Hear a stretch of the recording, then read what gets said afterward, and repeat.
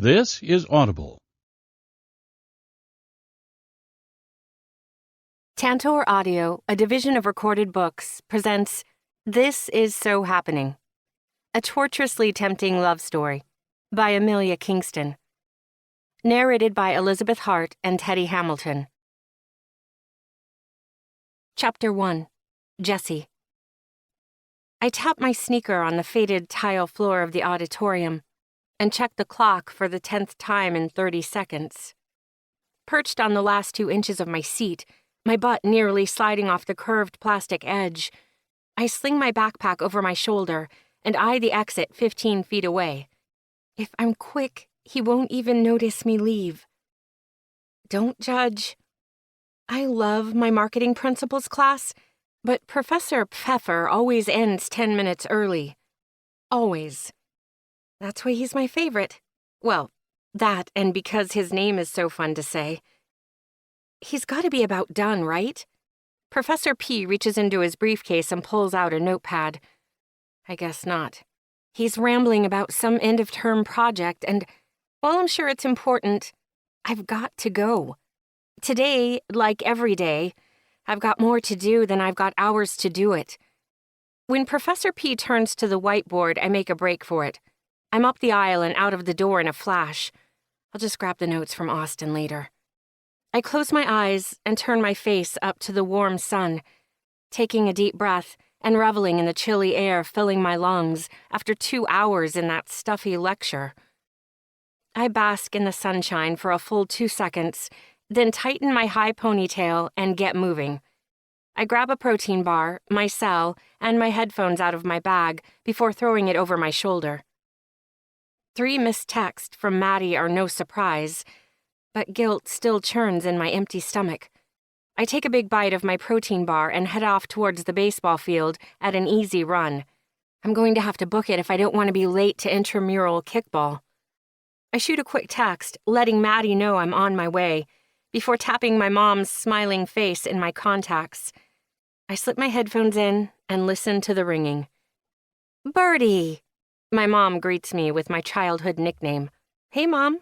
Sorry I missed your call yesterday. School's been pretty crazy, getting ready for finals and everything. I breathe out through my nose to avoid panting into the microphone. Oh, don't worry about me. I know how busy you kids get. Liar, liar, pants on fire. Missing the weekly call from Mom is dangerous territory. It isn't done in the Allen clan. We're a pretty tight-knit group thanks to Mom's kung fu grip on those family ties. How's school?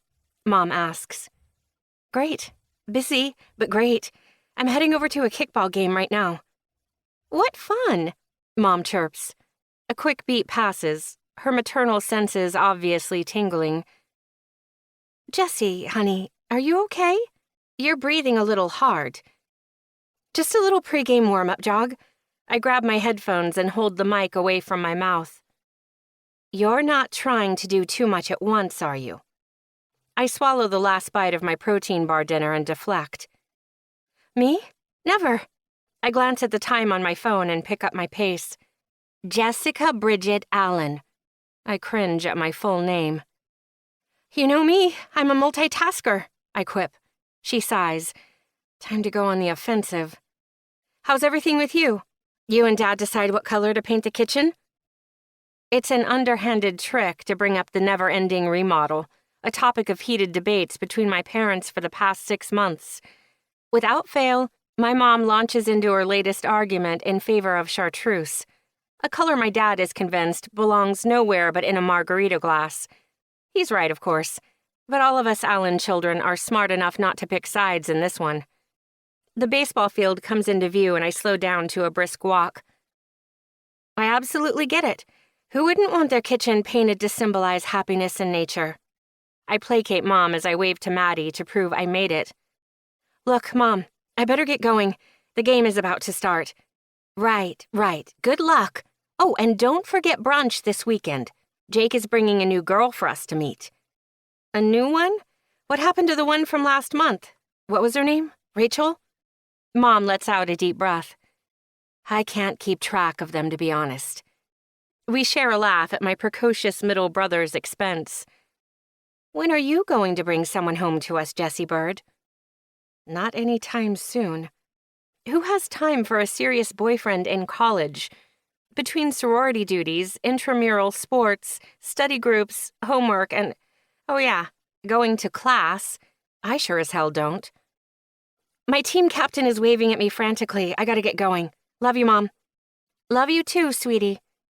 I shove my headphones into my backpack, grab my team t-shirt, and pull it on over my tank top.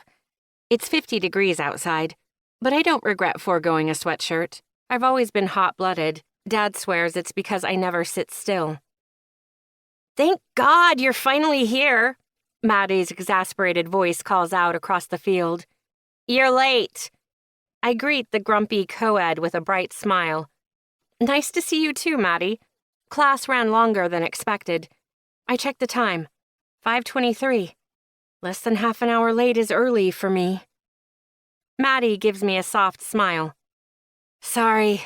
It's just half the guys who said they'd come haven't shown up, and we were going to have to forfeit if you didn't make it. I look over at our withering bench, full of bored and anxious faces. I take a deep breath and step up the pep. Time to get this derailed party train back on track. I grab Maddie's shoulders and give her a shake. It's college kickball, not the Olympics. Lighten up. I add a little hip check. Shall we get this show on the road? I strut to the dugout, toss a fist into the air, and cheer. Who's ready to get their kickball on? I'm greeted with muted enthusiasm. I do some exaggerated kicking motion stretches with my long legs while making old man grunting noises. You all need to bring your A game. Can't have you embarrassing me in front of the scouts. Scouts? Terrence snickers. I brush the imaginary chip off my shoulder. Yeah, I'm looking to go pro. You didn't know? I'm huge in Japan. I deadpan. That does it. The whole team cracks up and we're chugging along to Funtown. 7 innings, a victory, and a quick shower later, I'm texting Trevor that I'm on my way and speed walking to the library. A few people from my econ class are hunkered down at a table in the very back for our regular study group. I stroll up, throw my arms out wide, and declare, I have arrived. Let the learning begin. I get a couple of chuckles and a few sighs. Worth it. We're packing it an hour later and my phone buzzes with a call from Hannah, my sorority's president. What's up, Hannah Banana? Hey, Jessie. Just so you know, we've got that charity event this weekend. I wave to Trevor and make my way to the library exit. Yeah, at the Children's Hospital. I'll be there. That's great. I was talking to Sam and we were thinking it'd be great to bring cookies with us. Cookies? I step out into the cold night and stroll back to my house. It's late now and the campus is quiet. Only a few students scurrying to their dorms. Yeah, something home-cooked? Hospital food is awful, and who doesn't like cookies? I chuckle, knowing where this is going. I'm sure the kids would love that. Awesome. So you think you could make your famous chocolate chunk cookies? I think a few dozen would be enough. I scrunch up my face, squeezing my eyes shut tight and dropping my head back. My mind swims with all the things on my schedule right now. It's for sick kids. How can I say no to sick kids? I choke down an exhausted sigh. Sure, Hannah, I answer. I can manage that. You're the best, Jessie, she coos before hanging up. I make it home, flop down on my bed, and crack open my books. A few more hours knocking out homework, and I'm finally done for the night. I slip on my favorite flannel pajama shorts, despite them being too short on me, and an oversized ratty t-shirt. Dead on my feet, I manage to drag myself to the bathroom to brush my teeth. I realize I didn't close the door after Michelle pops her head in. Even the sanctity of our sorority house at almost midnight, she looks put together as always. Her cute matching pajama set hugs her petite body. Her long black hair is glistening and a light coating of mascara makes those upturned brown eyes pop. She tries harder than she needs to.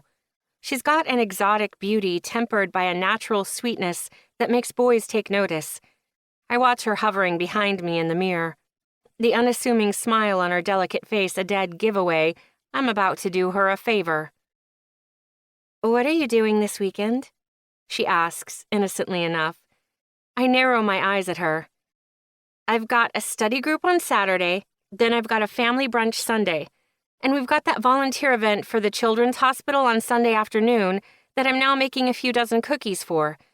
And sometime between all that, I've got 2 term papers to write." I ramble off my schedule, already tired.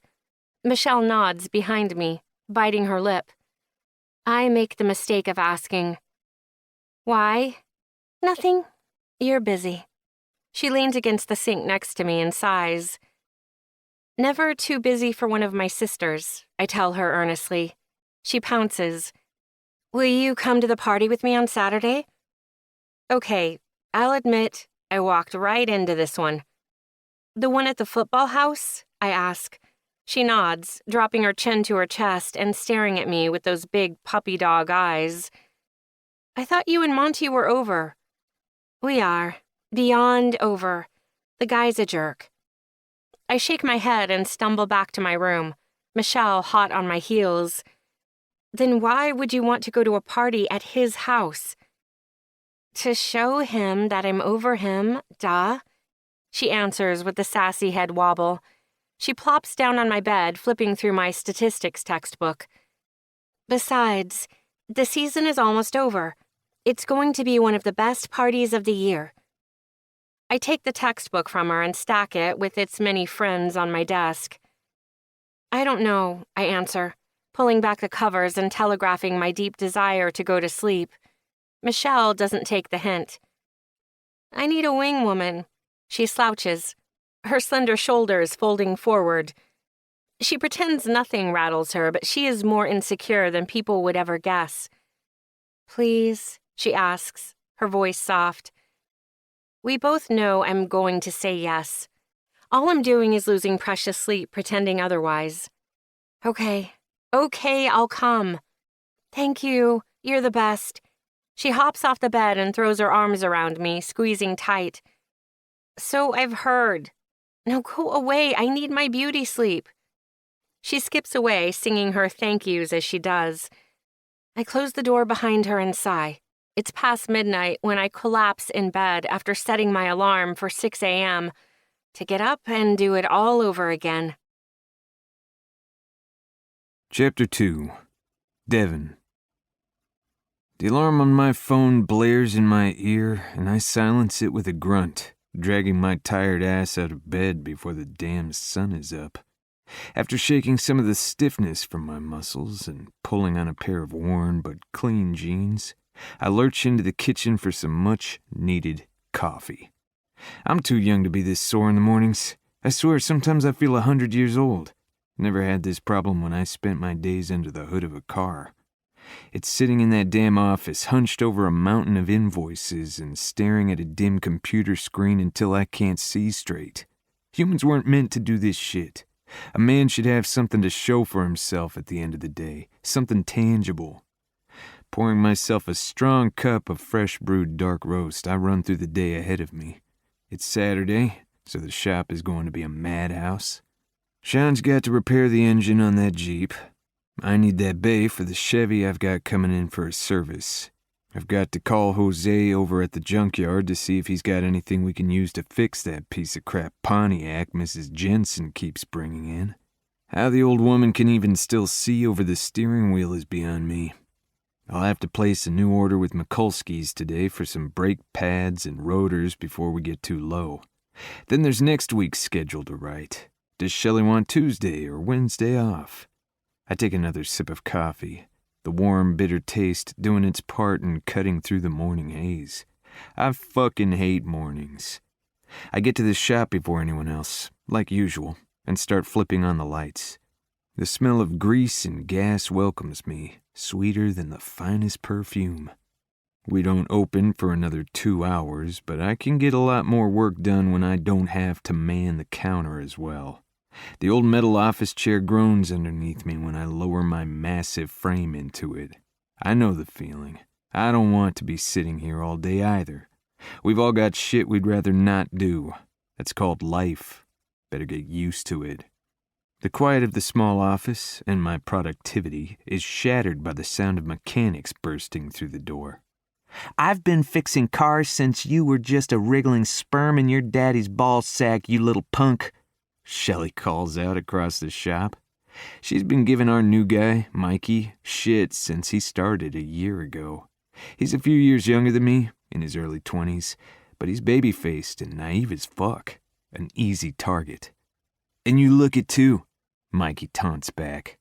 "Dumb move, kid.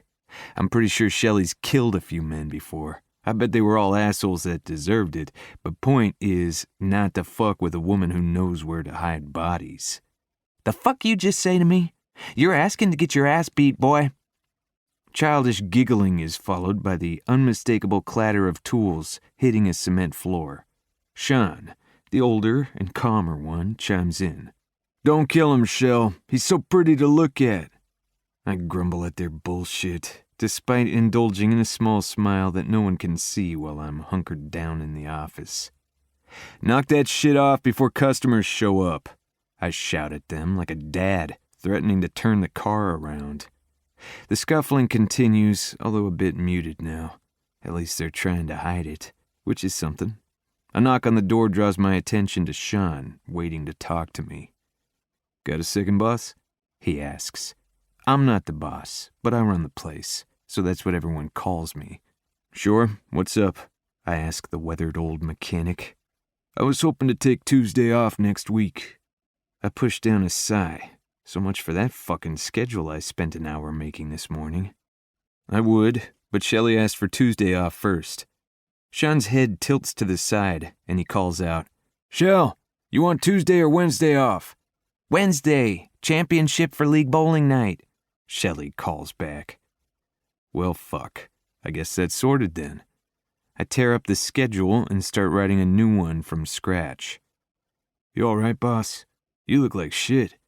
Sean means well, but I don't have time for this. Doesn't matter if I'm all right or not. Shit still needs to get done, and there's no one else to do it. "Yeah, Sean, I'm fine. You can have Tuesday off, but I'll need you to work overtime on Wednesday so Shelley can get to her league night." "No problem. Thanks, Dev." Sean disappears, and I focus again on the million other things I've got to get done today. I growl at the unwelcome sound of my phone buzzing. What the fuck is it now? "What?" I answer. "Good morning to you too, sunshine." Austin, my best friend and colossal pain in my ass, sings out. "You need to get laid, man. Bad." "I got work to do. This call have a point?" Austin laughs. "You coming to my game tonight?" Damn. I look over at my calendar and remember his family night game is tonight. Austin and I give each other no end of shit, but I love the guy like a brother. I'm the only family he has, and I sure as fuck need to make it to his game tonight. "What time?" "Game starts at 6. After party starts at 10. If I have one of the guys close up for me, I'll make it. I'll be late, but I have to be there. I'll make the second half, but I'm not going to a fucking college party," I tell him. "Fine, let your dick shrivel up and fall off." I'd bet money Austin has that smug smirk on his face that makes me wonder what it'd feel like to smack him. "Elizabeth will be in my section, so be nice. Well, as nice as you ever are, anyway." Elizabeth is Austin's quasi-girlfriend sort of boss. He told me about her and their weird sex tutor arrangement. He keeps saying it's just a job, but he's at least half in love with her already. It's going to end badly. Love always does. I pull my eyes away from the two chicks grinding against each other in Austin's living room to grab the beer he holds out. I take a long sip and try to relax. This isn't my scene. College was never an option for me. Hell, I barely graduated high school. I'm a couple of years older than these kids, but I've seen a lot more of the real world than any of them ever will. Except maybe Austin. My best friend's had his fair share of sucker punches in life. Still, he always fits in. He's made a fucking art form out of it. Me, I couldn't care less. His eyes are locked on the front door like he can will Elizabeth to appear in front of him. I've never seen him like this. He's fucking gone for this girl. What's up with you two? I ask, knowing he won't give me a straight answer. Nothing. She's just a friend. He shakes his head with a rueful smile and takes a swig of beer. You sticking your tongue down your friends' throats now? Fair warning, I had onions for dinner. I deadpan. He picks at the label on his beer bottle and mutters, Fuck off. It's complicated. No shit. You need to be careful with that girl. I don't think he realizes he's in love yet. Still afraid I'm going to break her? Don't worry. She's tougher than she looks. I nod. No doubt. I'm more worried about her breaking you, bro. I think back to Austin's football game earlier tonight, when he looked up to see Elizabeth in the stands, decked out in school colors, wearing her jersey and cheering him on. He's never had that.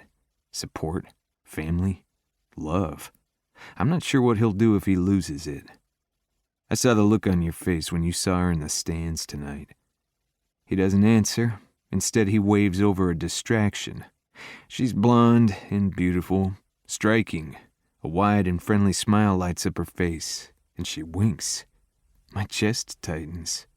She takes her time walking over to us, letting me appreciate the curvy body that goes along with that beautiful face. She's on the conservative side for this party, jeans and a t-shirt, but with a body like hers, she doesn't need to show skin to be sexy as hell. I resist the urge to shift in my seat. Hey, Austin, who's your friend? She asks him, but her eyes are locked on mine. They're a cool, deep green with a mischievous glint that matches the playful lift of her rosy lips. I take a long drag of my beer, not bothering to answer. This is Devin, rhymes with heaven, but he's closer to the devil. Austin quips. I hate his smart ass. I level him with a glare and the fucker just laughs. The girl's soft voice drags my attention back to her. I'm Jessica. Jessie. She smiles at me, and small dimples appear on each cheek. I swallow hard. Are you a transfer? I don't think I've seen you on campus before. Not a student. I stare through her. She keeps right on smiling. Just visiting. It's an awesome campus. I can show you around sometime if you want. How long are you going to be here for? I ignore her, waiting for her to get bored. Devin's a local boy, but I'm sure he'd love to be shown around some of your sights. Austin pipes in.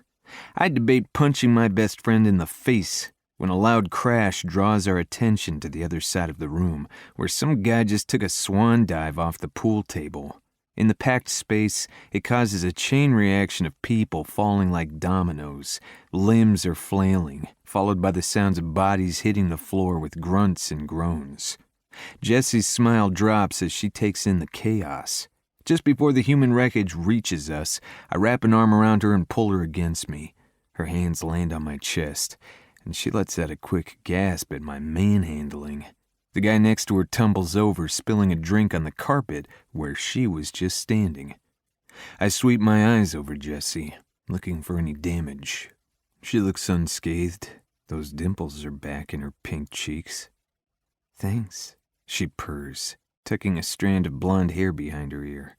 My pulse kicks up. I purse my lips and give a quick nod. I should let her go, but I don't. She doesn't pull away, either. Chapter 3. Jessie.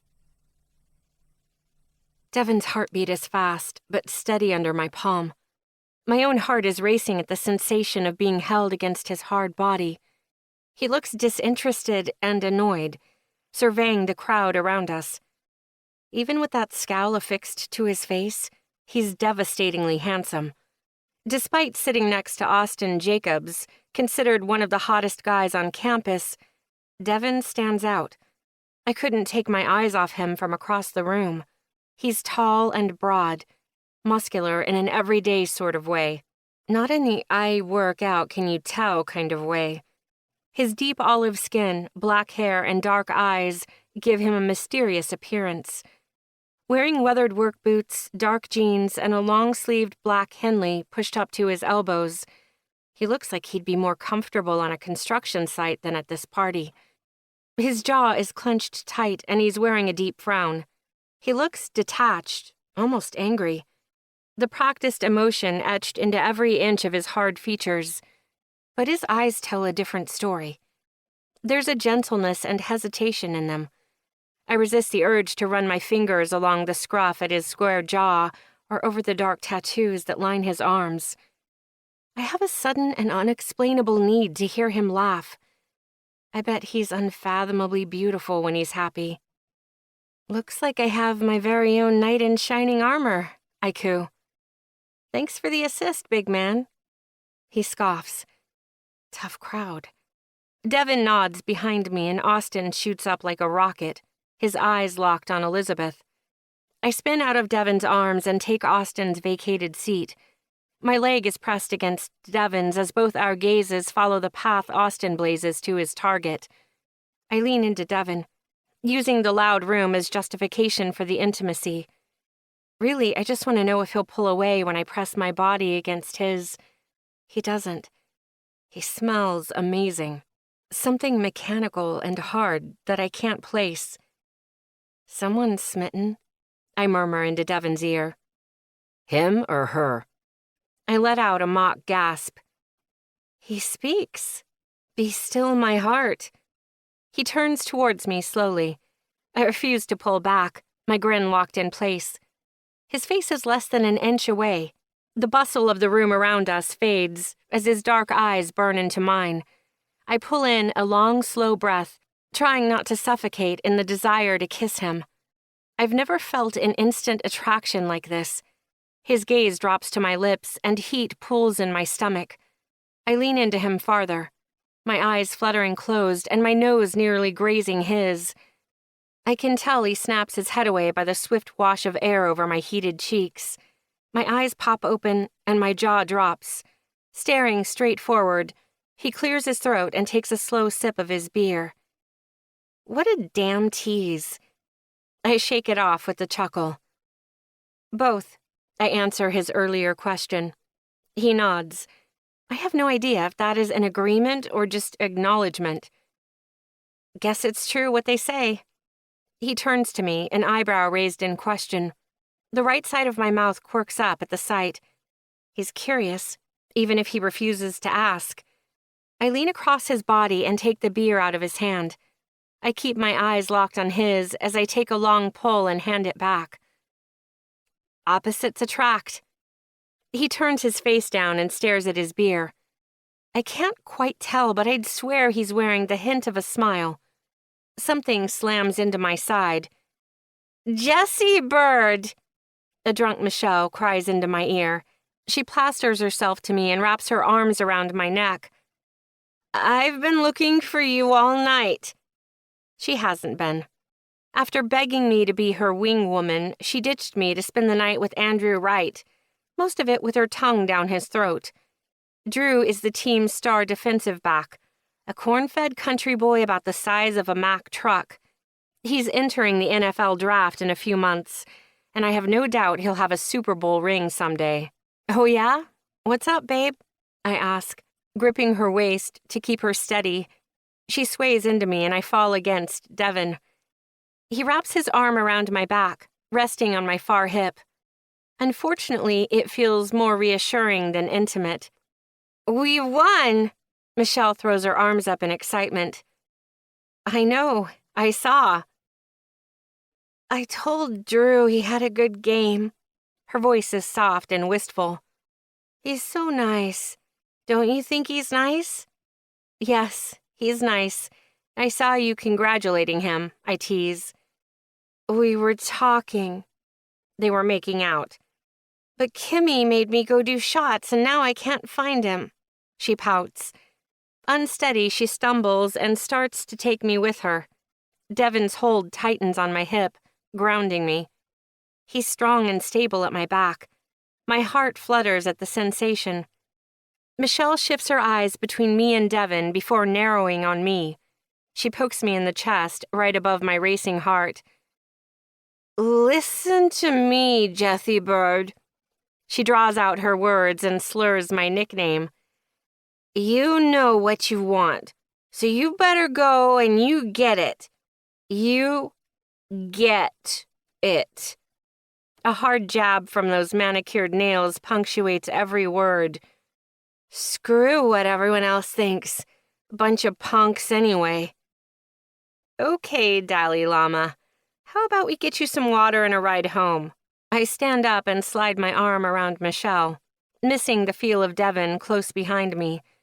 I turn and give him a quick, apologetic smile. He lifts his beer in a salute before turning his attention to the party around us. I find Marcel, the designated driver for the night, and drop Michelle off with him as I go in search of a bottle of water for her. We manage to wrangle her into the back of Marcel's car with two other sorority sisters who've had enough for the night. I hand them each a bottle of water and promise to check in on them later. After the car is out of sight, I turn to the party again. I'm ready to search out Devin and get that smile I'm dead set on weaseling out of him. But there's no need. He's standing on the porch watching me. The party is still raging behind him, music pouring out through the open front door. Devin is backlit by the chaos. His tall frame shrouded in darkness makes him look almost menacing. But I don't feel threatened. I'm excited. My heart skitters and I grin at him. He shakes his head and twirls the keys in his hand. Want a ride? I fan my face. I'm swooning. That was almost a full sentence. He stalks up to me, closing the space between us in a few broad steps. I straighten and stare up at him, undaunted. The beating of my heart drowns out the muffled ruckus of the party. My skin prickles with the crisp breeze swirling around us. My eyes soak in the shadowed lines of his face as his warm breath brushes against my cheek. He groans and walks away. I stare daggers at him strutting down the street. He gets off on rejecting me. He slows next to an old muscle car, the kind of things my brothers would lose their minds over. Opening the driver's side door, he shouts at me over his shoulder. Coming, JB? JB? Not Jessica. Not Jessie. Not even Jessie Bird. I get initials like some locker room buddy. Who is this guy? After 4 years of horny jocks and handsy frat boys, detached Devin is an irresistible temptation. Being told I can't have something makes me need it. I love a challenge, and Devin's aloofness is the ultimate aphrodisiac. He stands there, elbows perched on the roof of the car. He's looking off down the street, but he's waiting for me. When his gaze drifts to me, I pull my hair off my shoulder with a sexy toss. I lick my lips, hoping they glisten in the moonlight, and unleash a naughty smile that hints at all the dirty thoughts running through my mind. Without a word, I strut up to the passenger's side door with a swing of my hips and climb in. A thud that sounds very much like a fist pounding on the roof of a muscle car makes me chuckle. Devin climbs in beside me, enveloping me in his dark demeanor and masculine smell. I inhale the citrus and gasoline scent, an intoxicating combination that makes my mouth water. I turn to him with a simper. If you insist. The growl escaping his chest matches the rumble of the engine as he starts the car and pulls out into the street. So, Devin, are you a car guy? Which way? He asks, avoiding my question. I point to the right. I'm a bit of a car person myself. I catch Devin side-eyeing me as he turns right. My 2010 Civic is a classic, I tease, stealing my features. Experts all agree Honda outdid themselves with that 4-cylinder masterpiece. He shakes his head, and in the passing streetlights I can tell he's amused. Excitement courses through me with the growing desperation to make this man laugh. It's in near mint condition. Aside from an unfortunate incident with the runaway shopping cart, it's cherry, I deadpan. We come to the next stop. He nods forward. I point to the right again. Another few years and it will be worth a whopping $3,000. Give me a call sometime if you want to take her for a spin. He looks around as realization sets in. Why did we circle the block? That's me. I point at the house on the end of the street. You asked if I wanted a ride, not if I had somewhere to go. Life's about the journey, not the destination. I turn my face towards him, tilt my chin down to meet my shoulder, and bat my eyelashes. I know for a fact I look adorable. He glares at me, dumbfounded.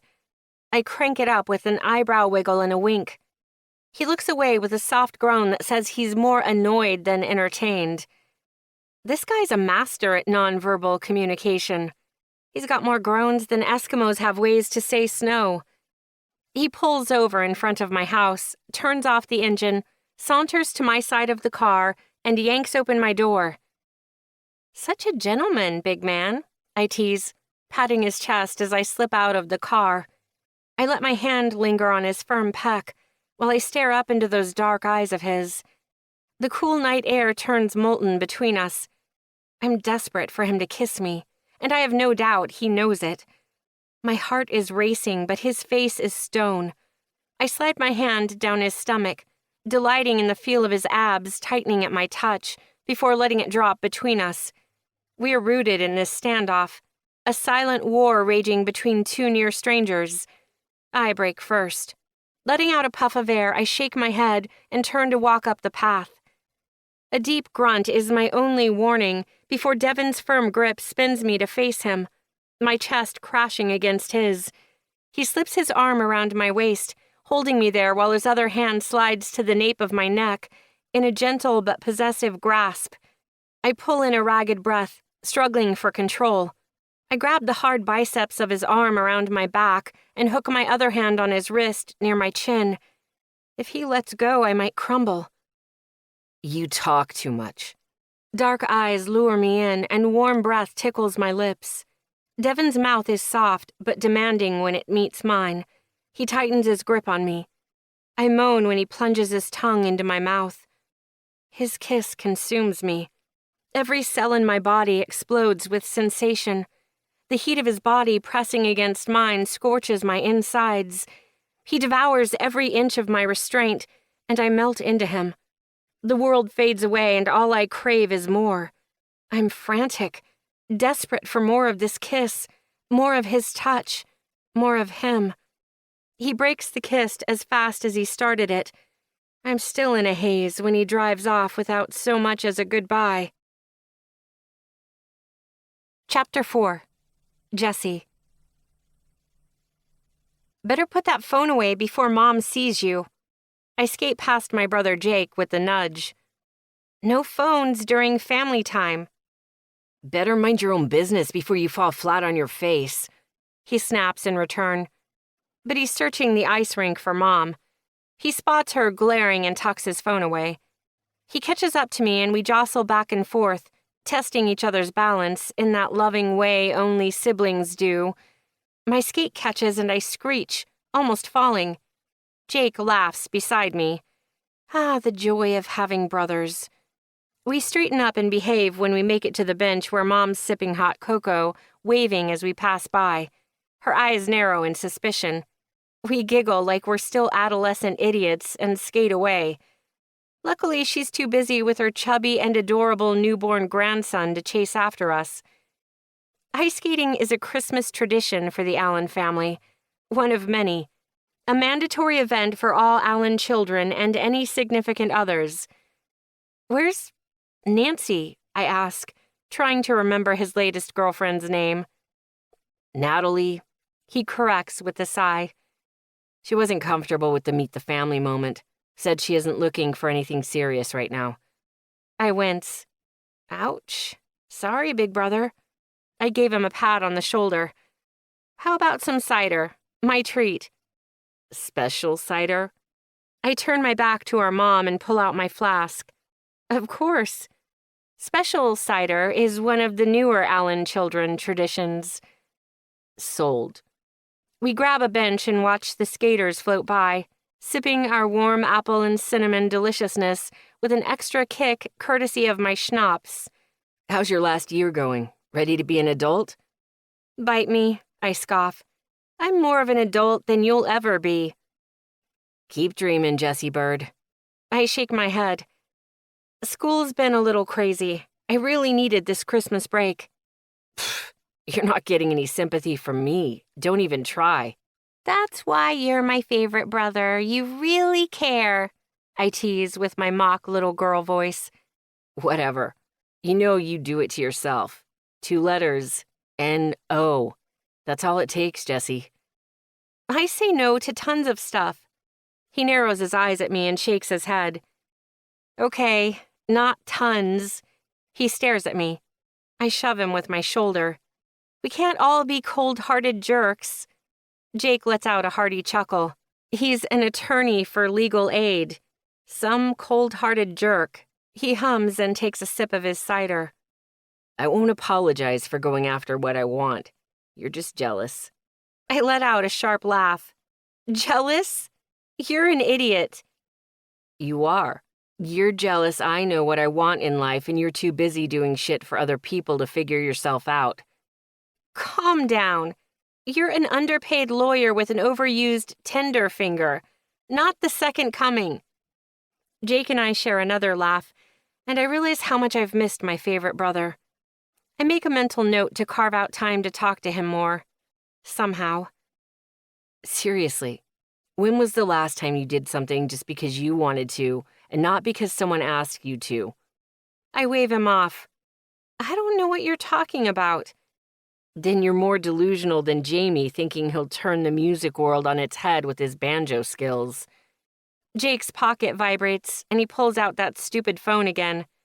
The words, "new match," pop up before he starts scrolling through pictures of singles near us. Jesus, give it a rest. Give what a rest? He asks, oblivious. I snatch his phone and shove it into my pocket. Hey. We're all pretty sick of this revolving door of soulmates you keep dragging to family dinners. I love my brother, but he is a serial monogamist, desperate to find love.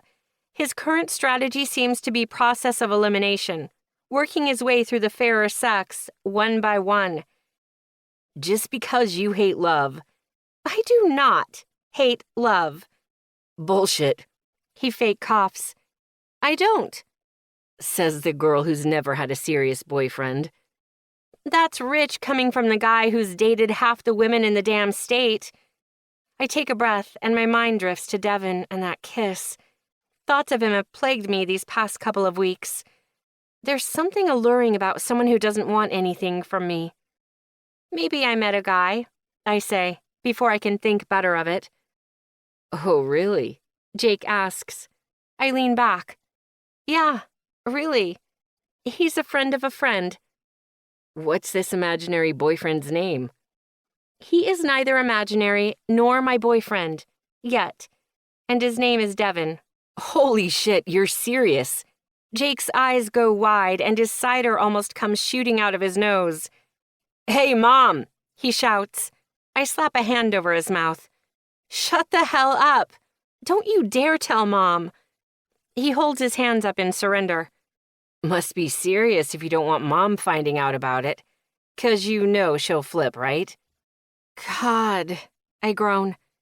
I thought finally being a grandma would satisfy her for a bit. Nope. It just kicked her need for grandbabies up to 11. Jake jokes. You first. I'm not even a real adult yet, remember? Me? You're the one with viable prospects. I shrug, trying to downplay the unfamiliar warm feeling in my chest when I picture Devin. Let's not get ahead of ourselves. I barely know him, but there's just something about him. Jake wraps an arm around my shoulder. Then go get him, sis. He holds up his cider cup. To Devin, may he manage the impossible, making Jessica Bridget Allen fall in love. I elbow him in the ribs and head back out to the ice. So what if I've never been in love? I'm sure I could fall in love if I wanted to. It's no big deal. Come on, Austin, I plead, chasing after him. Not happening, Jessie. He answers over his shoulder as he charges through the quad. His pace doubles when he spots Elizabeth. She's staring at the ground and tugging at the straps on her backpack. Her face goes from nervous trepidation to pure joy when she sees the hulking man barreling toward her. He wraps her in a massive bear hug and murmurs something that sounds like, "Missed you." in her ear before Frenching the hell out of her. They are complete opposites, but they make the cutest couple. Elizabeth and I started off a little rocky. She was wasted the first time we met and nicknamed me Barbie. But I'm not one to hold a grudge. Plus, despite me being tall and blonde, the nickname didn't stick, and Elizabeth apologized, so we're good now. She's super sweet and adorably weird. Oh, trust me, this is happening. You're just delaying the inevitable. I poke Austin in the shoulder to let him know we aren't done. It's been the same routine for the past month since we got back from Christmas break. I ask for Devon's number, and Austin refuses to give it to me. It's been months since Devon kissed me, and I still can't get that brooding jerk out of my head. I'm not the type to obsess over a guy, but he's gotten under my skin. He devastated me with that kiss, then just drove off. Who does that? After admitting to Jake how much I liked him, I spent my entire Christmas break scouring social media to find Devon. But the guy is a ghost. He doesn't go to our school, and I don't know his last name. All I know is he's a friend of Austin's, which is why I've resorted to my daily harassment. Give me one good reason. I just want his number, not a virgin sacrifice, I deadpan. Hey, Elizabeth. Hey, Jessie. Elizabeth answers with a chuckle. She knows the drill. I badger Austin for 8 minutes from the end of our marketing principles class until I have to jog across campus to catch my next lecture. Austin sighs. "Look, I like you, Jessie, but I'm not going to let my best friend be your next conquest." Conquest? I scoff. I want to date the guy, not plant a Jessie was here flag in his ass. You know what I'm talking about. It's a game to you. So what if it is? Games are fun, Austin. Games are drama and not Devon's style. So for the 100th time, I'm not getting in the middle of this. Austin answers with an exasperated sigh. Too late. You introduced us. You're already in the middle. What if the situation was reversed? Would you want me giving your number out to strange guys? Austin asks. He tucks Elizabeth in against his side and starts walking them towards the parking lot. Elizabeth wraps an arm around his waist and interlaces her fingers with the hand draped over her shoulder. They're sickeningly cute. I let out a breath. I've never been jealous of someone else's relationship before. I've always known that I want a marriage like my parents, a partnership. But that has always been in the future. The distant, maybe someday, can't really see it from here future. I've got a lot I want to do before I settle down. Still, having someone look at me the way Austin looks at Elizabeth, like she's his everything, might not be so bad. It's not the same thing. I'm not some strange guy. You know me. Devon knows me. He kissed me, for fuck's sake. And yet he still decided not to give you his number.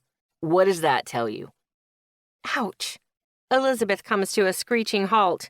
She pulls away from Austin, crosses her arms, and glares. She's tiny and about as terrifying as a newborn squirrel, but I'm glad she's on my side. Sorry, but it's the truth. Austin holds his arms up in surrender. Fine. Then why don't you give him my number? How do you know I haven't? My heart flutters.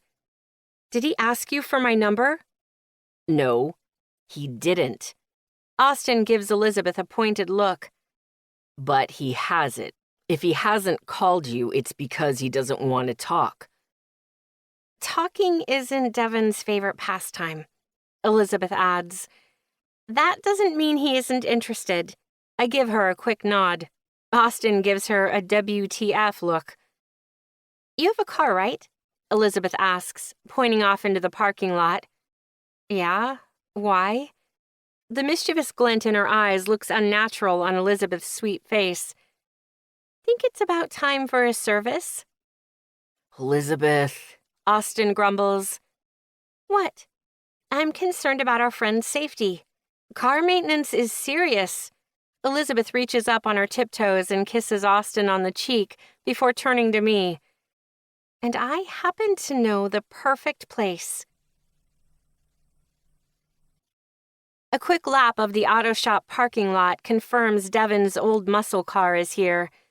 Butterflies dance in my stomach when I open the door to the soft jingle of Christmas bells hanging from the inside handle. Christmas was a few weeks ago, but those bells look like they've been in place for the past dozen Christmases. The faint smell of gas, grime, and sweat swirls around me. The quaint reception area is glassed in, allowing me to peek out across the garage where guys in overalls are busy on a handful of cars. I examine each one, looking for Devin, but can't see him. There's a young guy, an old guy, and a very angry-looking woman. I bite my lip as disappointment trickles into my mind. Can I help you, miss? An older man asks from behind the counter. He has kind blue eyes and a soft smile, topped by a thick salt and pepper Ron Burgundy-esque mustache. I can't help but smile back. Hi, I'm Jessie. I cross the small space and hold out my hand. Rob, what can I do for you, Jessie? He asks, giving my hand a firm shake. Well, Rob, I'm looking for a friend of mine who works here. Devin? A sly smile curls up the ends of Rob's bushy mustache. He crosses his arms with a light chuckle, nods a few times, then calls out, Devin? What? A gruff voice hollers from a back room I hadn't noticed before. You've got a visitor, Rob adds in a sing-song voice. A lesser woman would blush, but I have no shame. The sound of annoyed grumbling is accompanied by a chair scraping against the floor and paper rustling. I have a meager few seconds to prepare for the sight of Devin's hulking body taking up most of the doorframe. He's even sexier than I remember. His tattoos peek out from under a gray shirt, whose sleeves are pushed up to his elbows. Over that, he's wearing a dark blue collared shirt bearing the shop's name on the breast pocket. It's unbuttoned and frames his fine chest.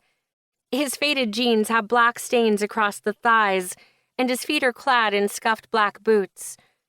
Combined with the 5 o'clock shadow on his strong jaw, his messy black hair, and the menacing look in those dark eyes, he belongs on the cover of a sexy workman's calendar, the kind that has burly half-naked guys in random themes for each month.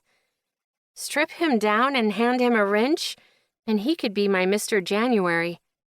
Devin stops dead in his tracks when he sees me. I give him a wave. Rob looks back and forth between the two of us, that mustache twitching with excitement. Hey, Devin. I wait for him to respond, to show any sign of recognition. I'm Austin's friend, Jessie. He grunts. Was that a response? Ugh, this guy's impossible. I brought in the classic I was telling you about. Rob's ears perk up and he leans across the counter, scouring the parking lot. 2010 Civic. Devin tells Rob flatly. So he does remember me. Rob cracks up laughing. I give a light chuckle. Devin doesn't flinch. She's my baby, I deadpan. I level Devin with the sexiest eyes I can muster. Think you can handle her? What do you need? The full service, just pop that hood and have at her. Keys? He demands. I toss them at him, underhand but with gusto, aiming for his head. He catches them in his right hand, but moves them to his other and rubs the sting out. He's shaking his head, so I can't be sure, but I put money on him fighting back a smile. He brushes past me towards the parking lot. The telltale jingle of those Christmas bells tells me he's through the door. I walk up to Rob, shaking my head.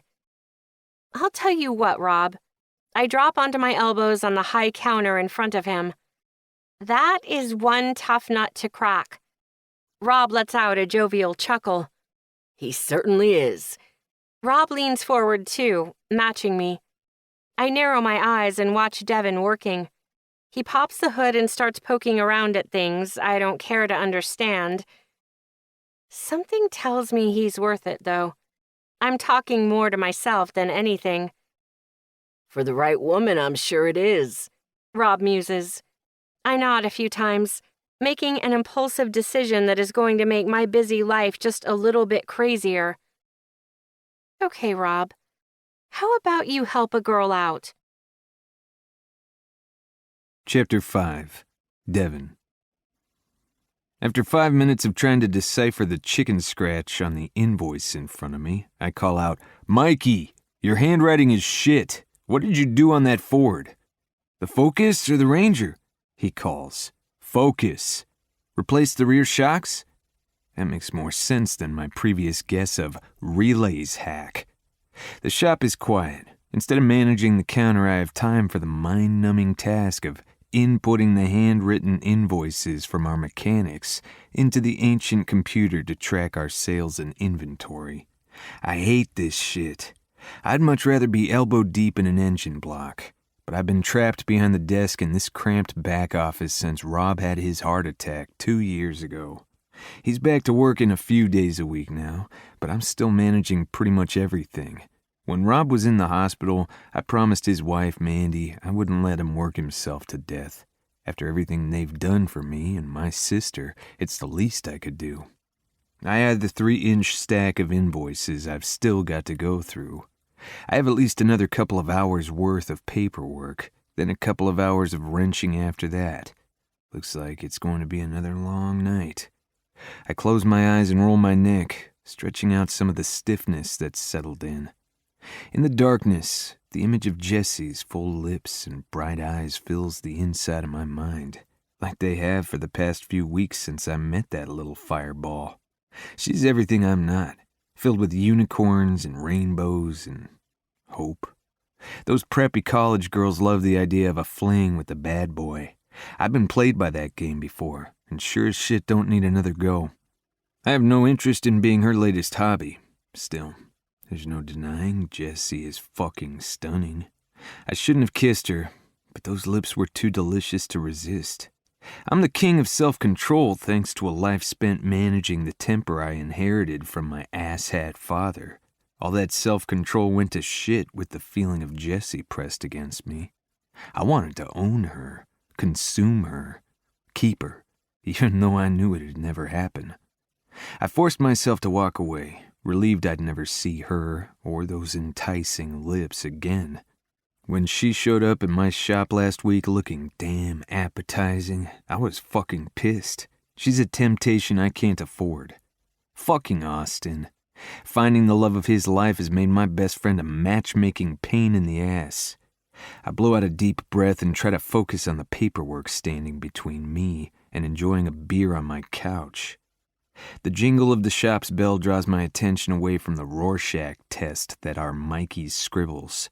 I shove back from the desk and stalk to the front. I freeze in the office doorway when I spot a perfect, apple-shaped ass in tight jeans bent over behind the counter. I enjoy the view for longer than a decent guy would, then lick my lips. Looking for something special? Straightening up, she tosses her long blonde hair over her shoulder. She turns, and my chest tightens when I'm blindsided by Jessie's tempting lips curled up in a devious smirk. When her eyes find mine, an electric current prickles across my skin.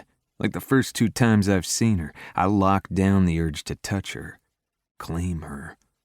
We share the charged silence for a moment that stretches out into forever. Aren't we all? My pulse kicks up a notch at the sound of her sweet, teasing voice. I ignore it, clenching my jaw and crossing my arms. "What are you doing here?" I demand, my voice full of vicious disdain. "I work here," she answers, unfazed. "No, you don't." "Yes, I do."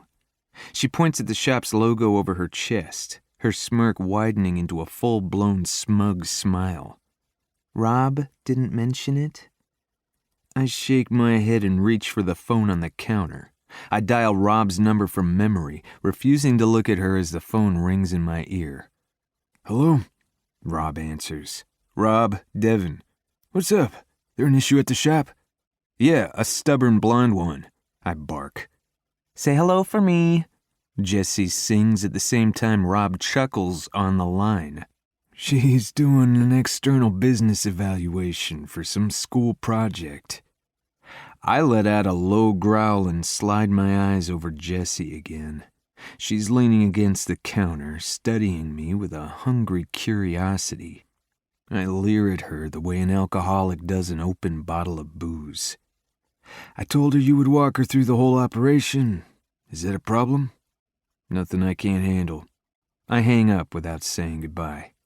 Jessie's eyebrows dance and her eyes sparkle. Where would you like to start? I need her out of my space. Nowhere. Come back next week when Rob is here. You're his problem. Sorry, that's not the deal. I stare at her until she continues. I get to learn the business from you. She steps closer, her index finger tracing the shop logo on my shirt.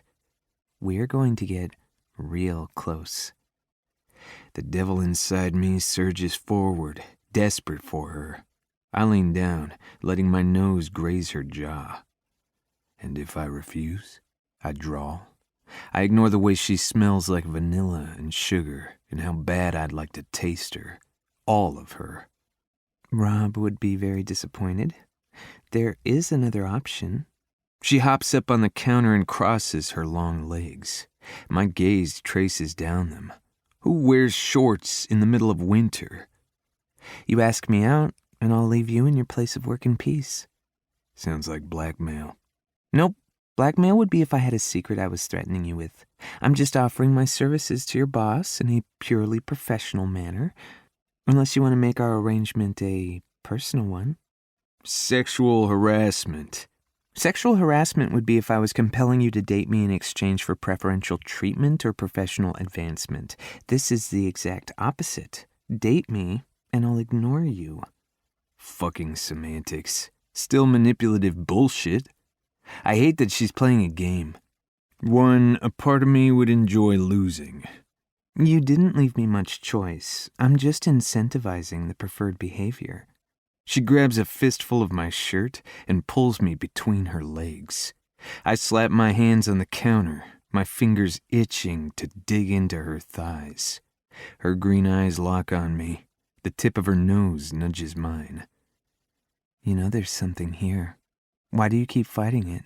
Come on, Devin. Give in. Date me. She's a siren, luring me onto the rock, and I can't bring myself to give a fuck.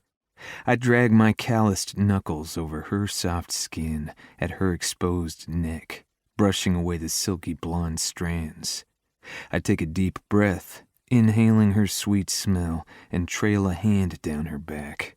She shudders with a soft hum at my touch, making my cock twitch in my jeans. She's right about one thing. There is something here. I feel the draw too.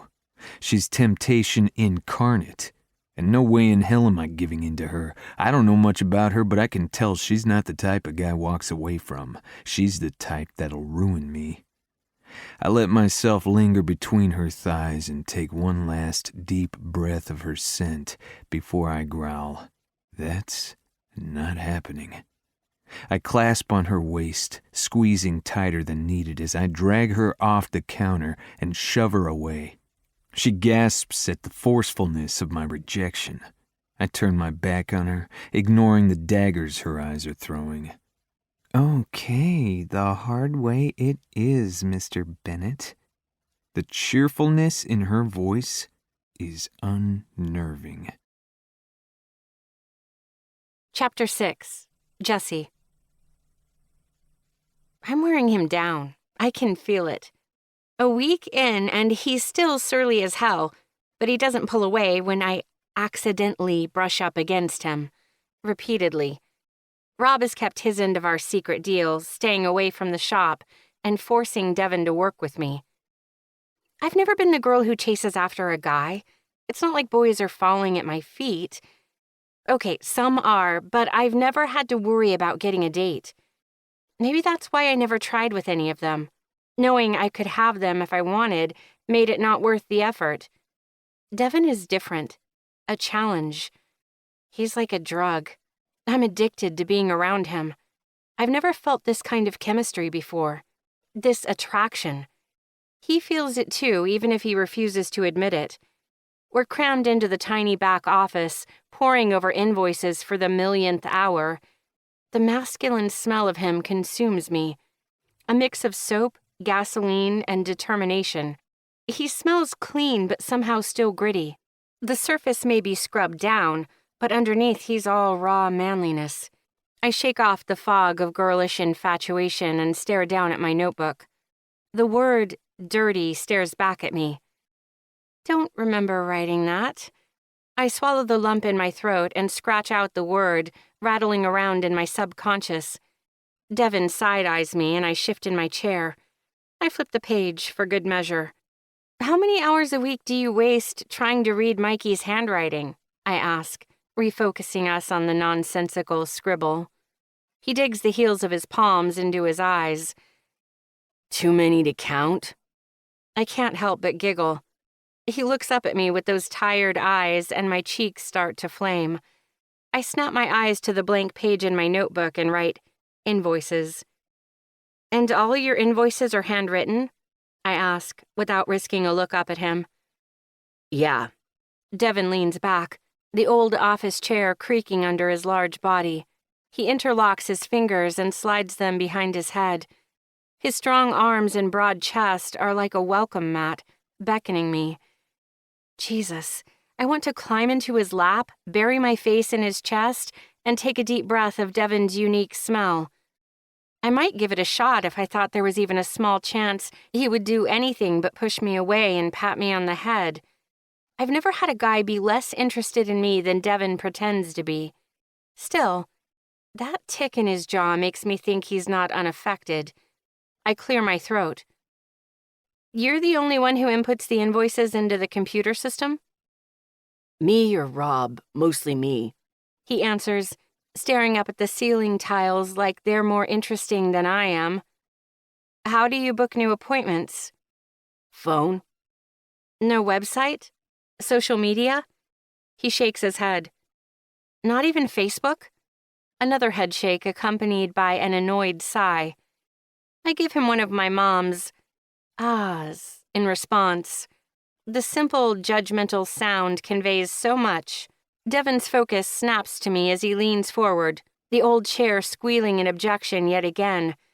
That thing is going to collapse beneath him someday soon. His stare bores into me, but he doesn't ask me to explain. I shake my head. To summarize, you set all appointments, input all invoices into the system, conduct all inventories, and manage all scheduling and payroll? I tick off each of his time-consuming jobs on my fingers. His frown deepens with each additional item on the list. So? So, what happens when you're not here? I'm always here. He deadpans. Always? I bet you're too manly to even get sick, huh? Too tough. The flu knows better than to mess with you, big man? He looks down at the cement floor to hide his smirk. Seeing that tiny crack in his detached persona sends a shot of heat through my body. Like the first sip of whiskey on a cold night. I feel warm and fuzzy. He is adorable, and teasing him is my new favorite game. Ever heard the one about all work and no play? He ignores me and turns to the ancient computer on the desk in front of him. Back to business. That's my cue to take a tour of the shop, getting to know the people and things that make it tick.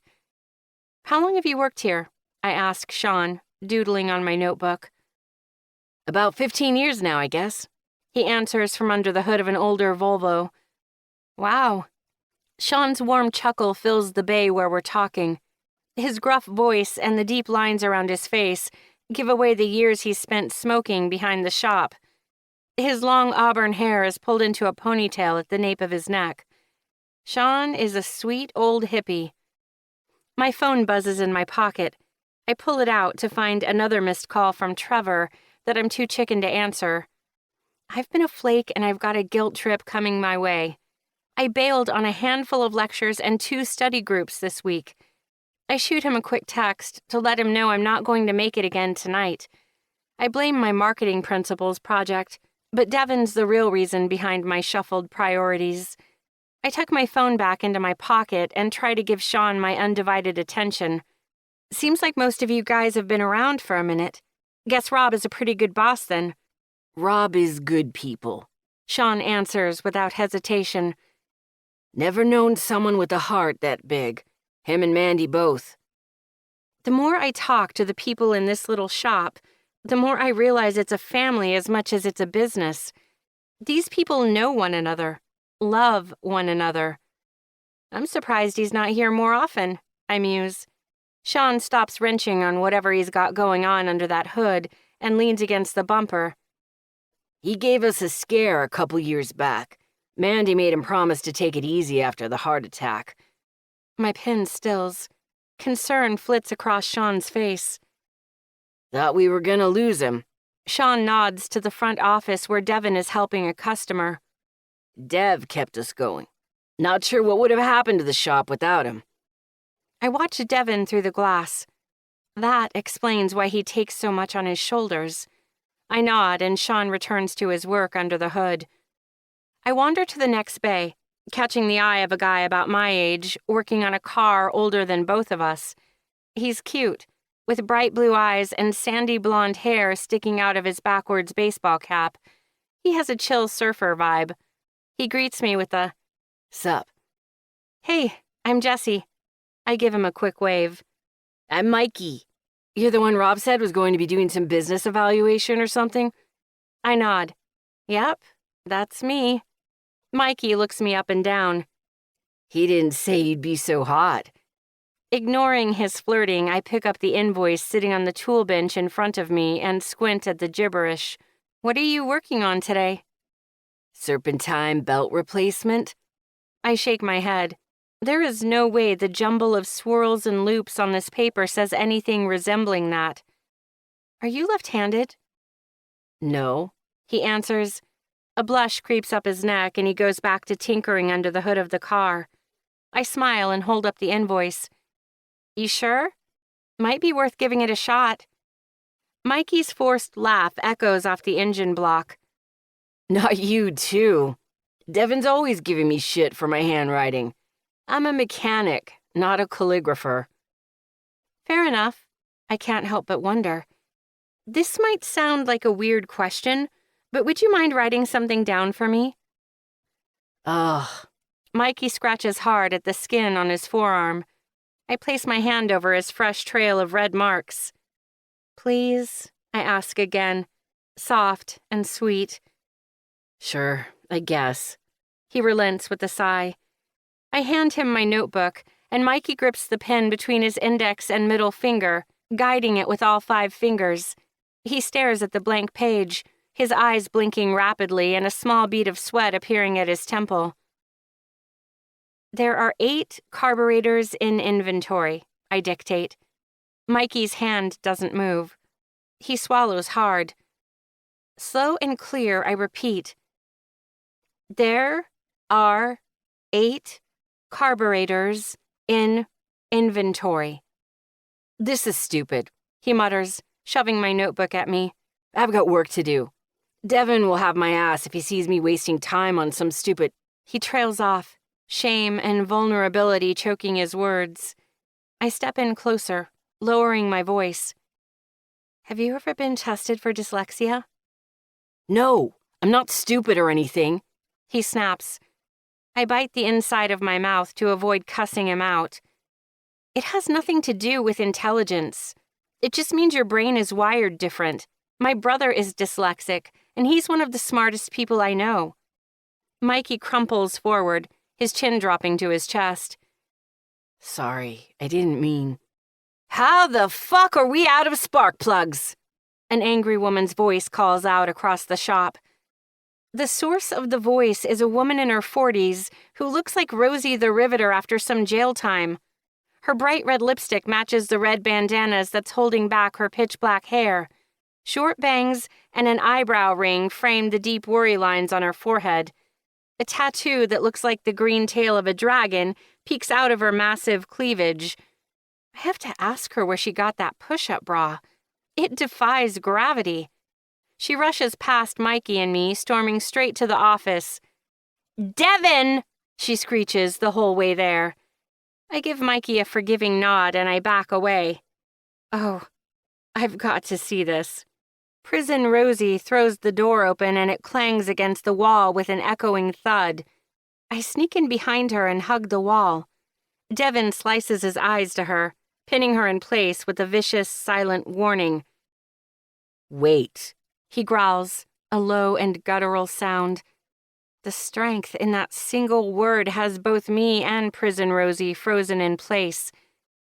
Devin returns his attention to his customer, a lady who must be in her 70s, trying to pay with a check.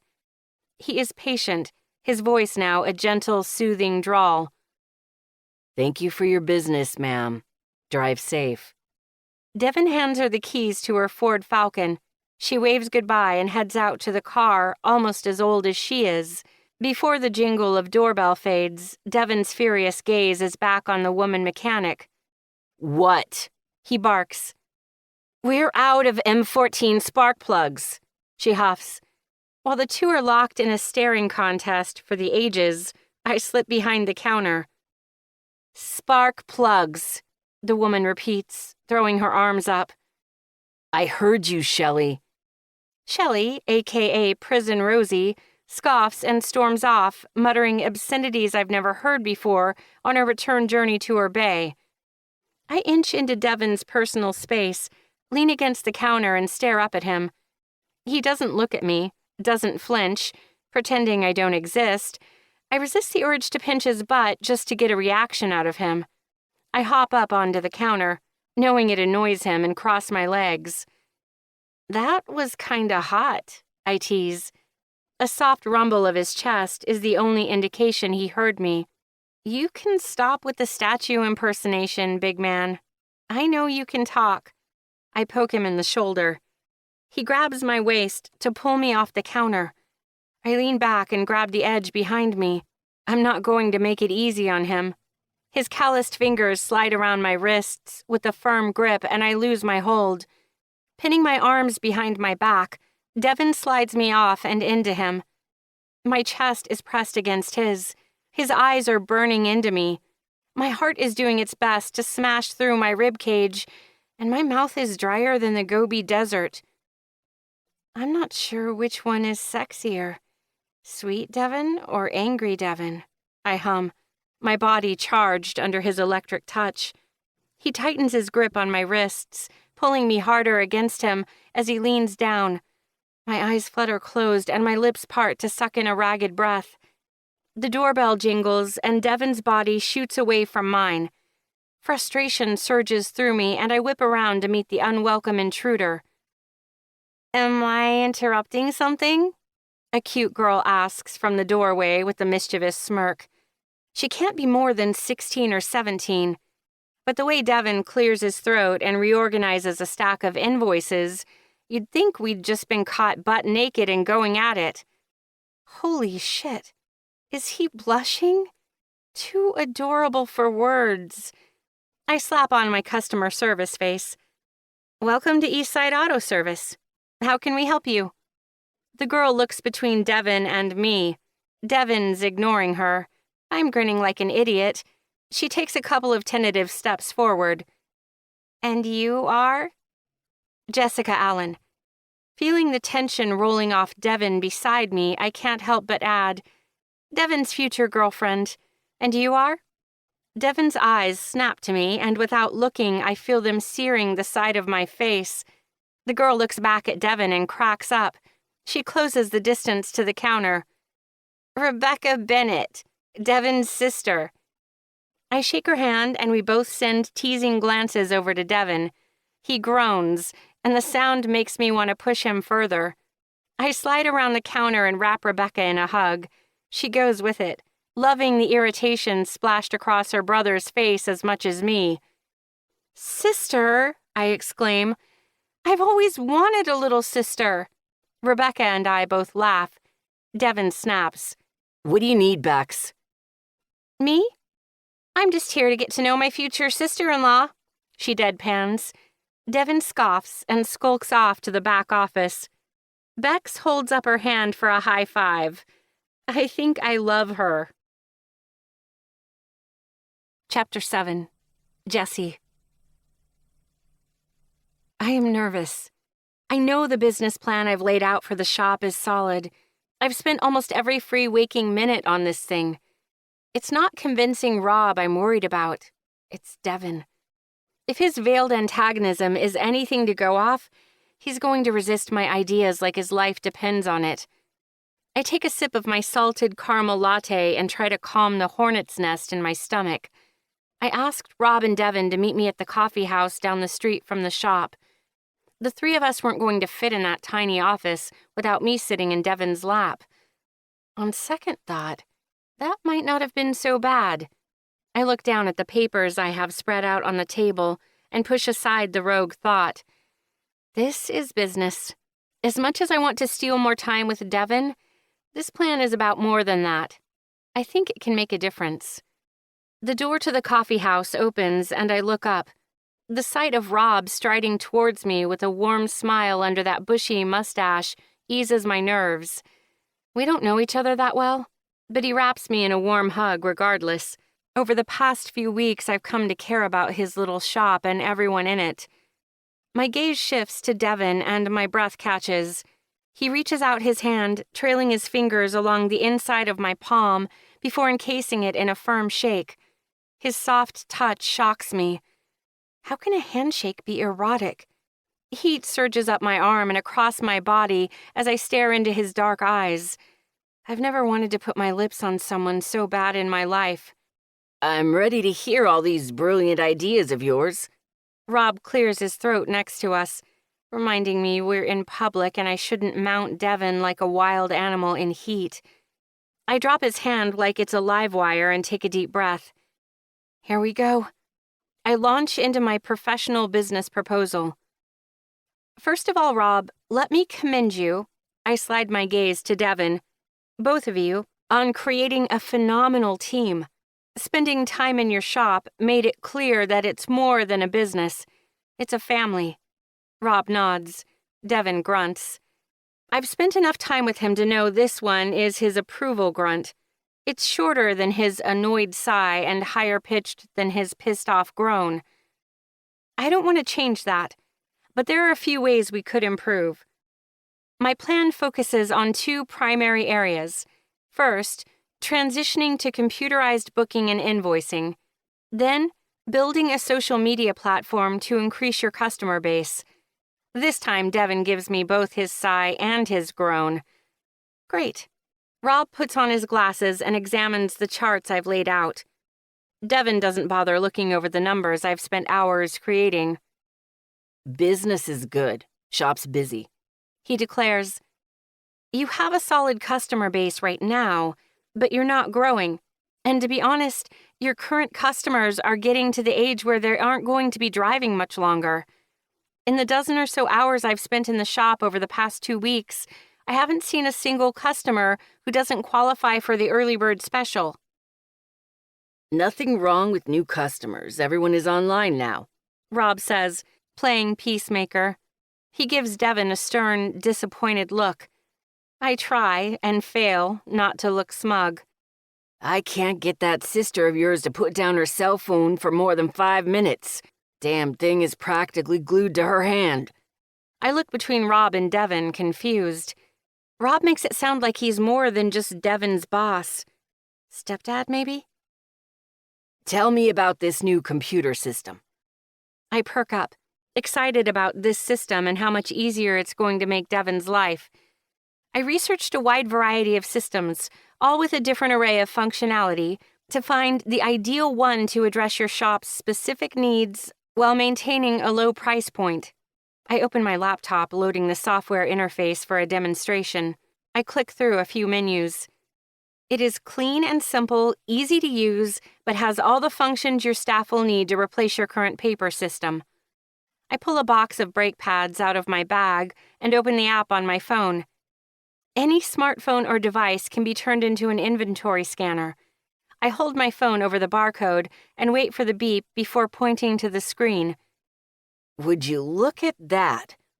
Rob grins when the brake pads pop up on the new invoice. I smile wide, ignoring Devin's gaze. Each part will be added to an invoice automatically when scanned by your mechanic and simultaneously removed from inventory. This system will manage inventory, payroll, billing, and scheduling. It even has interoperability to facilitate online customer bookings. Rob nods in approval. Devin scowls at me. Best of all, no more hours wasted with redundant data entry or trying to read Mikey's horrible chicken scratch. Rob chuckles. We can't afford this. Devin snaps. I grit my teeth and resist the overpowering urge to snarl. While there will be upfront costs, these technological improvements will grow your customer base while streamlining overhead and minimizing non-income generating man-hours. As far as training is concerned, I've selected a program that's intuitive to minimize training time. The guys are never going to figure out how to use it. Waste of money. Devin argues. I rest my elbows on the table, lean forward, and narrow my eyes on Devin. You could at least pretend to keep an open mind. Not all change is bad. Not everything needs to be fixed. You don't give us old dogs enough credit, Dev. Some of us like learning new tricks. Rob butts in. Thank you, Rob.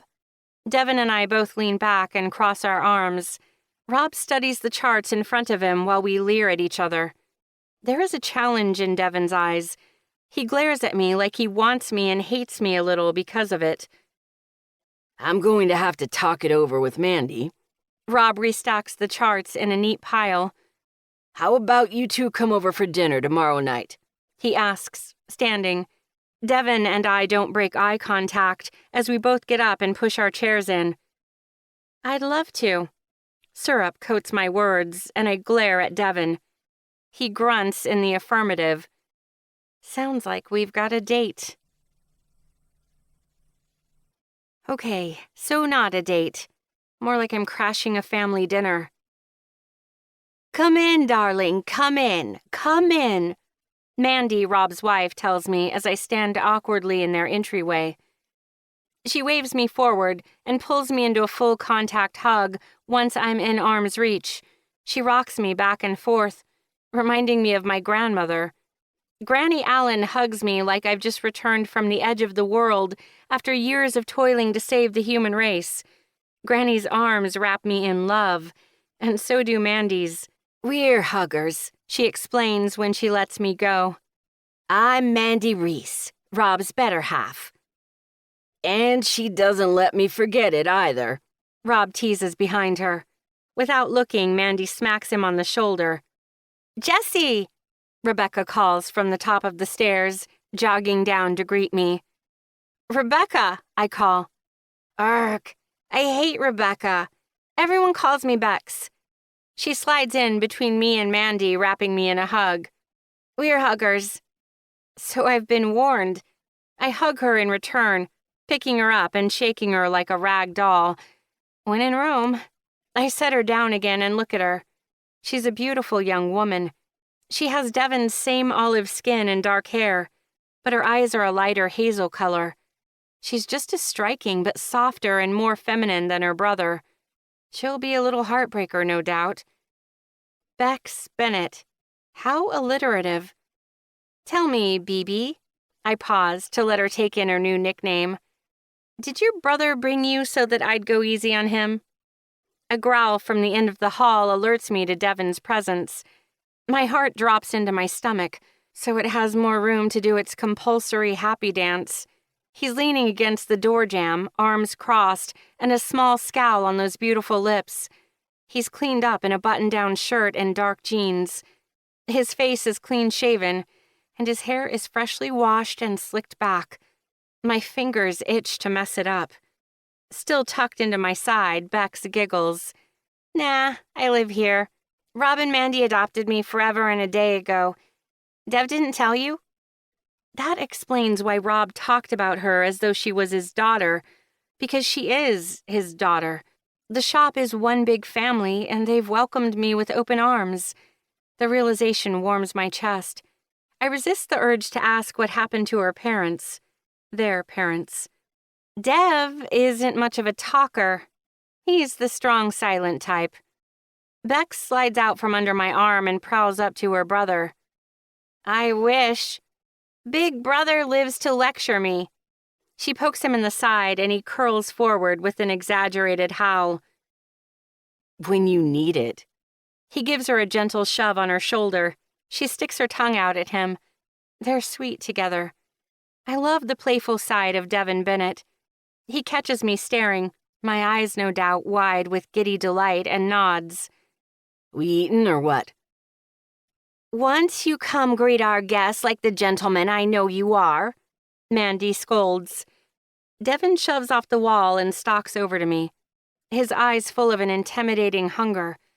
I swallow hard, my throat tight. He sets a strong hand on my waist and leans in. The familiar smell of citrus and man fills my senses. I bite back a moan. He places a chaste kiss on my cheek that curls my toes. Welcome, he murmurs in my ear, and my knees go weak. One word and I'm a puddle for this man. I'd be ashamed of myself if I was capable of any emotion other than desire. Devin pulls away and peers down at me with those coal-black eyes and a lopsided grin. Holy hell! It's indecent for him to be so damn sexy in front of his family. Rob clears his throat next to me. I shake my head and turn to see the three of them staring at me and Devin. I realize I have a handful of Devin's shirt in my greedy fist, and I'm biting my bottom lip. Rob looks amused, Mandy scandalized, and Bex mischievous.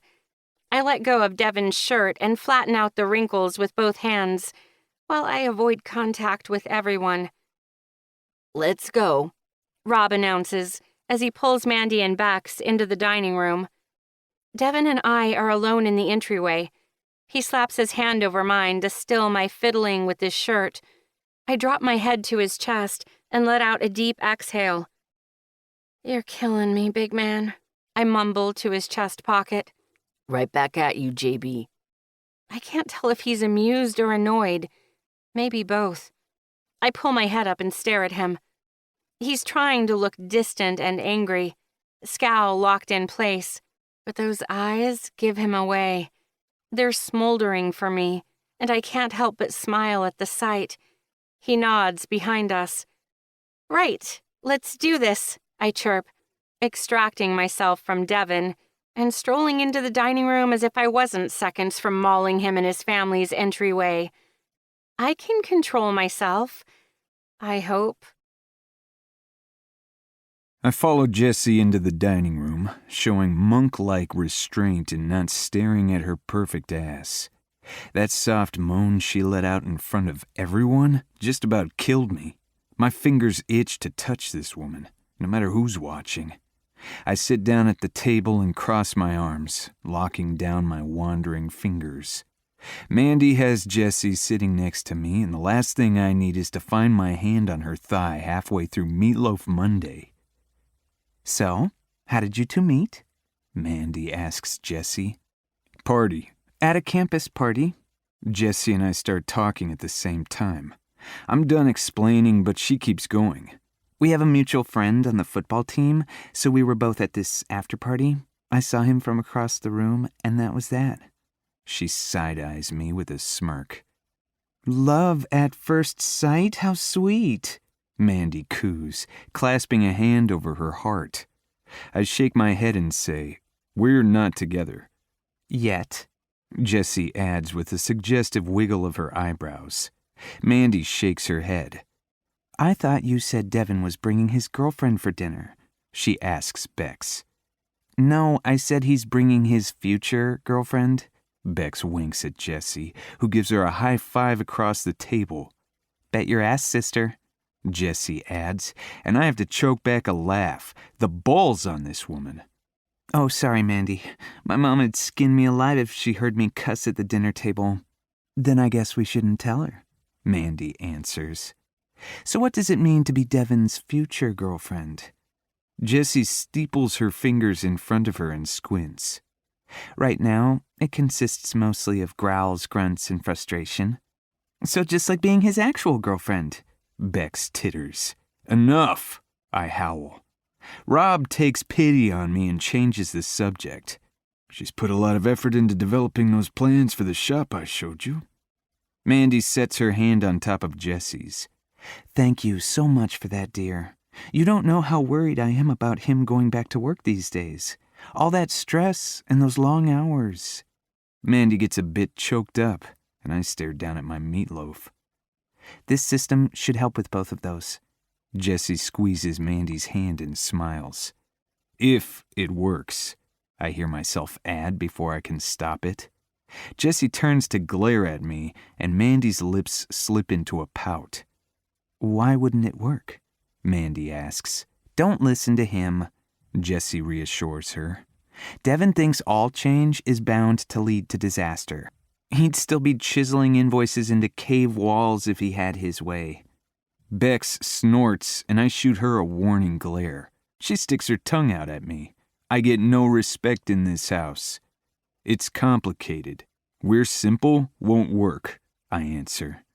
More complicated than rebuilding an engine? Jessie quips. Touché. That's different. No, it's not, Negative Nancy. It just takes dedication and persistence. Two things I happen to excel at. I can't help but think she's talking about something else.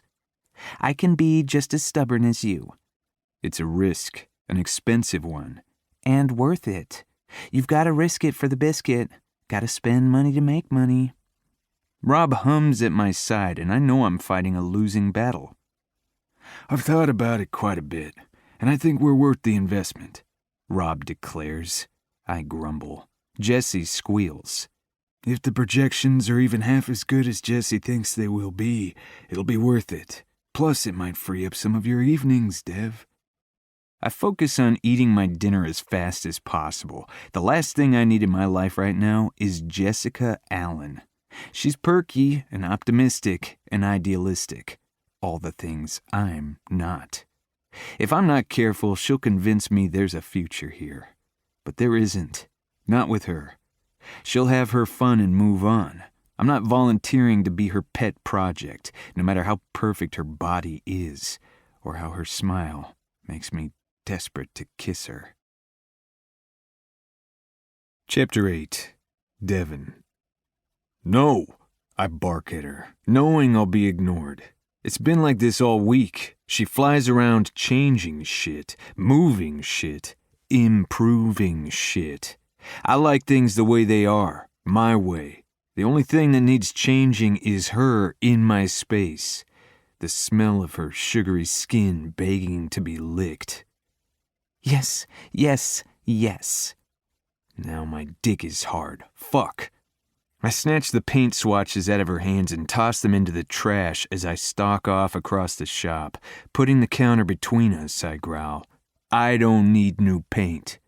For the 9th time, yes, we do.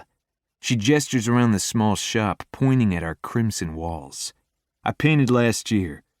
A mischievous little smirk appears on her full lips, making me think it turns her on to piss me off.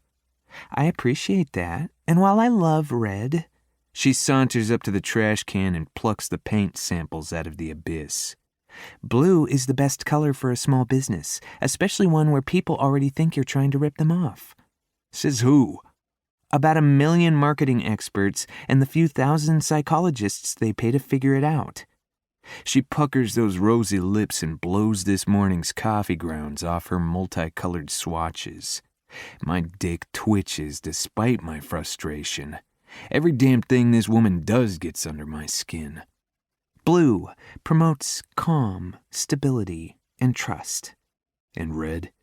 I can't keep myself from asking. You picked it, didn't you? I nod, and she nibbles at her bottom lip. Red means passion, urgency, hunger, she says on a ragged breath. I grab a clipboard off the wall and look over today's schedule. She giggles from right behind me. Her phone buzzes for the 1,000,000th time today. She lets out a sad sigh, types something out, and tucks it back into her pocket. The damn thing is always going off, and it never seems to do anything but drive her nuts. I'd tell her to just turn the damn thing off if it were any of my business, but it's not. She can torture herself all she wants.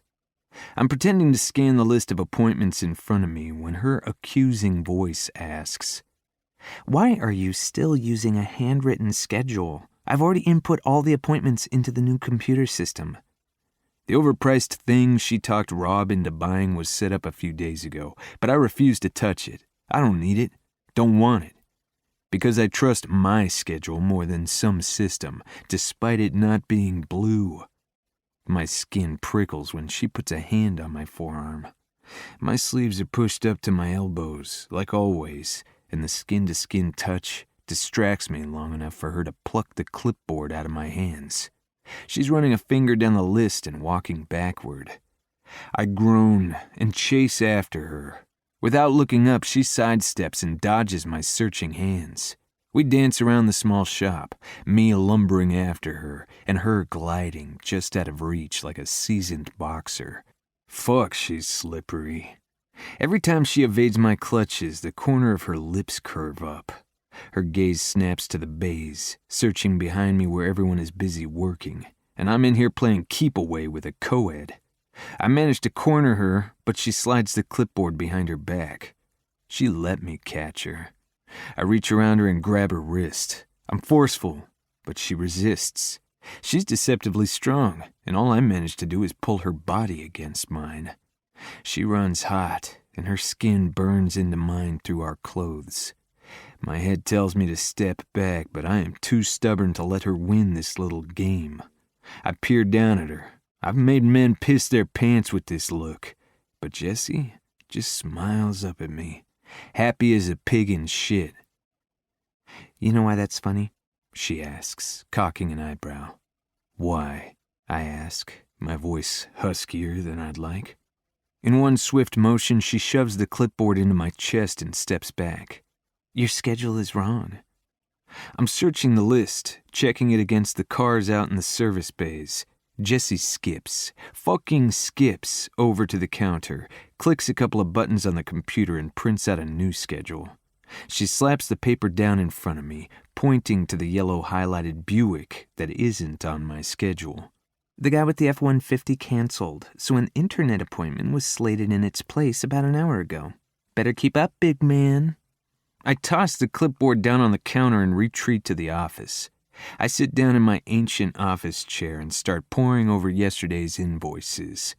Her system is supposed to handle all the invoices and inventory too, but for now I was able to convince Rob to keep up the paper system that's always worked.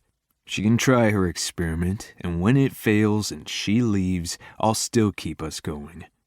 Jessie props that perfect ass against the desk beside me, her hip brushing against my forearm. I don't move, don't react. I'm not giving in to her. She's done pushing my buttons.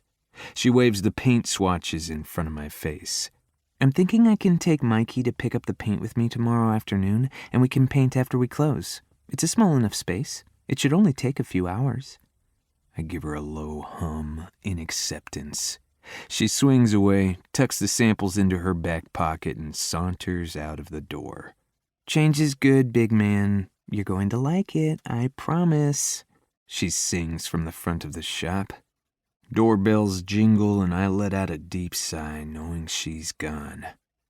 I drag a hand down my face and let out a low laugh. No, JB, I'm not going to like it. Being around you is torture. Chapter 9. Devon. How about you dial it back a notch? Austin complains, shaking out his padding-coated hand. I don't listen as I pummel the focus mitts he holds up in front of me, my glove hitting with a satisfying thwack. I've got too much pent-up energy to take it easy on him. He makes it another 5 minutes before he bows out. I transition to the heavy bag, and Austin slides in behind the bag and holds it steady. What's got you so worked up, big man? He uses Jessie's stupid nickname and laughs. The fucker laughs. I hit the bag hard enough to knock him back a few steps. She's under your skin, huh? He's got that stupid smirk on his face. I fantasize about punching his teeth out. Maybe hitting my best friend will release some of this tension because destroying this damn punching bag isn't doing shit. I pull off the gloves and let out a low groan. This is your fault, asshole. No, I can't take credit for you being so damn irresistible. He licks his lips and eye fucks me like a depraved pervert. You know, you're delicious man candy. He's impossible sometimes. Everything is a joke to Austin, including my torture at the hands of a sexy, sadistic co-ed. I shove the gloves into my bag and head towards the door. Hey, wait up, Austin chases after me. We walk next to each other silently until we make it to my car. I toss the gym bag into my passenger seat and slam the door closed. Austin runs his hands through his golden locks and gets serious for half a second. Dude, I kept my mouth shut. It was Elizabeth. She seems to think you and Jesse would be good together. I like Elizabeth. She's good for him. The weird little geek keeps him focused on not fucking up his life. He needs that. A purpose. I don't. I know who I am, and I've got everything I need.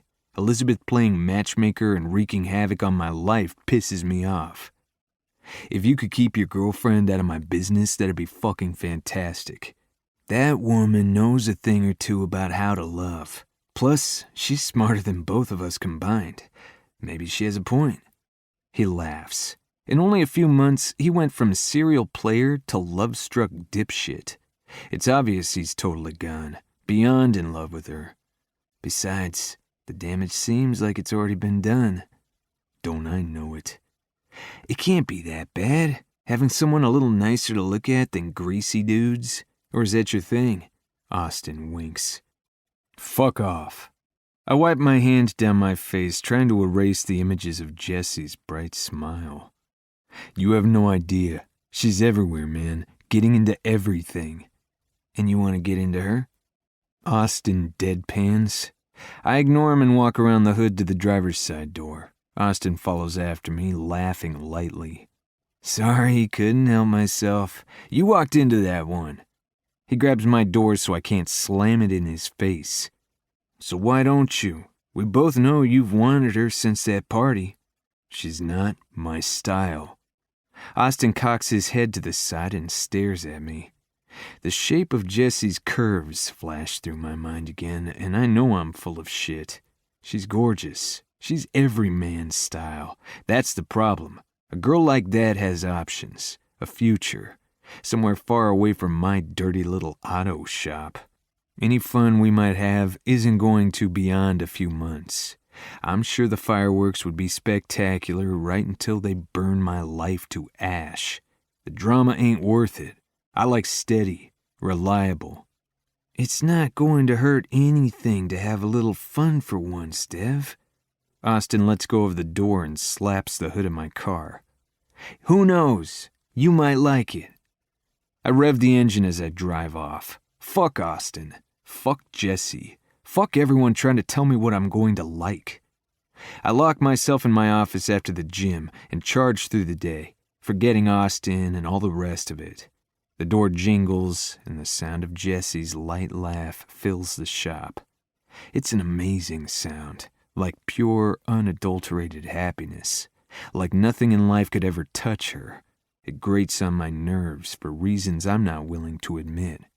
I walk to the office doorway and take in the sight of Mikey making goofball faces at Jesse, who's doubled over in laughter. I swear, he blew up like a marshmallow over the fire. He sets down the large paint cans he's holding and floats around the shop like he's a balloon in the Macy's Day Parade, arms wide and cheeks puffed out. He catches me staring. Straightening up, he clears his throat and looks sheepishly back at Jesse. Hey, Dev. I was just telling Jesse about that time Sean forgot he was allergic to shellfish. How does someone forget they're allergic to something? She giggles, setting down 2 large bags full of what looks like painting supplies. She turns to face me, tracing her gaze up my body, her eyes sparkling with delight when they meet mine. I'm snarling, and she's smiling. This woman doesn't intimidate easily. She'd laugh in Death's face. That's Sean for you, Mikey adds. I glare at him, and he wipes his sweaty palms on his jeans. I'll just go see if anyone needs help cleaning up. He slips out to the service bays, leaving me alone with Jessie. "Have fun?" I bark out. She looks over at where Mikey's stealing glances at her. Sure, he's sweet. It bothers me, even though I know it shouldn't.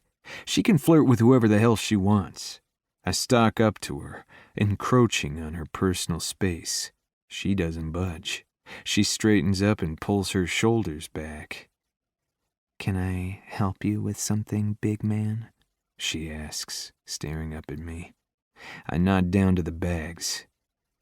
"I got a handful of brushes, some drop cloths, and some painter's tape. Just the basics." I grunt in approval, focused more on the heat radiating off her body and the vanilla smell of her than her words. Her hair is up in the same ponytail as always, but a wisp has slipped out. I want to roll the strands between my fingers, feel their softness under my fingertips as I lift them to my nose and take a deep inhale. She's off in a flash, buzzing around the room, rambling about all the prep work she's going to get done before we close in 20 minutes. I watch her scurry around and hum. She's got nervous energy to burn. Maybe I should have taken her to the gym instead of Austin this morning. I slip into the office and let the Jessie tornado tear through the shop. By the time I come out half an hour later, she's got everything off the walls and all the furniture pushed into the middle of the space, covered in a drop cloth. She's up on a ladder, laser focused on painting a straight line along our ceiling. Mikey's underneath her, laser focused on her exposed thighs. "How's it look?" she calls down to him. "Great," he coos. "Fuck this." In 3 large steps, I'm across the shop, gripping Mikey's shoulder and squeezing hard. He backs away, arms raised in surrender. He grabs his jacket off the pile in the middle of the room and heads for the door without turning his back on me. "Hey, where are you going?" Jessie asks when she hears the door chime. "Sorry, Jess, I gotta head out. Forgot I've got some plans for dinner," he stammers. Mikey's always been a bit of a pussy. She looks down at me, her eyebrows pinched together. "What was that about?" I don't answer. My eyes are locked on the skirt tucked under her as she sits on the top rung of the ladder. It's riding high on her thigh, showing off those legs that seem to go on forever. I don't bother answering her. Instead, I grip her waist and pull her down, keeping my eyes focused on the floor beneath us until her feet come into view. Her shirt slips up and my right hand slides against her silky skin. I'm staring at it, the spot where my skin is melting into hers. "Hey!" she shouts. The paintbrush in her hand tickles my cheek and she presses into my chest. I tighten my grip on her waist and my fingers ache to slip farther under her shirt. She looks up at me and our eyes lock. My heart skids to a stop in my chest. Her eyes are so green, turbulent like the ocean during a storm. "Hey," she murmurs in my arms. I'm leaning down, giving in to whatever draw she has on me. I brush my nose against her hair and take a deep breath, inhaling her sweetness. She moans in my ear. Her eyes flutter shut and her mouth falls open the smallest bit. I lick my lips, hovering just above hers. I'm desperate to know if all of her tastes as sweet as she smells. The shop phone rings, and I snap back to reality. I shove her away, turning and striding into the office as fast as I can without looking like I'm running. "Hey!" she shouts at my retreating back. Those 3 letters manage to carry an unnerving amount of anger and frustration. She follows me and slams the office door behind her even though we're the only ones here. "East Side Auto," I say into the receiver. A guy's voice rambles into my ear, but I can't comprehend his words. "Hey!" she shouts again from across the small space. I hold up a finger and point to the phone. "Oh, hell no. I don't care if it's the Pope. Hang up the damn phone and get back over here." I lean on the edge of the desk. "Uh-huh," I say to the guy, who's mimicking the high-pitched squealing sound of what I'm guessing is a loose fan belt. Jessie rips the phone out of my hand. "I'm sorry, but we're closed." She slams the phone down and grabs my shirt. My knuckles go white when I grip the edge of the desk to keep myself from touching her. I could take her right here, in this office. A quick swipe to send invoices and shit tumbling to the floor, and I could prop that sexy ass on the desk and... Fuck. You scared off my help, She accuses, her voice hoarse and her chest heaving. He scares easy. Listen to me, Devin Bennett. I already have 3 overly protective brothers. I do not need a 4th. She steps between my spread thighs, pressing her chest against mine. Now, if you want to talk about becoming my jealous boyfriend... Not happening. She releases my shirt and pats my chest. She spins around, whipping me in the face with that damn ponytail. My dick stirs. Now hair play is my fetish. She's halfway to the door. Then you'll just have to get used to anyone looking at me however and whenever they want. Don't wear skirts on ladders, I command.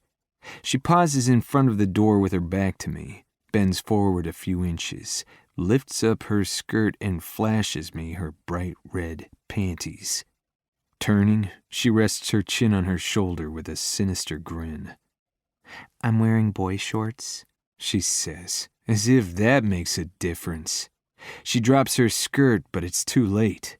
The vision of her perfect ass in those red panties is burned into my memory forever. I cross the room and slam the door shut when she tries to open it. I press my body against hers and cage her in. Her voice cracks. It's killing you, isn't it? Losing control. My shop, my rules. My body, my rules. She shifts her hips against me. I wrap an arm around her waist and hold her there. You've made it quite clear that my business is none of your business. What will it take to make you behave? Date me, she answers, triumph in her voice. No, I growl. Yes, she moans. I drop my forehead to her shoulder and fill my senses with her. She'll consume every inch of me. 1 date. 3, she counters. 2. 3, final offer, or next time I'll go commando. Her voice is sultry. Her tight ass pressed against me makes it impossible to hide how hard I am. 3. My voice is the angry low rumble of an 8-cylinder diesel. She twirls in my arms like the tornado she is, a bright smile on her beautiful, innocent face. She kisses me on the cheek, shoves me back, and slips out of the door. Good. Now get out here and help me paint. What the fuck just happened?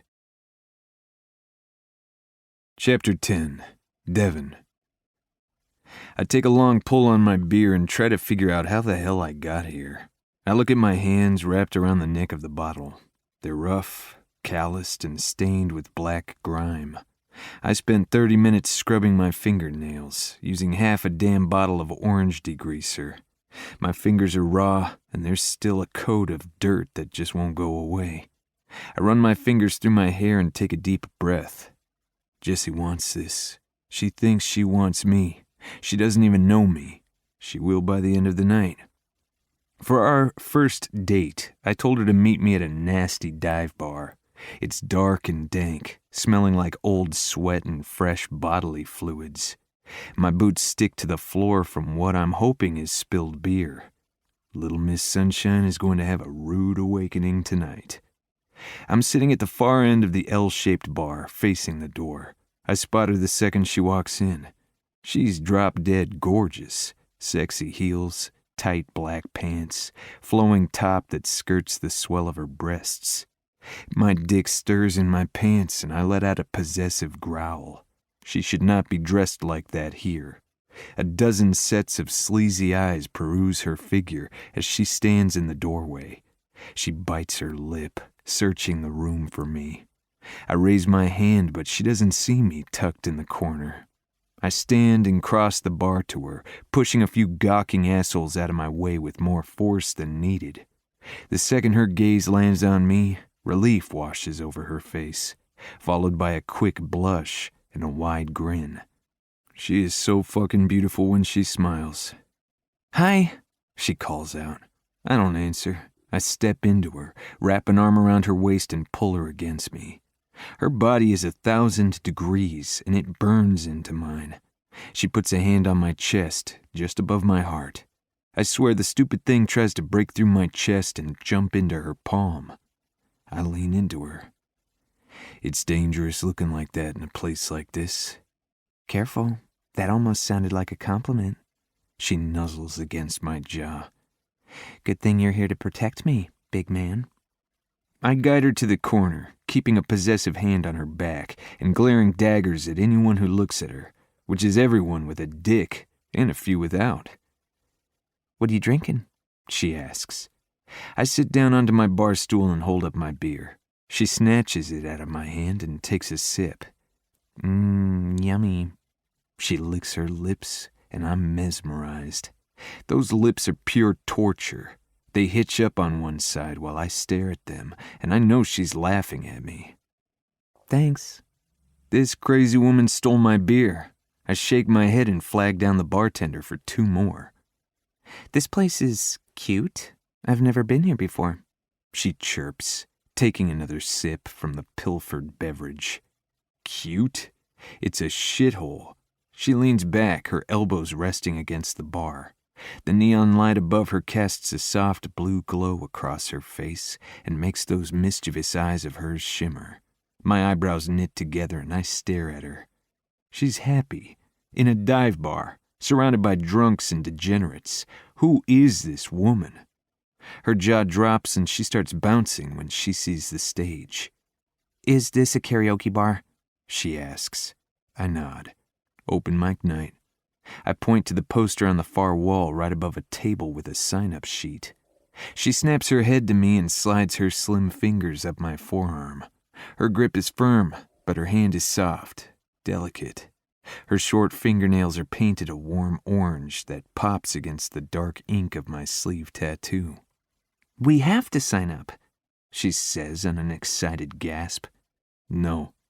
My muscles tense under her touch. She glides her hand down my forearm before she pushes off the bar and turns to face me. Yes. I clench and unclench my fist, working the tension out. Raising my beer to my lips, I give her a quick once-over. No. She steps closer and my knees brush against her thighs. She grabs my shoulders and squeezes hard. Yes, she declares. I lift my hand from my thigh and navigate the small space between us, resisting the temptation to brush against her budding nipples. I slide my hand behind her neck and pull her to me. I lean forward to close the space between us. Using a dead serious tone, I grumble into her ear. Not fucking happening. I start leaning back, but she slides her hands from my shoulders to either side of my face and holds me right in front of her. She takes a minute, tilting her head to the side and examining me. I fight the urge to squirm away. She brushes a stray hair off my forehead and nods. Trust me, big man. This is so happening. She leans in and kisses me on the tip of my nose. Her smile is blindingly bright when she pulls away. She bounds off, shouting over her shoulder, "I'm signing up." I watch her swaying to the music and flipping through the songbook on the table. It's not until I go to sip my beer that I realize I'm smiling like a fucking idiot. Surprise, surprise. Devin hasn't said much tonight, but it's not a brooding quiet. It's an attentive quiet. When a singer finishes, I lean into him and tell him what I think. He responds with one of his many grunts. He's taking in everything around him, but he doesn't feel the need to comment on all of it, just to fill the empty space.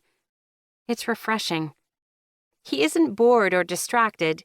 He's focused on me. He watches me sway my hips and sing along to the latest amateur singer up on stage. He isn't touching me, but I brush my body against his every few minutes to tease him. The next guy takes the stage, and we're in for a treat. He has to be over 50 if he's a day. He must have been going for silver fox, but dressed in head-to-toe leather, he's ended up looking more like the poster child for a midlife crisis.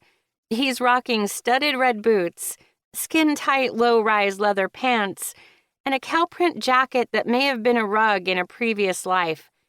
I can't tell if the sheen on his bare chest is from sweating in all that leather, or if he oiled himself up for the occasion. His long, stringy salt and pepper hair is pulled away from his face by a red silk scarf that matches those boots. He shakes his head, hops up and down a few times, and points to the DJ like the diva he is. Up on stage, he belts out an Aerosmith ballad at the top of his lungs. He's the best of the night, not because he can sing, but for the sheer entertainment factor. The wannabe rock star is in the zone, 100% committed to his performance. I admire someone who throws themselves into something so completely. There is a heroism in his reckless abandon. I peek over my shoulder at Devin. His face stoic as always. He cocks an eyebrow at me. I know that look. He uses that one on me often. That's his, you can't be serious look. He's mocking me. He's too cool to be enthusiastic about anything, ever. But I know he's a faker, having fun even though I'd have to torture him to get him to admit it. Wannabe finishes his solo with a flourish, dropping the mic, throwing his arms wide and dipping his head back. The place erupts in applause. I hoot and whistle in support. He hops off the stage with a simper and a wave, walking straight to me. He sidles up to the bar, and I can't control my amused grin. Wannabe mistakes that as a sign of interest. You like my song, beautiful? He asks, licking his wrist and applying salt in what I assume is a misconceived attempt at seduction. You were great. Very entertaining, I answer with a chuckle. He licks his salt, takes a shot of tequila, and sucks on a lime while maintaining eye contact. My eyebrow shoots up in Devon-like silent ridicule. It's all in the tongue. He licks his lips and leans into me. I pull back. The low growl from Devon behind me puts a smirk on my lips.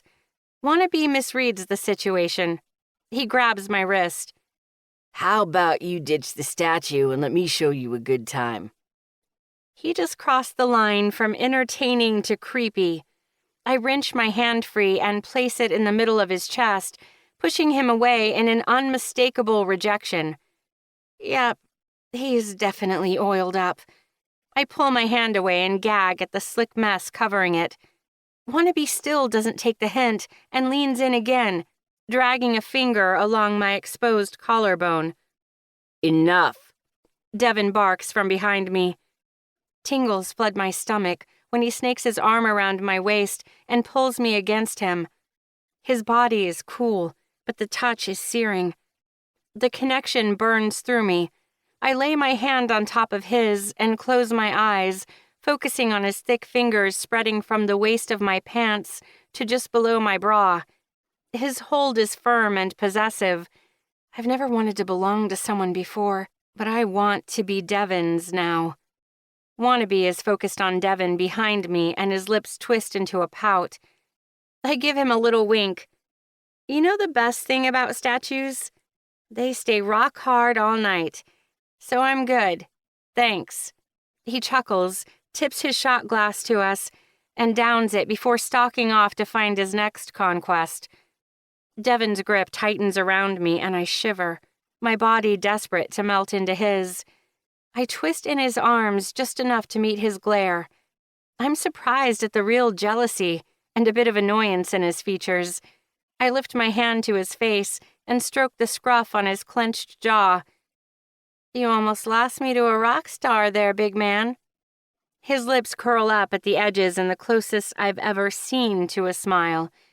I nuzzle his nose, and he responds with a soft hum.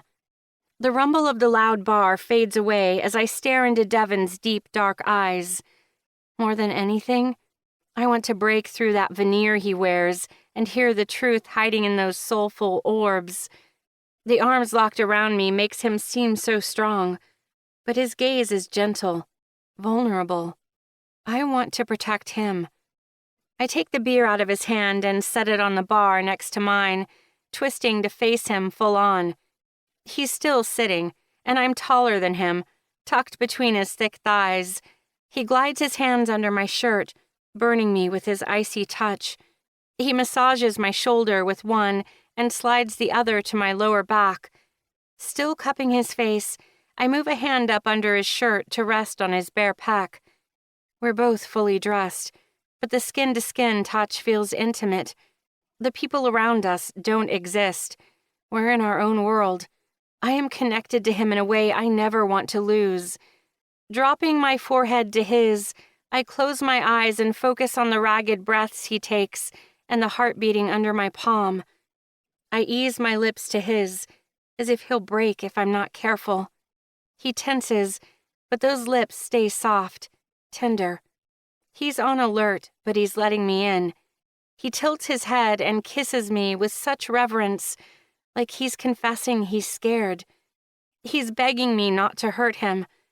My heart aches. I press my palm into his chest and deepen the kiss. Chapter 11. Jessie. Really? You like the pink one? But it's so girly, I tell Bex from the other side of the dressing room, my inner tomboy revolting.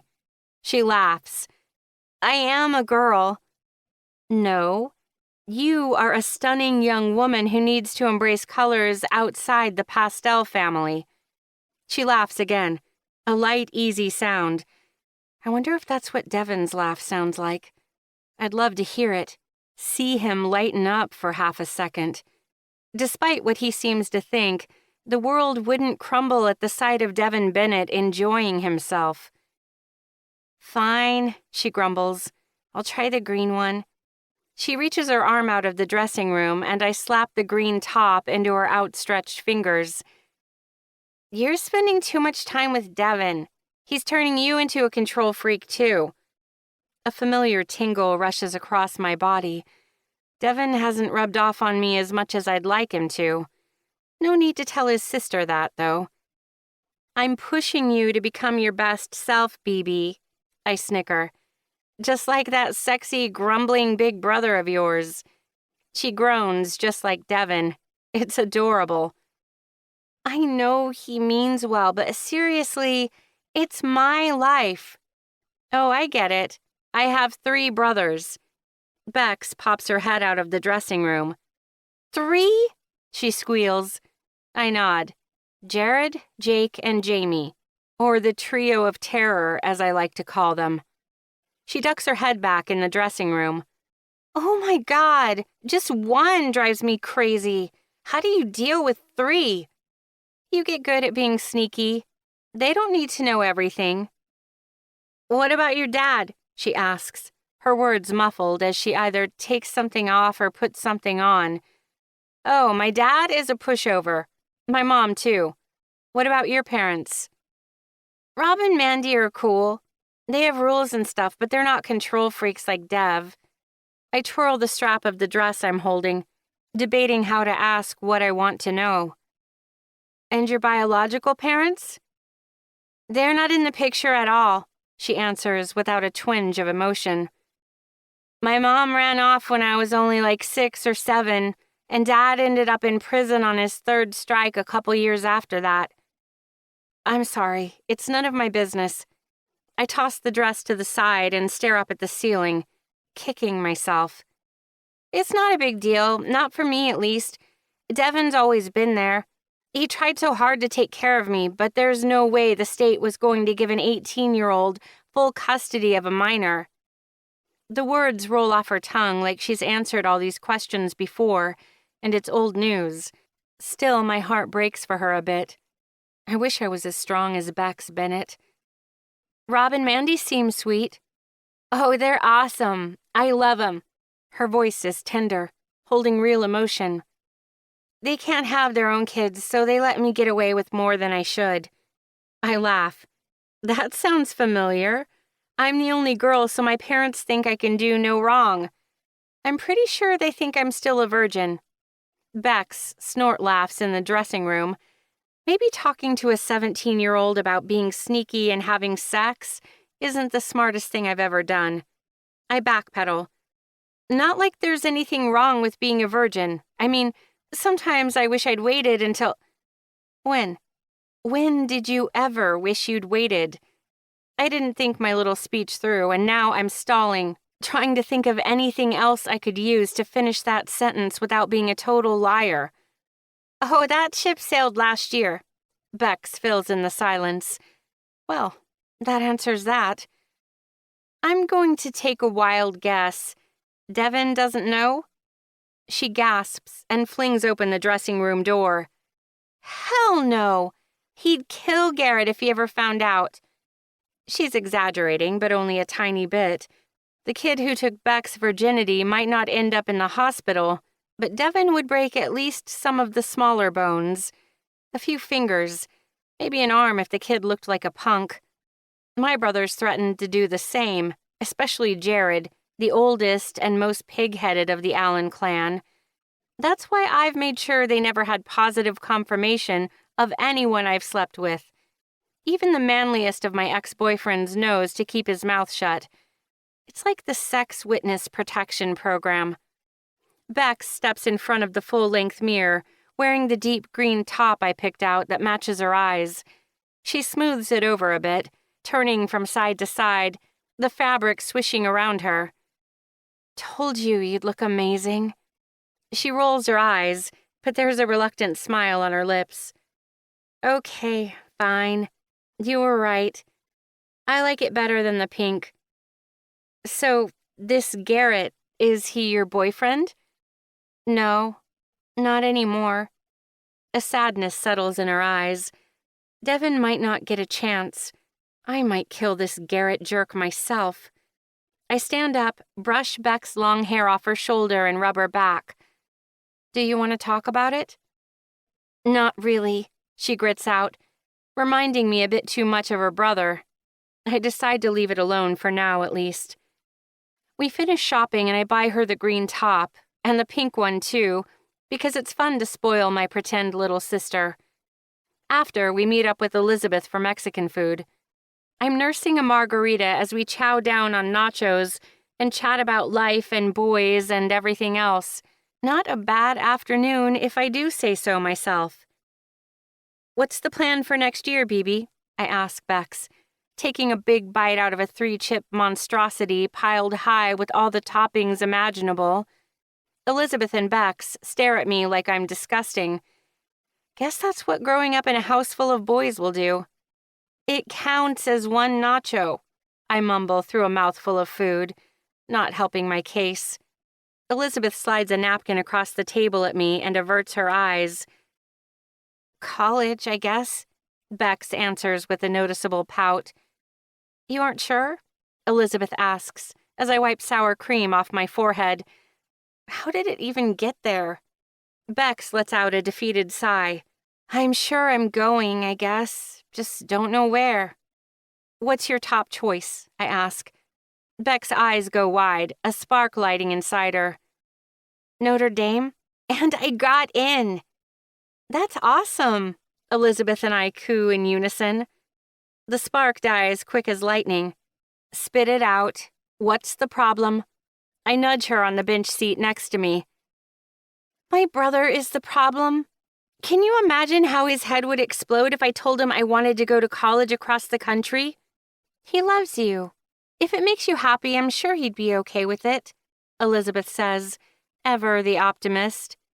Have you met Devin? I tease. He likes change about as much as he'd like a public proctology exam. We all laugh, but Bex is half-hearted. First, our mom took off. Then his ex ghosted him right after high school. It's fair to say he's got a thing about the people he loves skipping town. My ears perk up and my heart does laps in my chest.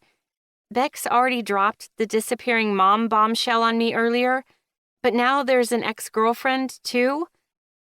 Ex? I try and fail to sound casual. Yeah, Shauna. They were high school sweethearts. She left the day after they graduated. Tried to get him to go with her, but Our dad being a piece of shit and our mom being non-existent, that wasn't an option. Jealousy burns deep in my veins. I hate Shauna. How dare she try to get Devin to leave his family, his home? Tramp? Holy crap. Where did that come from? Bex sips her horchata and pouts. He stayed for me, so I guess I owe it to him to stay too. The sadness in her young eyes breaks my heart. I grab her hand and squeeze it. Staying was his choice, and I'm sure he doesn't regret it. Good riddance, Shauna. And now leaving is your choice. He may be a grumpy jerk about it, but it's your life. She squeezes my hand in turn. Thanks. There's an awkward silence, filled by the chomping of tortilla chips. You both graduate this year? Bex asks, after a few minutes. Yep, Elizabeth answers with a smile. Only a couple more months and I'll have a shiny new diploma with my name on it, I add. Then what? Elizabeth lights up like a freaking Christmas tree. Med school at USF for me. Austin got into their social work master's program with a full scholarship. She beams while bragging about her boyfriend. It's too sweet for words. Grad school for me too. I'm getting my MBA. Where? Elizabeth asks. I shift in my seat. Haven't quite decided that part yet.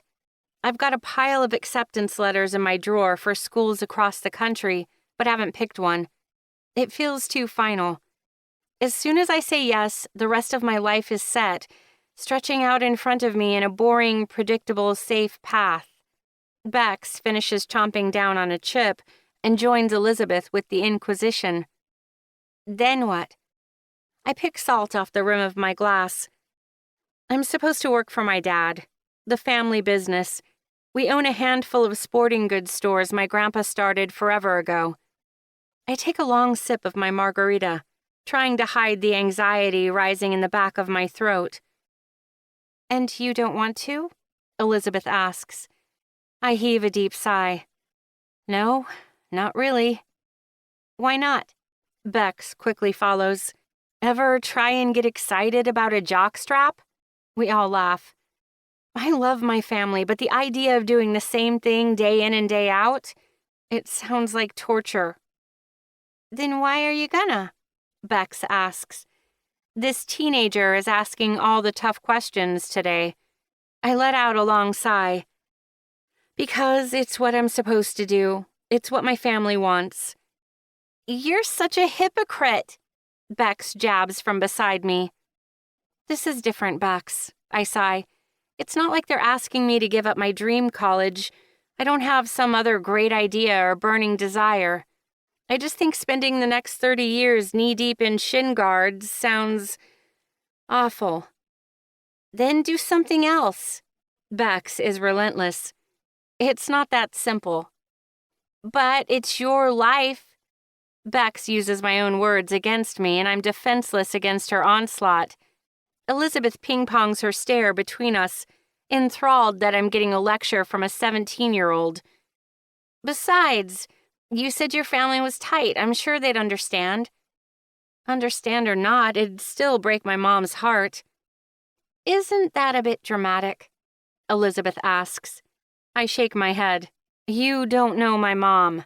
My brother Jake was supposed to take over as the company's legal counsel after law school. Instead, he took a job with legal aid representing people who can't afford to hire an attorney. Fighting for the downtrodden and disadvantaged and all that. He's practically a saint, only more kick-ass.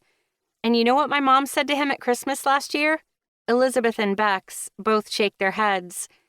She got this far-off look in her eye and said she was glad he could help those families. She knew she couldn't be mad at him because he was helping other people, but she was sad he didn't put his family first. Bex blows out a quick breath. Ouch, that's brutal. No shame compares to a mother's guilt trip, Elizabeth tries to joke, but her voice is a little too full of angst to pull it off. Right? Am I supposed to live with that guilt every day until I die? I shake my head and polish off my margarita. I always thought I'd run off for a couple years after graduation and travel, rebel a little and get it out of my system, but I don't know anymore. Something around here worth staying for? Elizabeth teases. I toss my napkin in her face and tell her to shut up. Bex has a grin a mile wide. She's in love with my brother. I gasp. I am not. R2, Elizabeth pipes up. How did I end up getting double-teamed here? We've only had one date. You guys can't keep your hands off each other, Bex teases in a sing-song voice. Can too. My cheeks catch fire and I feel like a silly girl with a crush. That's what this is. Just a massive crush. I fell in love with Austin the first week we were together. It just took me a little longer to realize it. There is no way I could be in love with Devin. It's too soon. Sure, I'm crazy about him. The way his hands feel, the way he smells, those dark eyes, the way he can say so much without saying a word. But that's not love, is it? Chapter 12. Devin. I slam the last drawer to the rolling toolbox, cursing under my breath. "Mikey!" I holler across the bays. "Yeah, boss," he answers from behind me. I turn to see him wringing his hands. "How many times have I told you to return tools after you're done with them?" I snarl. His eyes go wide. I take a deep breath instead of tearing into him like I want to. "Where the hell is the 10mm socket?" "Top drawer." I shake my head. "That's where it's supposed to be." I asked where it is, I say through gritted teeth. Mikey reaches behind me, pulling out the drawer I just finished searching. It takes all the self-control I have not to break his arm. He tries to slide it open, but I don't move. He can only crack it and squat down to peer inside. "I swear it was in there this morning." He scratches his head in confusion. "It's not now." He swallows hard and scurries off with an, "I'll find it, boss." I kick the toolbox behind me, then curse myself for doing it. I'm not the destructive type. I keep my anger in check. I have to. But I've been on edge all week. This shop is a second home to me, but Jessie and her changes have me crawling out of my skin. I don't know where anything is. I don't know how to run my own damn shop. Sean and Shelley took to the system like ducks to water, but Mikey and I are fucking lost. And Jessie isn't even here to deal with it. She hasn't been here in days. Not since our date. I haven't seen her since I dropped her off at her front door and got sent away with a chaste kiss. Her sugary sweet smell is fading. Without her in my space, I'm adrift. I take a deep breath and hold it while I roll my neck. Memories of that brilliant smile and those hazel eyes torture me. Fuck it. I slam the office door behind me, drop into the chair, and hit the call button on my cell. I reach behind me and grip my neck as the ringing cuts through the silence in the small space. My heart is pounding in my chest. I hate talking on the phone. I hate talking, period. "Devin?" Jessie's confused voice calls out to me. "Yeah," I answer. The line goes silent. I pull the phone away from my ear to make sure the call is still connected. Yep, still ticking along. I hold the phone up to my ear again and hear Jessie's soft laugh. My chest gets tight, and I run my fingers through my hair. "I guess I should be flattered you called." I groan. "Oh no, you're annoyed groan. What's up, big man?" Her words are labored and her breath is coming fast, like she's working out. "Where are you?" I sound like a possessive douche. "On campus? Missing me, aren't you?" The teasing lilt in her voice is obnoxious as fuck. I grunt. She giggles. "I miss you too," she adds. Her voice is playful but soft and breathy, like she's whispering confessions to me, in bed. I close my eyes and focus on the sound. The line goes silent again, but this time I know she's still there.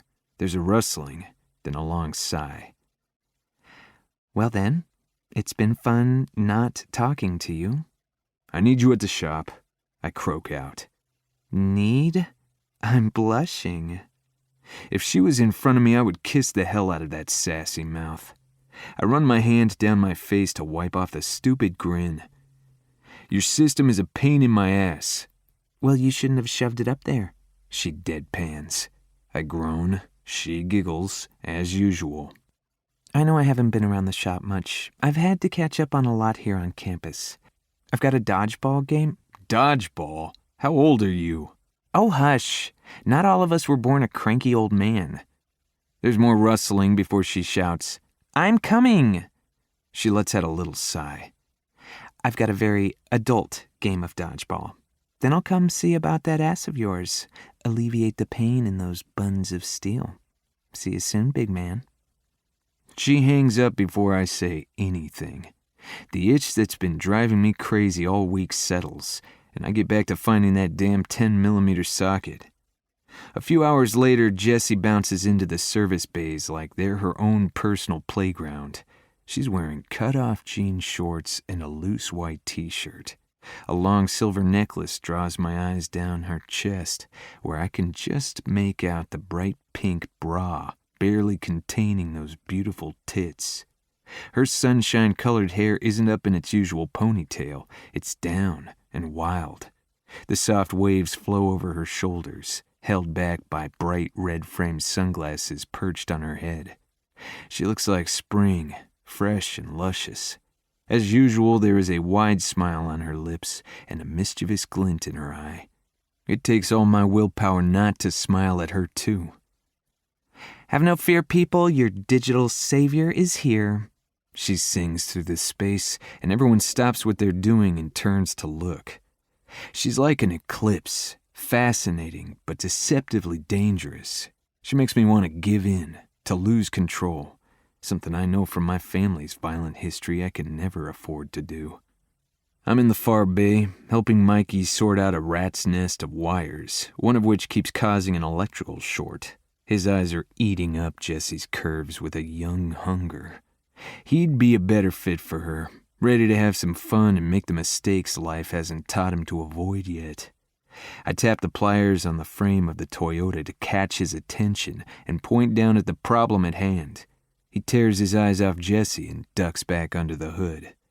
I glare at her while indulging in the sight of those long legs and those short shorts.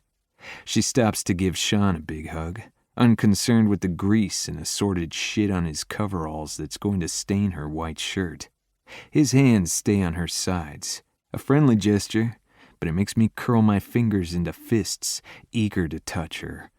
Sean leans down and says something in her ear. Her stare snaps to me, and that dauntless persona drops for half a beat. When Sean pulls back, Jessie kisses him on the cheek. I let out a light grunt, jealous of the old hippie for the first fucking time in my life. Jessie passes by Shelley's stall and gives her a fist bump. Shelley gestures to me over her shoulder. I can't hear what she says, but it's Shelley, so I'm sure it was X-rated. Jessie's eyebrows do that teasing wiggle. A soft pink covers her cheeks, and she bites her lower lip. After Shelley, mine is the only bay left. Jessie takes her time making her way over. She keeps her hazel eyes locked on me, that sexy grin on her lips. I stand tall, legs wide and arms crossed, watching her strut through my auto shop like it's a goddamn catwalk. She's the sexiest thing I've ever seen. Hot damn, Mikey murmurs next to me. He clears his throat and returns his gaze under the hood where it belongs. Found a problem. Looks like the left turn signal. He thinks I can't tell he's been sneaking peeks at Jessie rather than doing his damn job. I don't bother acknowledging him. JB has my full attention. She steps up to me, into me. She mocks my pose, legs wide and arms crossed. With a scowl that looks as natural as lipstick on a pig, she peers up at me, bats those long lashes and grunts. Hey. My control melts under the heat of my desire for this woman. I'm starved for her, and in this minute I don't give a fuck who knows it. In a flash, I cup her face and crash my lips on hers. She's surprised as hell, almost jumping out of her skin and letting out a startled yip. The sound makes me grin against her mouth. She recovers, breaking our kiss for the briefest moment, before she unfolds her arms and wraps them around my waist, pulling me against her. I'm vaguely aware of the shop going dead silent. We have an audience, and I don't care. I tilt her head and deepen the kiss. She approves with a soft moan as her tongue dances with mine inside that sweet mouth of hers. I'm teetering on the edge, about to lose myself. A wrench hits the concrete floor with an unmistakable clatter. Sean lets out a loud whistle, and Shelley's voice echoes across the bay. "Get a room!" Jessie pulls away and buries her face in my chest. Her body is shaking with a soft giggle. I slide one hand down her back and use the other to flip Shelley the bird. She harumphs and returns to work. Sean too. Mikey picks up the wrench he dropped and wanders off to sulk on a smoke break. Now that no one's watching, I lean down and bury my nose in Jessie's hair. I take a deep breath of that unforgettable vanilla smell and kiss the top of her head. Jessie recovers her composure. "I hear you've got a pain in the ass?" I nod. An annoying blonde one. I rake my fingers through her hair and fist a handful of it. "You know you can't get enough of me." She shoves off my chest and struts back to the office. I watch every sway of her hips as I stalk after her. She's right. I can't get enough. Chapter 13. Jessie. I make it to the office and take the few precious seconds of solitude I have to fan my face and take deep breaths. That body, those eyes, that kiss. Sweet baby Jesus. He could kiss me all day, every day until I die, and that'd be just fine. His lips are like crack. I've been craving him all week. The taste of him. His manly mechanical smell. School has been crazy, all my study groups pulling extra hours with midterms looming, and my mandatory appearances at the sorority house and dodgeball on top of that. I've been working on pulling back, on saying no, but I still haven't had time to come see him since our date. It's been torture. My fingers ache to dial his number, or even the shop, just to hear his voice before I hang up. I'm trying to play a little hard to get. I've been chasing him so hard for so long that I need to step back and make sure he's in this too. Our date was intense. Everything about Devin Bennett is intense. I'm good at fun. Light, easy. This isn't that. This is the beginning of something. I feel it every time he touches me, and I need to know he wants me before I let this get out of hand. I was ecstatic when Devin called me. Even if his side of the conversation consisted of more groans than actual words, my heart was racing the whole time. He was complaining about my system, but I'm hoping he was really complaining about not getting to see me more than anything else. His heavy footsteps are quick behind me. I lock my playful expression in place. "What seems to be the problem, big man?" He shuts the door behind him and is on me in a heartbeat. He dips to hook his hands underneath my knees, lifting me onto the desk and pushing me back in one motion. He steps between my thighs and wraps his strong arms around me. His movements are purposeful, aggressive even, but his touch is feather soft. He has one arm holding me to him while he explores me with the other. He traces along the racing pulse in my neck with rough, cool fingertips before dipping to tickle the exposed skin at my collarbone. I get lighthearted at the gentle caress, fisting a handful of his shirt to keep from flying away. I lift my chin and his lips take over from his fingers, worshipping me with languid kisses. He slips his hand into my hair, massaging the nape of my neck. I hold his wrist, desperate to keep him, and arch my back, pressing into him. My mouth falls open. Ragged, shallow breaths are all I can manage. He hasn't said more than a few words to me all week, but his actions speak so much. He missed me. I can feel it. And I'm not talking about the giant hard-on pressing into my thigh.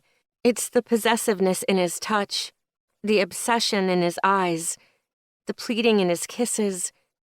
I feel it too. A need for him. It's consuming me. He's leaning forward and my back is going to be pinned to the desk any minute now, at his mercy. He slides the hand at my back under my shirt, and with a quick flick of his wrist, my bra pops open. Damn, that's sexy. I want him to take me right here, right now. Then what?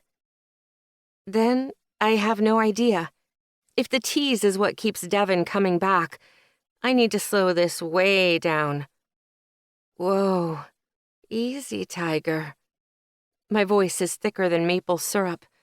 Devin growls in my ear but doesn't pull away.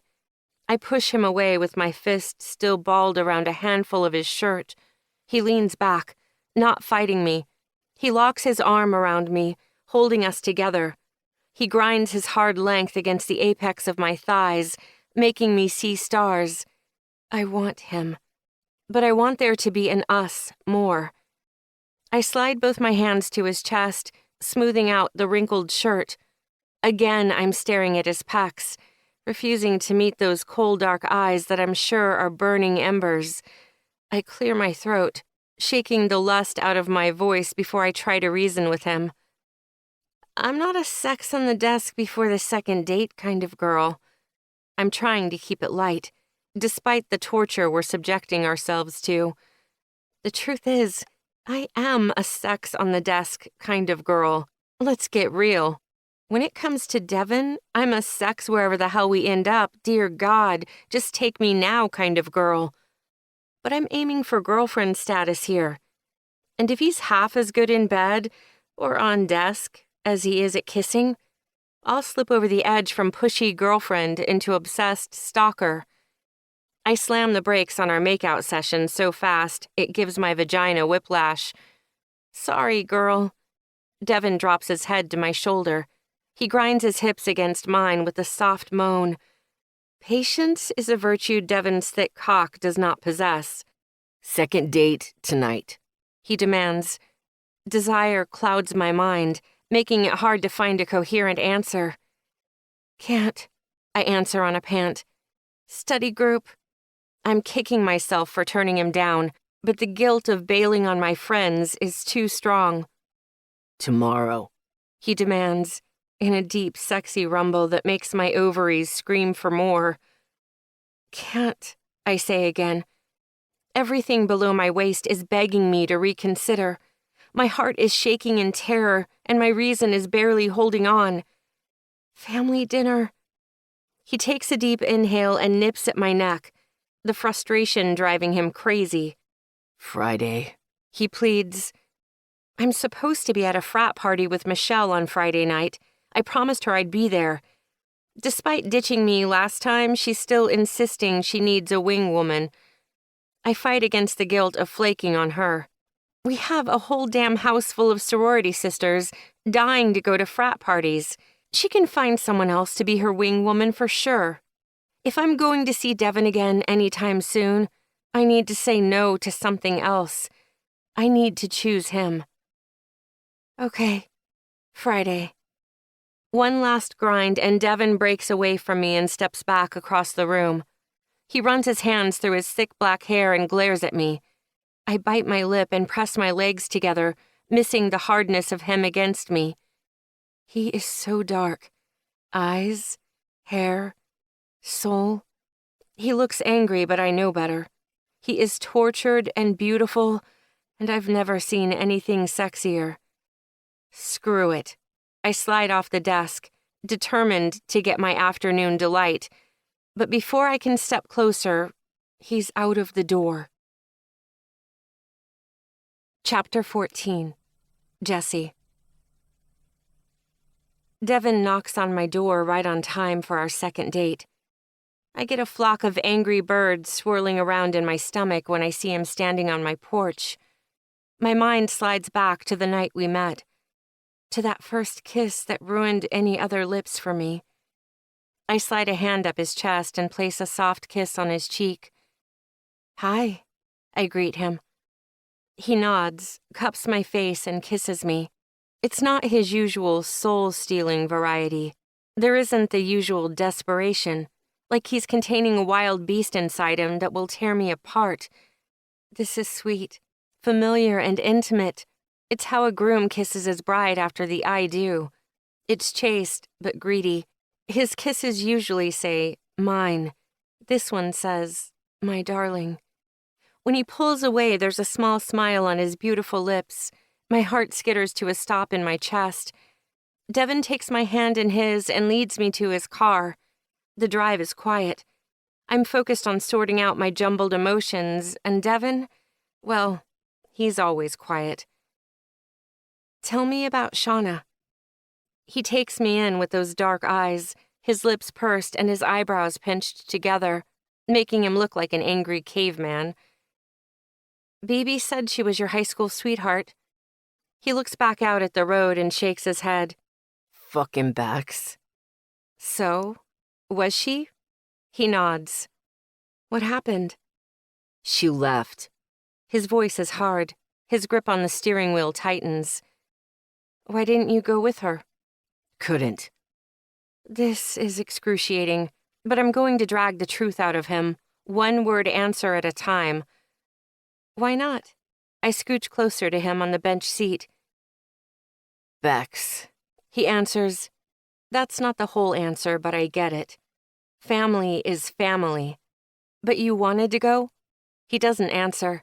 He slows as we pull into a parking lot, and I know I don't have much time left before he makes an escape. Would you have left with Shauna if you could? He turns off the engine, gets out, and slams the door. I let out a disappointed sigh and follow behind him. He waits at the front of the car for me and takes my hand again when I stand next to him. He looks down at our interlocked fingers. Maybe. I nod. He raises his gaze up to me, and there's so much hurt there. He's massive, strong, and intimidating. But standing here, he's bare and vulnerable. I lean forward on tiptoes and kiss him. My darling. Bowling. We're bowling. I have a feeling Devin is trying to keep things as casual as possible with these dates. He thinks he can chase me away with dive bars and bowling alleys. Ha! I have 3 brothers. Jake can burp the alphabet, and Jamie thinks pull my finger is the height of comedy. I've got this. If he wants to chase me away, he needs to stop kissing me. These are sexy as hell, I deadpan, staring down at my ancient multicolor bowling shoes. I don't know how you're going to be able to keep your hands off me. He's sitting in one of the orange plastic chairs, tying his own sexy bowling shoes. I do a little spin in front of him and end it with a sexy model pose and a wink. He wraps his long fingers around my waist and pulls me to him while he stands. He's graceful for someone so big. Every motion of that powerful body seems thought out, planned, choreographed. Maybe I don't. He mumbles, staring down at me. Balls, I say flatly. His eyes narrow in confusion. We need balls. I skip off to find the perfect bowling ball. I settle on a neon lime green 8-pounder. Devin has a monstrous black thing that weighs as much as I do. He lifts it like it's a box of Kleenex, the cords in his tattooed forearm flexing. Damn. Bowling isn't supposed to be a turn-on, but when Devin struts down that alley and bends over to toss his ball, the muscles in his back rippling, I get hot and bothered. I squeeze my legs together and think of clipping my toenails and scrubbing my toilet. Devin knocks down 8 pins and picks up the next 2 on his second try. I'm not going to be winning this game, and I couldn't care less. As long as I get to stare at Devin all night, I'll throw gutter balls until the end of time. He plops down across from me, spreading his legs wide and resting his arms on the back of the bench seating. He's got a damn smug look on his face. Okay, Mr. Bennett, let's play. I scoot around the ball dispenser thing and bend low in front of him, wiggling my butt in his face. He takes a deep breath and I peek over my shoulder, happy to see his eyes are locked on my ass. I'm definitely winning this game. I grab my green ball and hurl it down the lane. It makes a beeline for the gutter, leaving all 10 pins glued in place.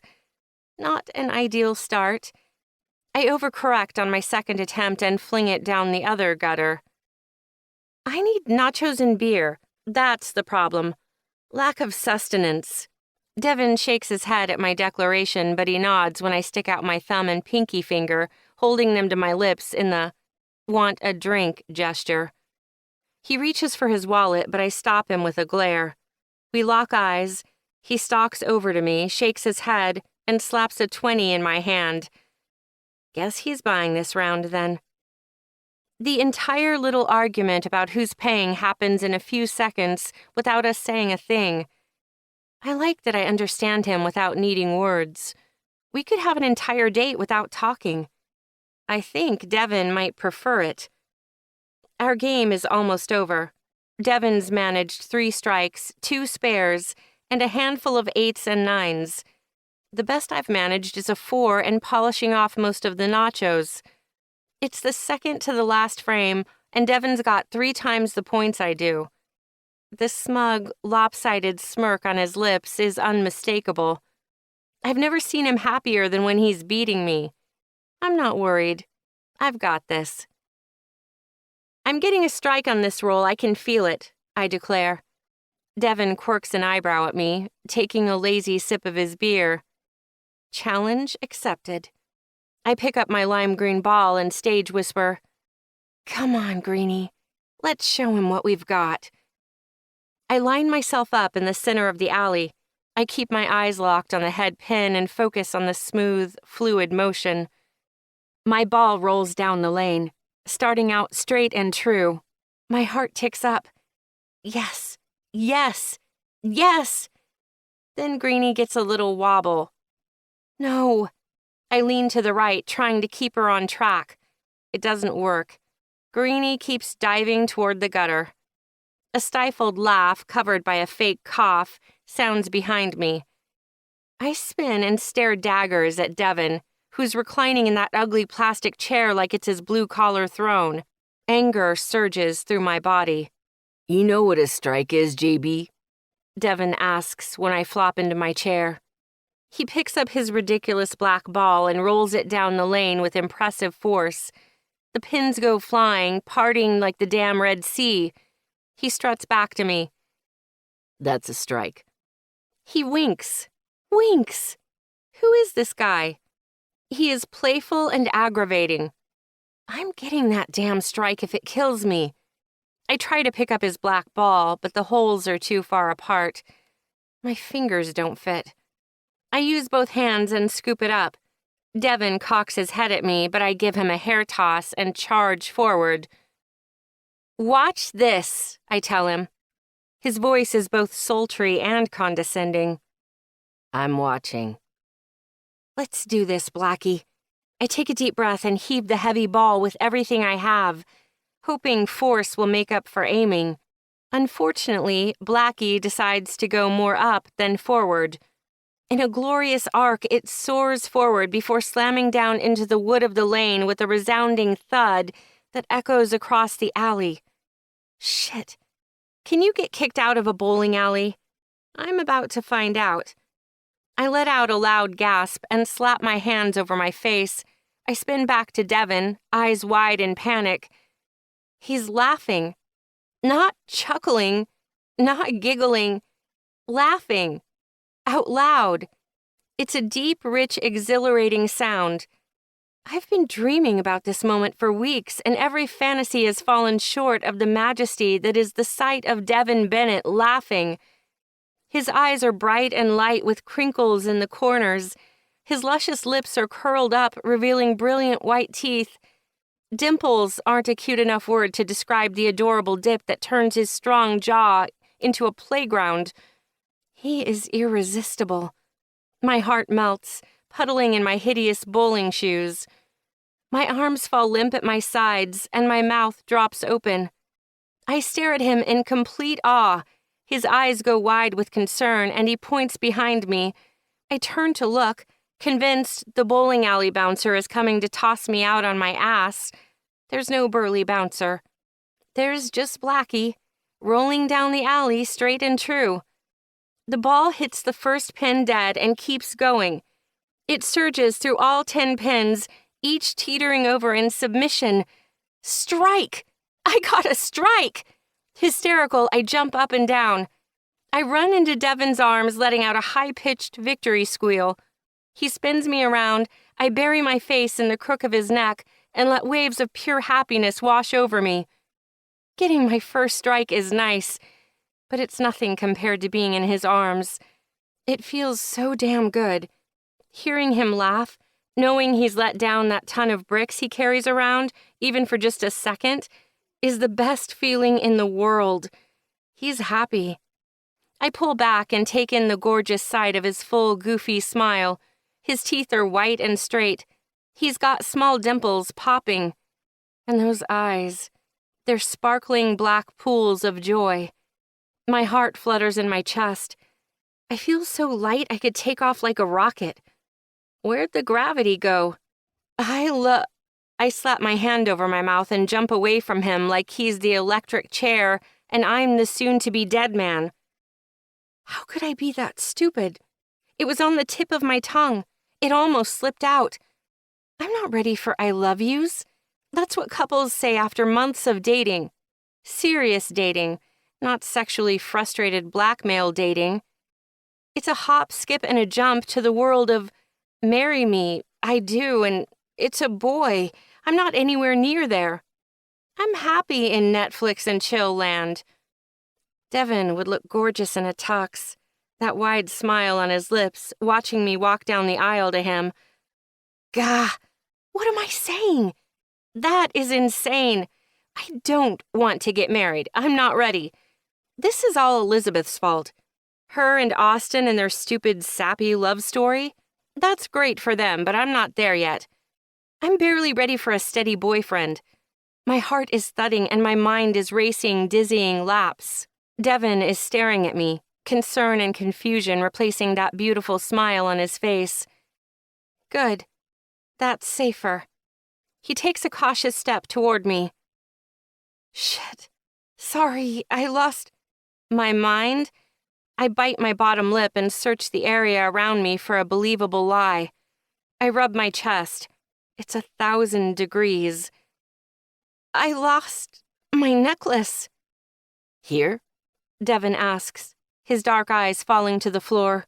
What's it look like? Guilt rips through me as we both drop to our knees, searching for my imaginary necklace. Look like? I ask, buying time. It was just a thin gold chain. Devin grunts in response, continuing to look. What is the appropriate time to let the man you're in love with search a dirty bowling alley floor for an imaginary necklace? 5 minutes? 15? Every second we spend scouring the tiny space is a knife to my stomach. Maybe I lost it at home when I was changing. Want to go home and look? Devin asks. I nod, needing some space to figure my shit out. We're halfway to my house when he asks, Was it special? What? The necklace. Right. No, nothing sentimental. Just thought it was pretty, I answer, hoping never to talk about the stupid thing again. He walks me to my door, the tenderness of his large hand on the small of my back driving me crazy. I crack the door and turn to him. Thanks for tonight. You don't want me to help look? My breath catches at the thought of Devin in my room, where my bed is. I've had my world rocked enough for one night. No thanks, I've got it. I bite my lip. You okay? He inspects me, rubbing my cheek with a rough thumb. My knees go weak. Yeah, I'm good. My voice is high-pitched and shaky. Devin tilts his hand and grunts. He knows I'm full of shit, but he's going to let me get away with it tonight. I had fun. He tells my lips. It's the mother of all confessions for Devin Bennett, Mr. Serious. I should be thrilled, but I'm too focused on keeping my mouth shut to respond. I rest my hands on his thick waist when he steps into me, closing the small space between us. He brushes his full lips against mine, a tentative touch. A soft moan slips out. That's all the permission Devin needs to consume me. His kiss lights a path across every inch of my body. Warm, fuzzy tingles spread across my flushed skin and penetrate deep into my chest. His kiss is a claim on my body and plea to my heart. He breaks the kiss, pulls back, and watches me. His small smile restarts my heart. Without a word, he walks off into the night. Yep. Definitely in love with Devin Bennett. Shit. Chapter 15. Devin. I hand Austin a beer and sit on my couch next to him. He asked to come over for a serious talk. Talking is as much fun as getting waterboarded to me, and Austin would rather get his balls waxed than be serious. The fucker would crack a joke at his own damn funeral. For him to ask to come over for a talk means some shit has got to be proper fucked. My guess is it's got something to do with Elizabeth. He lost his fucking mind when they broke up last year, but they've been inseparable since he moved in with her a couple of months ago. How she puts up with his shit is beyond me. He crashed at my place for a couple of weeks and his dumbass just about drove me fucking insane. I tip my head back. Well? Austin takes a long sip of his beer. He's sitting there, quieter than I've ever seen him. His knee is bouncing and he's picking the label off the bottle. I don't say anything. Let him take his time to spit out whatever the fuck is important enough to waste my Saturday night. He shoots off the couch and paces like a caged tiger. I've never seen him so worked up. He's usually the king of calm, cool, and collected. His smart-ass smirk is always locked in place, but not today. Today he's about 30 seconds from losing his shit. It's glorious. Just hear me out. He comes to a quick stop in front of the TV, wiping a hand down his exhausted face. He takes a deep breath and holds it, rolling his shoulders. Okay, here it is. I lean forward, bracing my elbows on my knees and giving him my undivided attention. He locks his eyes on me. He looks like he might throw up. I'm going to ask Elizabeth to marry me. Fuck, I was not expecting that. I'm careful with my words, knowing he's nervous as fuck. You've only known her a couple months. I know, but it seems like so much longer than that. It's not. Austin sighs. I didn't come here to argue about calendars and bullshit. What did you come here for? To figure out if I'm fucking insane. You're insane. I deadpan. Fuck you. He sits on the couch. We drink our beers in silence. I love her, man. So much. Austin's voice is soft and sincere. Why do you want to marry her? Because I love her? Marrying her gonna change that? Austin pauses, thinking. No? Then why do you want to marry her? I'm no expert on relationships, but I know it doesn't matter how much two people love each other if they don't want the same thing. They'll walk separate paths. I shake my head to get rid of Jesse's beautiful, haunting smile. Marriage is serious. You can't take that shit back. I know. Austin's voice has a defensive bite. He takes a long pull of his beer. So why? I ask again, watching him from the corner of my eye. He takes a deep breath in through his nose and looks up at the ceiling. She's the one, man. She's beautiful, smart, sweet, sassy, loving, sexy as fuck without even knowing it. She's everything. He sits up and stares into the distance. I swear I can see the light bulb switch on. And I want to be with her for the rest of my life. Wherever she's going, I'm going. She's home. I turn to look at him full on, seeing the truth in his words. I hold out my beer. He clinks it in a toast. Congrats. I stand and we share a quick hug with plenty of backslaps. Thanks. He's still brimming with energy, but now it's more excitement than anxiety.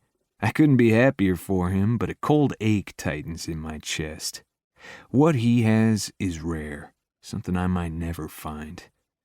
Holy shit, I'm getting married. Austin says on a satisfied sigh. She has to say yes first. Fuck off. Who could say no to this? The idiot points up to his cheesy-ass grin, and I shake my head at his giant ego.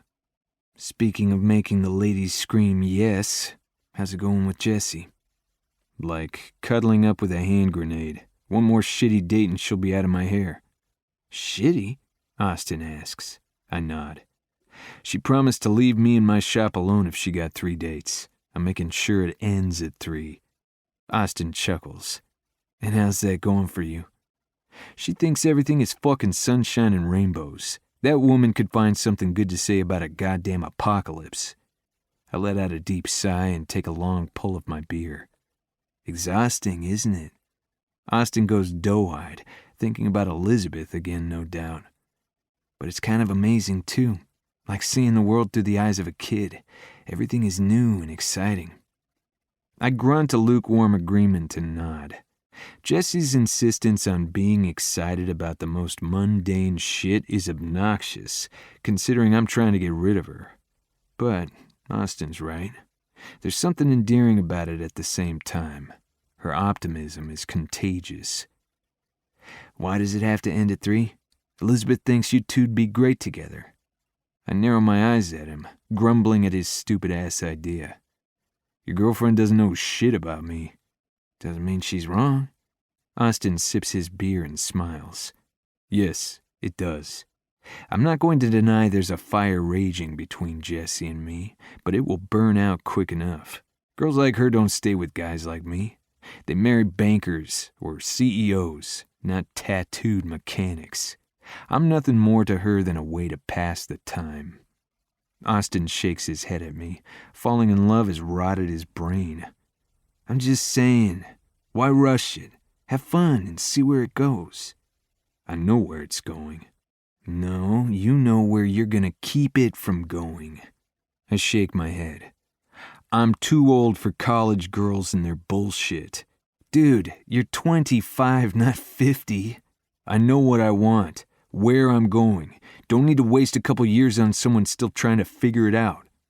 Austin rolls his eyes, something he's picked up from Elizabeth. You're not going anywhere. Exactly. That wasn't a compliment, says you. I take the last sip of my beer and make my way to the kitchen. Come on, I know you're into her. Austin stalks into the kitchen behind me, tossing his beer into the trash. I glare at him as I pull the bottle out of the trash and toss it into the recycling under the sink. Sorry, Gramps, Austin quips, holding his hands up in surrender. I pop the tops on 2 new beers. What do you have to lose by giving this thing with Jessie a shot?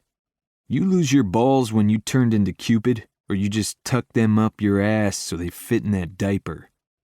Austin keels over with a laugh. I stalk over to the living room, sinking into the couch. I flip on the TV and try to ignore my dumbass best friend. Fine, I'll leave it alone, he claims from behind me. But don't come crying to me when she's got someone new chasing after her. I groan and turn up the TV. Chapter 16. Devon. I slide my key into the lock of the shop door early as fuck Tuesday morning, only to realize it's already been unlocked. My shoulders tense, and my senses are on alert. I know this door was locked last night because I was the one who locked it. Something's not right. I ease into the shop, set my gym bag on the seat, and step in without making a sound. I search the space, looking for signs of damage or something missing. Nothing seems out of place. Soft voices draw my attention to the back office. I notice for the first time that the light is on. Someone is here. I ball my fists up at my sides and stalk over. The door is cracked, so I peek in, trying to get an idea of what I'm stumbling into. My pulse skyrockets when I see Jessie's beautiful smile and bright eyes. She's leaning close to someone and nods in silent encouragement. I drink in the sight of her, from her bright green toenails to her sunshine yellow hair. My mouth curls into a snarl at the sound of a man's voice. Kicking the door open, I glare at Jessie and her early morning companion. They both jump, startled at the interruption of their private meeting. Jessie's breath catches in her throat, and she slams a hand across her heart that I hope is racing as fast as mine. I turn my accusing gaze to the man. Mikey? What the fuck is Mikey doing here at the ass crack of dawn with Jessie? I narrow my eyes at him and wait for an explanation. He raises his hands and opens his mouth.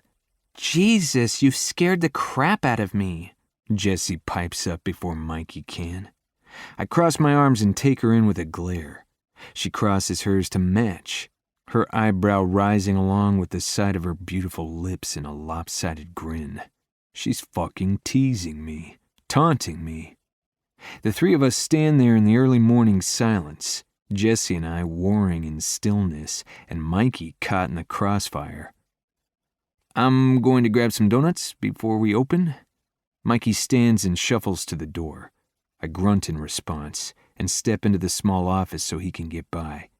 He stops in the doorway and smiles at Jessie. Thanks, Jessie. Mikey looks over at me but refuses to meet my eyes. I don't want to believe there is anything going on between them, but there's a shameful blush on the kid's face that confuses the shit out of me. Anytime, Mikey, Jessie coos back. He closes the door behind him, sealing me and Jessie into the tiny office as if we weren't already locked in this standoff. What was that? I ask.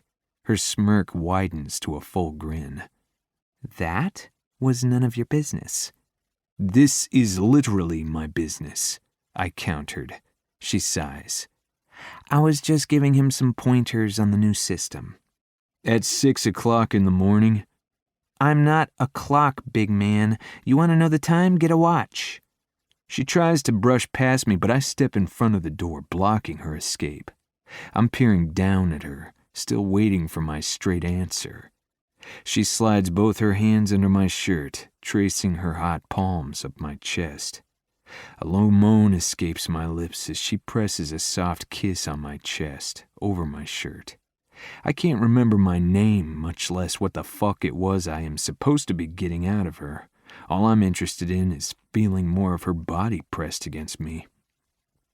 I missed you, she whispers, and my heart soars. I wrap my arms around her and kiss the top of her head, lingering while I inhale her intoxicating scent.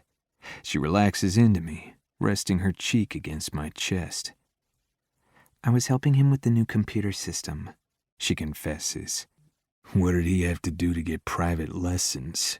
I ask, gravel in my voice. She pulls away, peering up at me with those soft hazel eyes. Ask? That all? I mumble, brushing my nose against hers and inching my way to her lips. She hums against me. Teach me, JB. I suck her bottom lip into my mouth.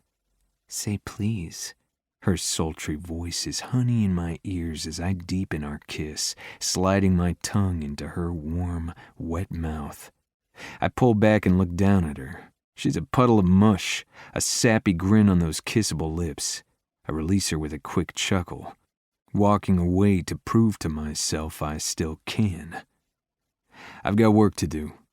I stride to the desk and aimlessly shuffle some of the paperwork sitting there, distracting myself from the tightness in my pants and my chest. You're such a tease. She fans herself and flops against the door. Look who's talking. Tell me, big man, when and where is date number 3? She bites her bottom lip, the one I was just sucking on. It's red and swollen from my handiwork. Tonight? That was supposed to be a statement. Can't. She blows out a sigh like she's disappointed, but I can't help but feel like she's playing games with me. I ball my hands into fists and lean against the desk on my knuckles. Hot date? I ask, not hiding my frustration. Kind of. She shrugs and watches me. We're staring at each other from across the room. I refuse to ask, but I'm desperate to know who she's planning on spending the night with instead of me. My sorority is throwing our annual party. Tonight promises to be an epic debacle full of drunken debauchery. It's Tuesday. All day. Now that we've established both the day and the time, how about you pick another day? Skip the party. I can't. You can. She shakes her head and sighs. I wish. I really can't. I shake my head, not believing her. I push off my desk and go back to shuffling papers around without a purpose, refusing to look up at her when she shoves off the door and walks around the desk. She gives me a hip check before hopping up on the desk next to me. My fingers itch to wrap around her bare thigh brushing against me. I swear I would ditch if I could. I let out a half-groan, half-laugh at her bullshit. I have to be there. I don't know if you've met many sorority girls, but they need adult supervision. I'd ask you to come, but we both know you'd hate it. She grabs the collar of my shirt and pulls me between her open legs. Come here, you Grumposaurus Rex. She tugs me down, and I let her. She drops her forehead to mine and stares into my eyes like she's trying to communicate telepathically. I wish I could read her mind. If you're too busy, forget about it. I bite out, sick of being played with. Forget about what? Our third date? She gasps, climbing me like a fucking jungle gym.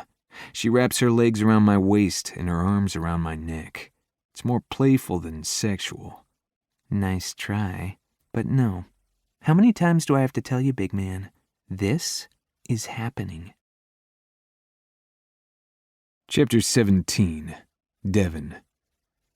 Jessie has yet to balk at anything I've thrown at her. Nothing has managed to chase the determined pixie away. I'm getting desperate. The quicker I get her out of my life, the better. This is date number 3, and I'm counting on it to put the final nail in the coffin of Jessie's infatuation with the idea of us.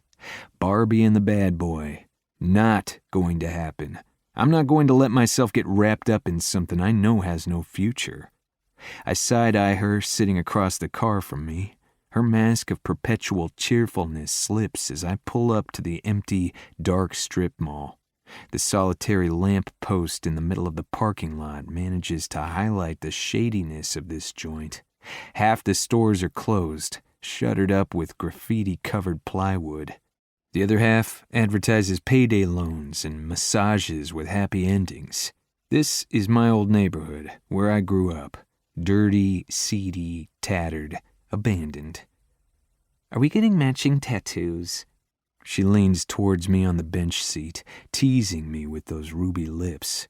I lick my lips, picturing marking her virgin skin. My name scrawled across her thighs, my initials carved into her heart. The idea of branding her, claiming her, is tempting. I bite the inside of my mouth and turn my head to hide the smile. The damn thing keeps popping up around her. It's not the only thing popping up either. One whiff of her unique scent or a glimpse of those tan curves and I'm desperate to touch her. It's a compulsion. I shake my head. Not unless you want hepatitis. She crinkles her nose. Hard pass. I climb out of the car and circle around to the trunk. Her soft footsteps follow me. I hand Jessie 2 putters and 2 golf balls. She lights up at the familiar mini-golf paraphernalia. When I pull out the flashlight and bolt cutters, she recoils with a stifled gulp. I let out a dark chuckle. This is going to be fun. I grab her hand and pull her down a small alley between 2 buildings. I make a show of it, looking around and hunching forward as I slide the bolt cutters onto the fresh padlock. She's staring at the twisted metal, eyes wide. Keep a lookout, I whisper hiss at her. She whips around with a gasp. Shit, sorry. She's bouncing with nervous energy, but she's going with it. I'm impressed. I thought she'd stop us long before we'd gotten this far. Demand I take her to get froyo instead of some light B&E. I've done this a few dozen times. It's a rite of passage around here, but she doesn't know that. After a few minutes of failing with the bolt cutters, I kneel and take a look at the new lock. It's hardened steel. Guess the owner got sick of buying new ones. Well, fuck. I shake my head. Froyo it is. Jessie peeks at me over her shoulder. Just cut the chain. Her voice is light and playful. I look at her in amazement. You a little hellraiser, Jessie Bird? Bet your sweet ass, big man, she says with a wink. Fuck, this woman might just be perfect. I slice through the cheap chain like butter and pull open the door, ushering Jessie into the darkness. I slide in next to her, letting the door close behind us, shutting out the sliver of light from the alleyway.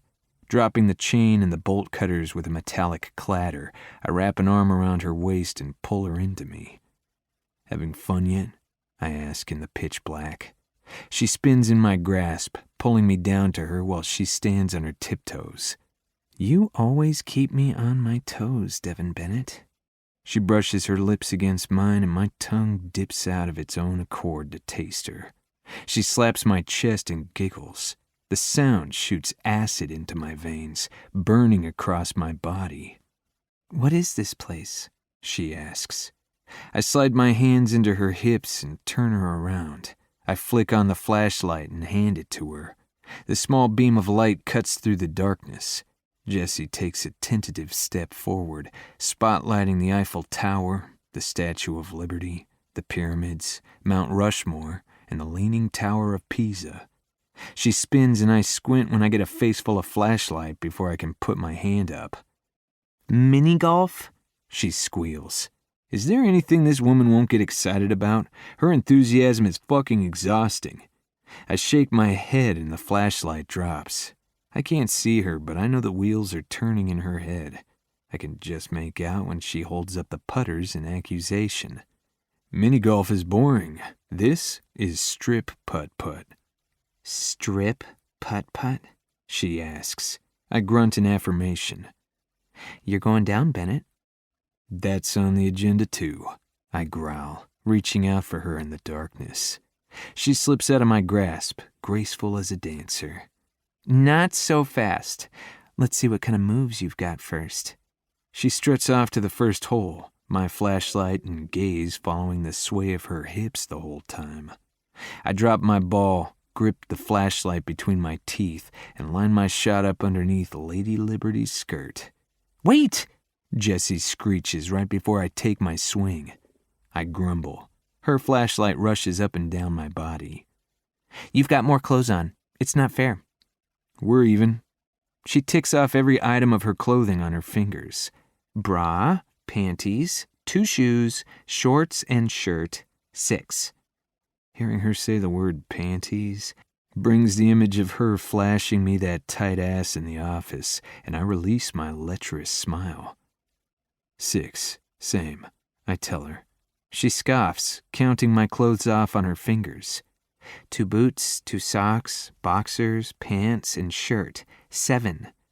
I lock my hooded eyes on her and give her a devilish grin. No boxers. Her throat bobs. Briefs? I shake my head. Banana hammock? A laugh barrels out of my chest with such force that I kneel forward and have to brace my hands on my knees to keep from toppling over. Her light laugh mingles with mine, filling the deserted shop around us. She trains her flashlight on my junk with purpose. I'm not sure how to process the fact that the only thing between me and little big man is a thin pair of jeans held together by a single flimsy zipper. She fans herself and lets out a ragged breath. Take your shots before my ovaries explode. I adjust my aim for the warping of the ancient, musty astroturf that's impossible to see in this light. It's a hole-in-one. Jessie gives me a mocking golf clap. Should I just hand over my panties now? She quips. I'm moaning approval, holding out my hand. Down, boy. Don't let the perkiness fool you. I'm a fierce competitor. She takes a shot, the astroturf sending her ball spiraling into the dark abyss. Well, shit. She hands over her right flip-flop, and I've never enjoyed a game of mini-golf so much in my life. 4 holes in and she's down to her bra and panties. My hands are sweating as I choke up on my putter. I take a long, slow breath in through my nose and hold it while I swing. I shank it, my ball bouncing off Teddy Roosevelt's chin and back at me. Jessie lets out a long breath. I'm not sure which one of us is more nervous. or more disappointed I missed. My chance at redemption. Out of the way, big man. She wiggles in front of me, the thin fabric of her soft pink panties brushing against my groin and driving me crazy. She nails it, sinking her first hole-in-one of the night. She jumps up and down, barefoot and beautiful. Yes, yes, yes, she shouts, her full tits bouncing in the soft glow of our flashlights. I'm a fucking paragon of restraint for not taking her against the stupid fiberglass Mount Rushmore. She points a finger at me. Shirt off, now. For once, I'm happy to do as she asks. I tug up the hem of my shirt, luxuriating in the hunger lingering in her eyes. Wait, her breathy voice calls out. I let my shirt drop and stare at her. She crooks a finger with a naughty glint in her eyes. I close the space between us. She bends down, positioning her flashlight so that it's shining up at us. For the first time, I get a good look at her lacy bra. Her nipples are peeking through the thin fabric, and more than anything, I want to suck one into my mouth. But I stand stock still, waiting for her to make a move. She dips her fingers inside my shirt. Her slow strokes, an excruciating tease tickling the skin above my jeans. I flex my abs and let out a rough moan at the contact. She gathers the cotton material, lifting it up and over my head. She tosses the shirt on the floor, discarded like the rest of her clothes and inhibitions. She adds her wet lips to the fingers caressing my chest. She flicks my nipple with her tongue, just about bringing me to my knees. Digging my fingers into the soft flesh at her sides, I tug her to me. I grind into her, letting her feel not so little big man in all his full massed glory. She slides her arms around my neck and pulls me down to her. Her mouth is demanding, devouring me in the dark. She curls her fingers in my hair, tugging as she moans into my mouth. We go from 0 to 100 in half a heartbeat. I slide my hand down her back, finding my way inside her panties. I grab a handful of her perfect ass.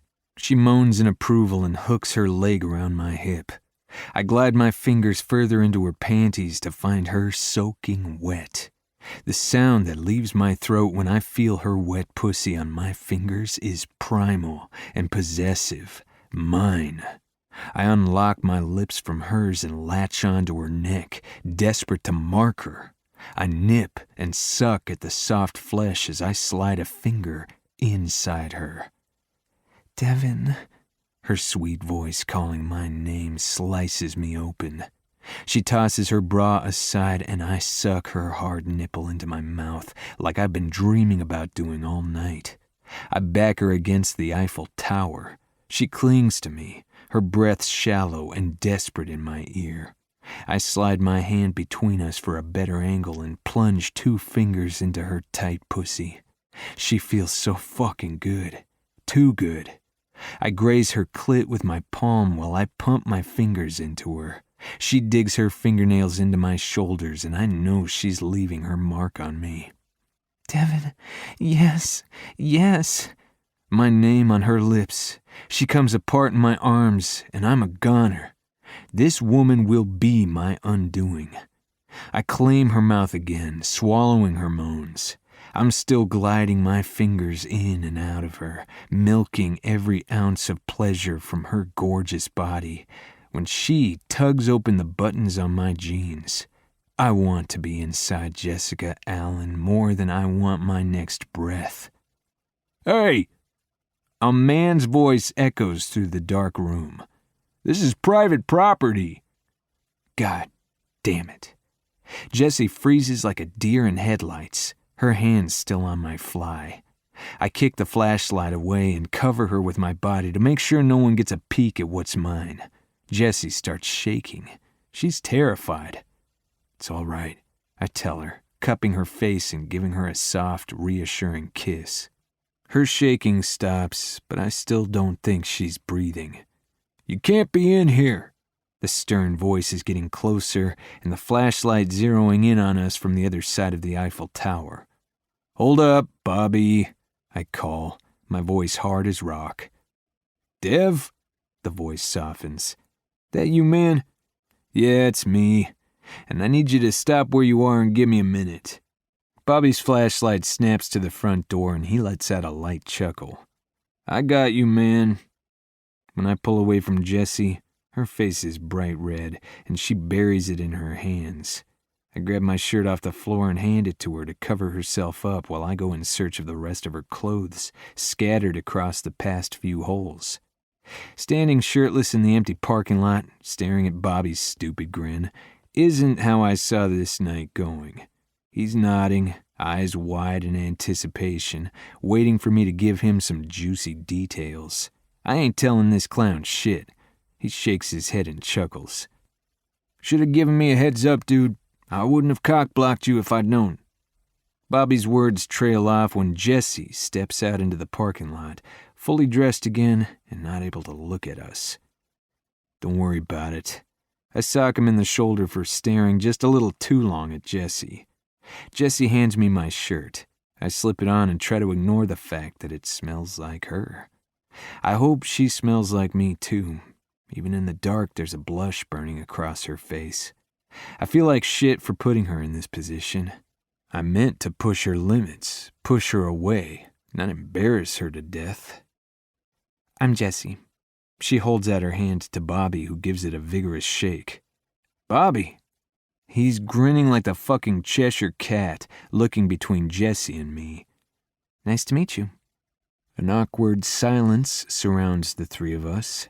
Take the fucking hint, dude. Bobby leans closer to me and whispers, "Nice." "Jesus fucking Christ," I grind out. My friends are fucking idiots.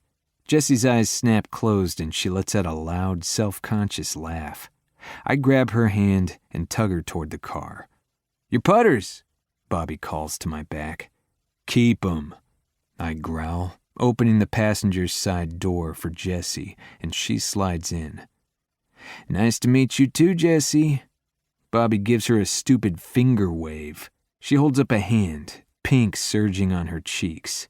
I slam the door and shoot Bobby a death stare. Jessie is creepy quiet the whole way to her place. She's never quiet. I feel like shit.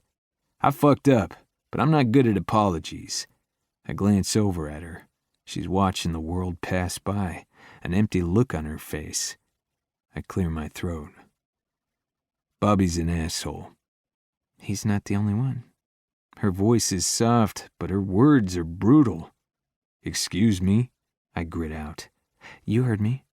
She doesn't waver, her tone easy and aloof. She's fucking pissed. She turns to face me, eyes boring into the side of my face for asking a fucking stupid question. I keep my gaze locked out through the windshield, trying not to squirm under her angry glare. Silence engulfs us. I love silence. Quiet is my peace. But this isn't that. This is torture. I'm used to her constant chattering, teasing or seducing. She's always talking. Except now.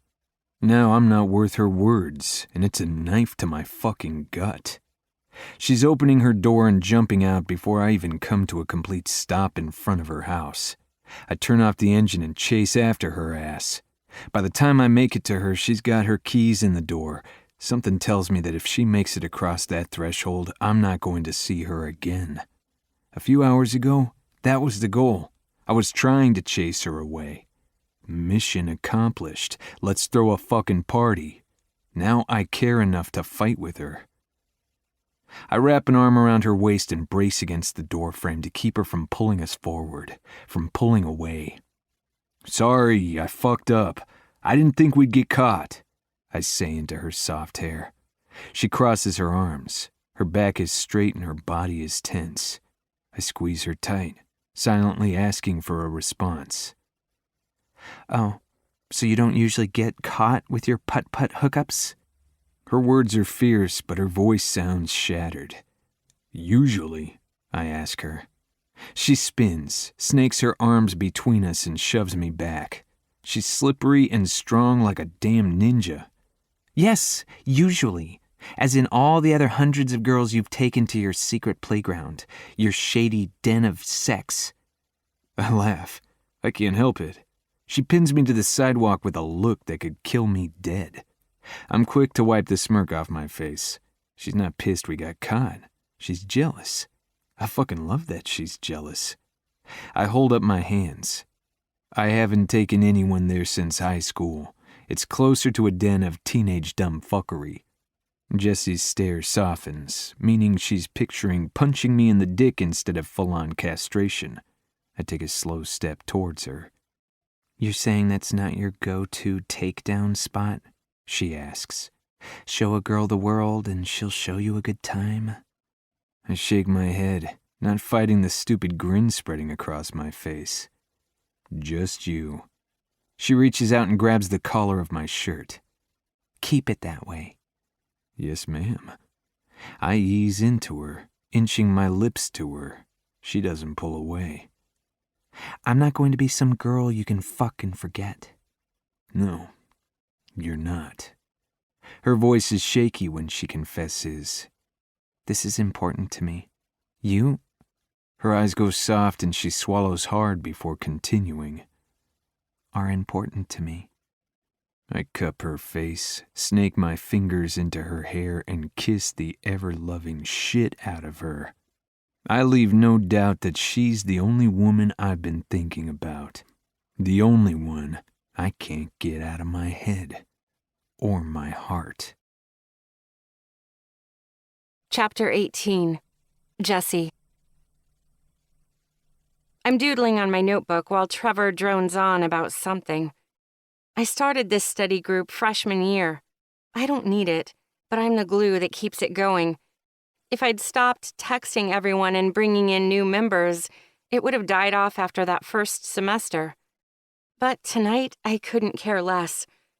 All I can think about is how my 3 dates with Devin are over. I promised him I'd leave him alone now. Stay away from the shop. I'm not sure that is a promise I'm able to keep.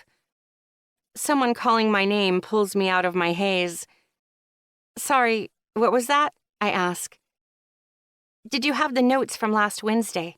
Andrea, the newest member of our group, asks. I make trumpet noises and pull my notebook out of my backpack with a flourish. Jessie's unparalleled note-taking skills to the rescue. Awesome. I'll go make a quick copy for everyone. She prances off, and I'm jealous, missing the days I was that carefree. Trevor takes the empty seat next to me. You okay? I haven't seen you in forever, and you seem kind of out of it. Yeah, fine. I slap my notebook closed, hiding my doodles. Just have a lot going on lately. Are you sure? You always have a lot going on. Marvelous, darling. Simply marvelous, I drawl. Tip-top? He asks, with a boyish, lopsided grin. Ship-shape. A-okay? Yep. I break routine with our standard playful banter. We usually go 5 or 6 rounds with cutesy salutations, but I just don't have the patience tonight. Well, he runs his hands through his hair and blushes. We could go grab a bite if you wanted to talk or anything. I've known Trevor since the second day of our freshman year, and I've known he's had a crush on me since the third. We flirt and tease. I even let him kiss me on New Year's once, but he's never been anything serious. He's one of a million distractions that doesn't seem so fun anymore. I'm actually seeing someone. It might be an exaggeration, but it doesn't feel like a lie. Oh, wow. His eyes go wide and his jaw drops open. Since when? A few weeks now. I smile, remembering the past few weeks with Devin. The first time he touched me. The first time he kissed me. The first time he growled at me. I'm not ready for our firsts to be over. Congrats, I guess. Trevor adds with a dejected lilt. Poor guy. He never had a chance, but I guess he doesn't know that. Thanks. It's been hard finding time to see him, but we're trying. I swallow hard and press my lips together tight. I might as well just tell him. In fact, I think I'm going to stop coming to study group, for a little while at least. Oh, Trevor says, crestfallen. I'm sorry, I've just got so much going on and I just don't have the time anymore. Guilt dumps over me like a bucket of ice water. but you're still going to be on the volleyball team next month, right? He asks. I wince and shake my head. I told Maddie I'm not going to be able to play. He's nodding but frowning. I feel like I've kicked a puppy. I want to take it back, tell him I'll be there, but I won't let myself. I picture Devin's dark eyes to keep myself focused on what I really want. I'm sorry, I stutter. Don't worry about it. The year's almost over anyway. Had to end sometime, right? And with that, it's over. I said no, and the world didn't end. My phone buzzes in my pocket, and I'm thankful for the excuse to cut off the awkward chat. Sorry, it's my mom. Gotta take this. He nods and turns his attention to Andrea. Hey, Mom. Jessie Bird. It's so lovely to hear your voice. It will be even nicer to see your beautiful face this weekend. Crap. I forgot it's family dinner this week. Yep, looking forward to it. Are you bringing that new boy? Boy? I laugh. Devin is many things, but I think he stopped being a boy about a decade ago. Jake said you've been seeing someone. I blow out a deep breath.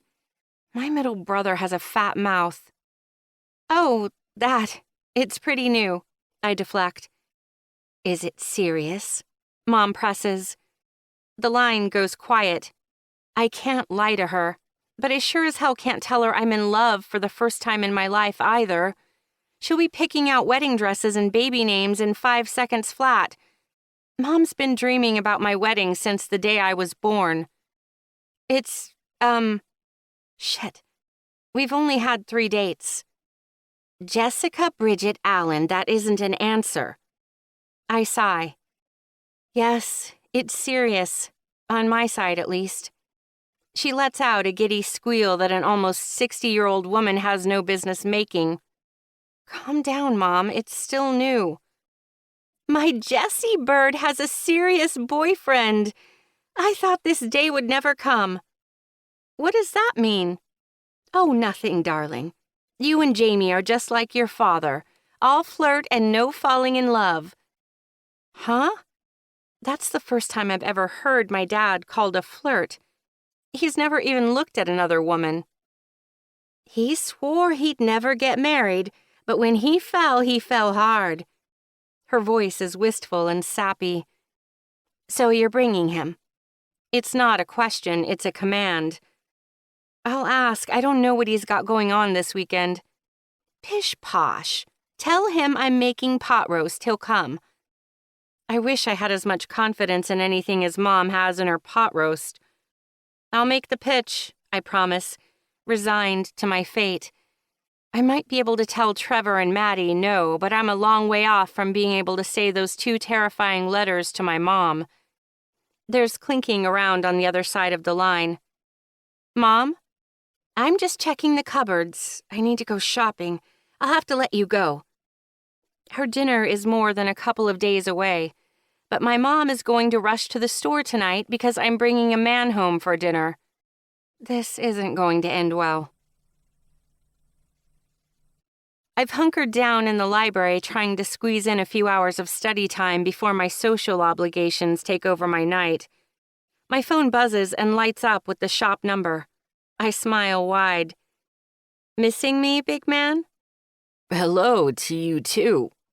Rob's light tenor and easy laugh sounds through the phone. Oops. Sorry, Rob. My cheeks catch fire. I thought it was Devin. So I guessed. Sorry to disappoint you. No disappointment. What can I do for you? We're looking to do an inventory tonight, hoping to validate our new system. Finally silence all those naysayers. Devin's the last holdout resisting the new system. Everyone else adores it, even Mikey, once I showed him the voice input and icon options. Devin was pissed when he found us in the office at the crack of dawn. He was desperate for an explanation, but Mikey's dyslexia is none of Devin's business. "What time are you starting?" I ask Rob, wondering if I can make it after my dodgeball game. "We're hoping to start as soon as we close up shop, but whenever you can make it, Jessie. I know you're a busy young lady." I pull my phone away and check the clock. It's already past 4 o'clock. The shop closes in less than 2 hours. Damn it. I'd have to cancel my whole night. I toss my head back and shut my eyes. I'd much rather see Devin than any of the stupid other things I'm supposed to be doing. "Jessie, you still there?" Rob's voice snaps me back to reality. "I'll be there." The coward that I am, I type out a text to Maddie and tell her I'm not going to make the game tonight. I stare down at my phone, waiting for the river of sad face emojis to come pouring in. Instead, I get, "Don't worry about it. Now that we're in the finals, everyone wants to play. Ha! See you later, babe." Huh. Wasn't expecting that. But that was the easy one. I take a deep breath, dial Hannah's number, and gnaw on my bottom lip. "Hey, Jessie, what's up?" The sweet voice of my sorority's president chirps in my ear. "Hey, Hannah, so I hate to do this, but is there any way you could find someone else to host the board game night tonight?" There's a quick pause, and the awkwardness makes me keep blabbering. "I feel awful, but there's—" "Hold on a sec." Hannah cuts me off. Another long pause leaves me begging to make excuses. "Okay." I shake my head. "Okay?" "Yeah, I just texted Michelle and she said she'd be happy to host. She was going anyway." "Oh, great. Thanks." "Sure thing. Catch you later, Jessie." The line dies and I hold my phone out in front of me. That was so easy. I feel like I have a new superpower. I jog to my car, excited as hell at the new turn my night has taken. I parked 15 minutes ago, and am still sitting here watching Devin in his element. I thought he'd be out front helping customers, but Rob's got that covered. Instead, Devin, in one of the bays, elbow deep in a red sedan. His dark hair is slicked back, and his strong jaw is locked in place. He looks angry. He has a resting grump face. The muscles in his forearm flex, making his tattoos dance. He looks menacing, devious, but he's the opposite. He's steadfast and loyal, caring and gentle, and sexy as hell. "Jessie!" Rob calls out to me with his booming voice as he comes around the counter to wrap me in his arms. "I feel like I haven't seen you in ages. Where you been keeping yourself?" A deep grumble draws my eyes over to Devin, standing in the doorway between the shop and the service bays. "She's got better places to be." He's wiping his hands on a dark rag, not looking at me. Tension wraps the three of us in a tight grip. Rob clears his throat. "I'm going to tell the guys to wrap it up so we can get to this inventory." I cock out a hip. "Where could be better than here?" "You tell me." Devin slips his rag into his back pocket and glares at me. "You're the one staying away." "I'm just keeping my promise. Isn't that what you want? Me out of your hair?" He shakes his head. My heart skitters to a stop. "You saying you like having me around now?" He groans. It's his exhausted, frustrated sound. "Wouldn't be my girlfriend if I didn't want you around." My heart explodes with joy and I smile so wide my face hurts. "Girlfriend?" I ask, taking a step toward him. I bite my lip, beyond excited. "Little old me?" He nods once, a quick up and down affirmation that he's in this with me, that we're dating. "Well, as your girlfriend, I have to say it wouldn't kill you to call me. Ask me to come around more." I step right up next to him, letting my chest brush against his. "Told Rob to call you." He drops his hands to my sides and leans down into me. I smell that delicious, tangy citrus smell on his skin that makes my ovaries explode. But I'm not done being a brat yet. You had your boss call your girlfriend?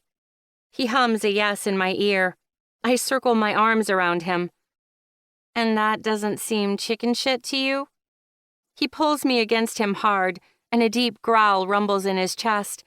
A storm brews in my stomach at his possessive touch. He grips my neck and pulls my lips to his, silencing me with the dominant claim. He slides his tongue into my mouth like it's his personal playground. His kisses are demanding and attentive. They say I'm his prized possession. When Devin pulls back, I'm lightheaded and my knees are weak. That chicken shit? He asks in that deep, sultry voice. I shake my head, not yet regaining my ability to think, much less speak. Devin stays within arm's reach all night as we count all the different car parts on the back shelves of the shop. He's quiet but considerate. The hours tick by in an easy rhythm. Every few minutes he'll touch me, kiss me, or hold me. The moments are fleeting but persistent. I love having him at my side. My phone's buzzing is constant in my pocket, no doubt reminders of the handful of other things I was supposed to be doing tonight. My sorority sisters, my study partners, my dodgeball team. I don't care. For the first time, I'm in no hurry to rush off anywhere. You ready to eat your words? I taunt Devin while he stands behind me at the counter. We've finished entering in all the tallies from our inventory, and now it's time to see what kept better track. His hand invoices or my new system? Ready to devour something. He croons in my ear. With an arm on either side of me, he surrounds me with his strong body. I wiggle against him and let out a little laugh. A few clicks later, and I'm proven right beyond any arguments. I point at the screen and let out a triumphant, "Ha!" I slide out of Devin's arms and hop around in a graceful and understated victory dance. Devin sets his hands on his hips and leers at me. Rob pops out from the office with a soft chuckle. I take it the system works? Devin nods and I shout, "Of course it works! Was there ever any doubt?" Rob and I both glance at Devin. He doesn't say a word, but he slides a giant pile of paper invoices into the trash. That's as close to an acknowledgement of my victory as I am going to get. Looks like you'll have a lot more time for that budding personal life, Deb, Rob adds, heading for the door. I'm gonna leave you kids alone. Enjoy the rest of your evening. Night, Rob.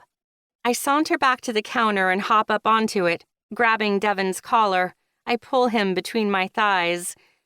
Well, big man, I was right. Devin brushes the hair off my shoulder and drags his lips across my neck. But don't worry. I've got a way you can make it up to me for doubting my awesome business sense. Devin grips my thighs and pulls me to the edge of the counter. I snake my hands between us and push him away. You don't get a reward for being a brat. I wag a finger at him. Devin lets out a deep sigh. If he's annoyed now, he's going to be livid in a few seconds when he finds out he's got major boyfriend duties coming his way already. You? Me? I point to his chest, then my own, and his eyes light up. And my family. His eyes go wide in something that looks a bit like panic. Saturday night for the monthly Allen family dinner. You sure? He asks, his voice soft and hesitant. Positive. Mama Allen's orders. Devin's jaw drops. You told your mom about me? He sounds embarrassed and giddy. I slap my hands on his shoulders.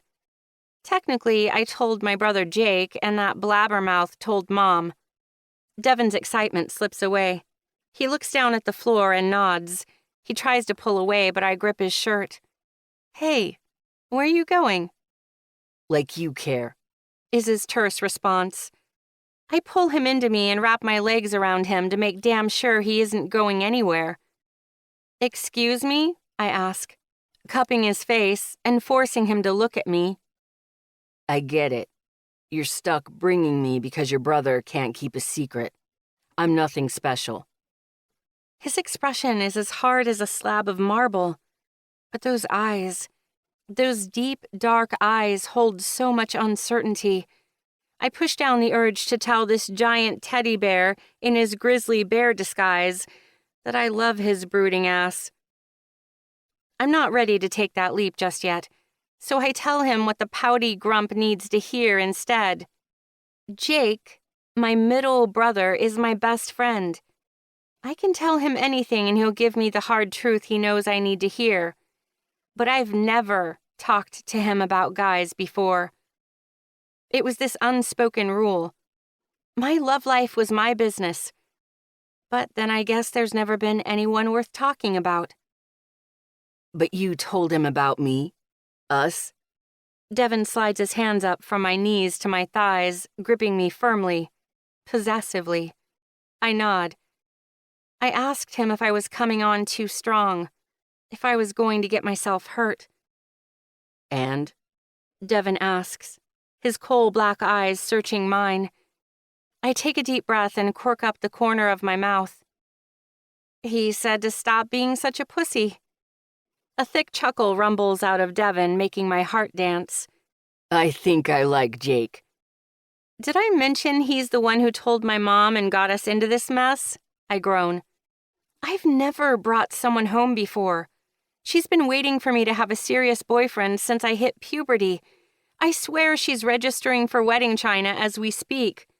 A full-fledged laugh rocks Devin's body, and warmth surges through my veins at the rich sound.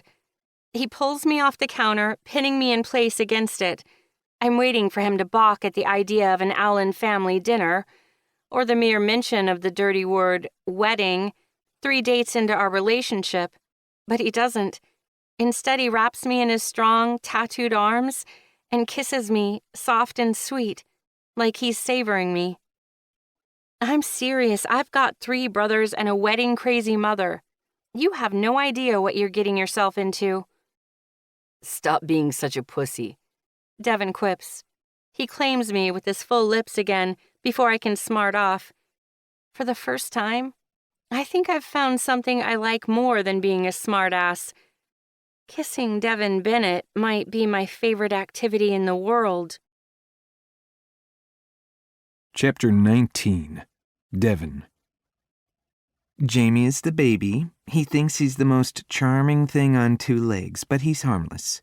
Jake is like me, only with a penis. You'll adore him. Jessie gives me that sassy look that has me falling more in love with her every damn day. No doubt, I deadpan. She hits me on the shoulder and I chuckle. Jared is the one you have to worry about. I cock an eyebrow. I'm 6'2" and weigh 220. I'm not worried about shit. I'm serious. He can be an overprotective jerk. He made my prom date break out into hives. I'll be fine. I've met plenty of puffed up pretty boys in my time, and a handful of real shady people. Jesse's 3 white-collar brothers aren't going to chase me off. A quick 45-minute ride, and we're deep in the suburbs. Green lawns, picket fences, waving flags, and pert mailboxes as far as the eyes can see. Jessie points to the last house on the corner, and I pull up to her parents' place. It looks the same as the hundreds of other cookie-cutter places on this street, except this one's got half a dozen cars crammed in the driveway. Jessie unbuckles her seatbelt. You ready for the 3rd degree? I tuck a strand of her golden hair behind her ear. Your brothers don't scare me, JB. I was talking about my mom. The corners of her mouth tip up. Hope you're ready to talk about wedding colors, big man. I swallow hard, feeling like I've got shards of glass stuck in my throat. Jessie climbs out of the car with a laugh. She reaches for my hand as we walk up the long driveway. I tighten my hand around her slender fingers. Her bright purple nail polish puts a smile on my face. Jessie stops at the front door, spinning to face me. I step away, caught off guard by the action. Too late to turn back now. She makes a cross over her chest. Her eyes are locked on mine when she reaches behind her and opens the door. Once more unto the breach. Watch your 6, big man. Mischief dances across her beautiful face. Stepping across the threshold, I'm assaulted by delicious smells and booming voices. Both get stronger as I follow Jessie farther into the house. They don't have the run game. They'll never win a championship without it. A deep voice bellows down the long hallway. You don't need a run game when you've got Davis's arm. That guy's a freaking cannon. A second man's voice chimes in. Nah, it's the defense that's gonna keep them out of the top spot. A third voice calls out before all three begin talking over each other in indistinguishable squabbles. Jesse and I round a corner at the same time, stepping into the large kitchen that seems to house the entire extended Allen family, every single one of whom goes quiet at the sight of me standing next to Jesse. I swear even the baby crying just a second ago is silent. Hi, everyone, Jesse's warm voice chirps, echoing among the human statues. She side-eyes me with a nervous laugh. I think you might have broken my family. I place my hand on her lower back and take a look around the room. Huddled around a bowl of chips and dip are three clean-cut guys. They're carbon copies, identical except for each being a few years younger than the next. Sandy blonde hair, broad shoulders, and square jaws. They're harmless enough. I don't bother giving them a second glance. Behind them, leaning against the sink, is a woman with golden brown skin and long black hair falling down her back in tight curls. She'd be pretty if those brown eyes weren't puffy and red in a way that makes me think she hasn't had a good night's sleep in about a month. Still, she stares down at a little bundle in her arms like it carries all her hopes in this world. The sound of an oven door closing draws my attention over to a short woman with brown hair, muddled with gray. She takes in the room, alarmed by the sudden quiet, a rarity in the Allen clan, I'm guessing. Her gaze follows the path of everyone's to land on me and Jessie, frozen in the doorway. A bright smile lights up her face, and her green eyes dance with joy. They're identical to the ones that have been haunting my dreams these past few weeks. Everyone, this is Devin. Jessie points at me over her shoulder with her thumb. Devin, this is everyone. Jessie's brothers all straighten and cross their arms in choreographed unison, while her mom claps and squeals. As if on cue, the baby starts crying again. I've got one fan in this room. I cross the crowded kitchen and hold out a plate to Jessie's mom. Thanks for inviting me, Mrs. Allen. She blushes and giggles. It's the same light sound as Jessie's. I can tell we're going to be fast friends. My sister made these cookies as a thank you for taking me off her hands for the day. Oh, how thoughtful, she gushes. And please, call me Jenny. Jenny, I say with a nod. She also made him promise to be on his best behavior. Jessie calls from across the room. I glance at her over my shoulder and she's taken the same stance as her brothers, arms crossed and feet wide. Don't let the gentleman act fool you. He's insufferable.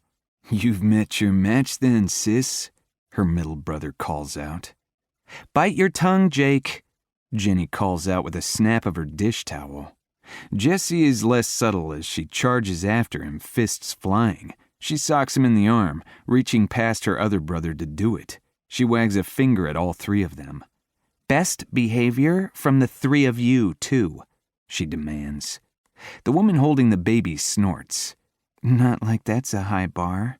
Put a pig in a dress. Hey, the oldest brother objects. He stalks over to the sink and wraps his arms around her, kissing her, then the baby on their foreheads. I'm not a pig, even if I do look damn good in a dress. She slaps him in the chest. Take your son, Miss Piggy. She hands him the little bundle. He snorts into the blankets and the baby stops crying, transfixed by the pig noises. What the hell kind of crazy-ass family did I get myself mixed up with? Ignore them, the woman holds out her hand. I'm Mariana Allen. Miss Piggy over there is my husband, Jared, and that little booger is our son, Miguel. Despite the bags under them, her eyes sparkle as she stares across the kitchen at her ridiculous husband, making an assortment of barn noises to their son, who's giggling in hysterics. Devin, I give her hand a firm shake. Welcome to the crazy, she adds under her breath. Thanks. Jenny grabs my hand and pulls me out of the kitchen, throwing a "watch the pot roast" over her shoulder. After a chorus of grumbling, she whips around. You know the rules. You can help or you can starve. What about him? Jesse's youngest brother pipes up, pointing at me. James, Benjamin, Alan, we do not point fingers in this house. James's finger wilts, his hand dropping to his side.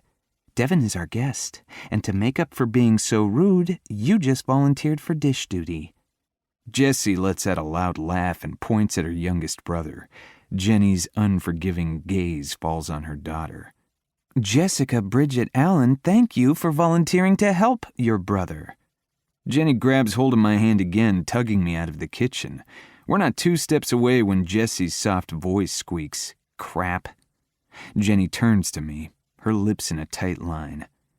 I swear, despite appearances, they weren't raised in a barn. With flawless timing, Jared belts out an ear-piercing donkey's hee-haw.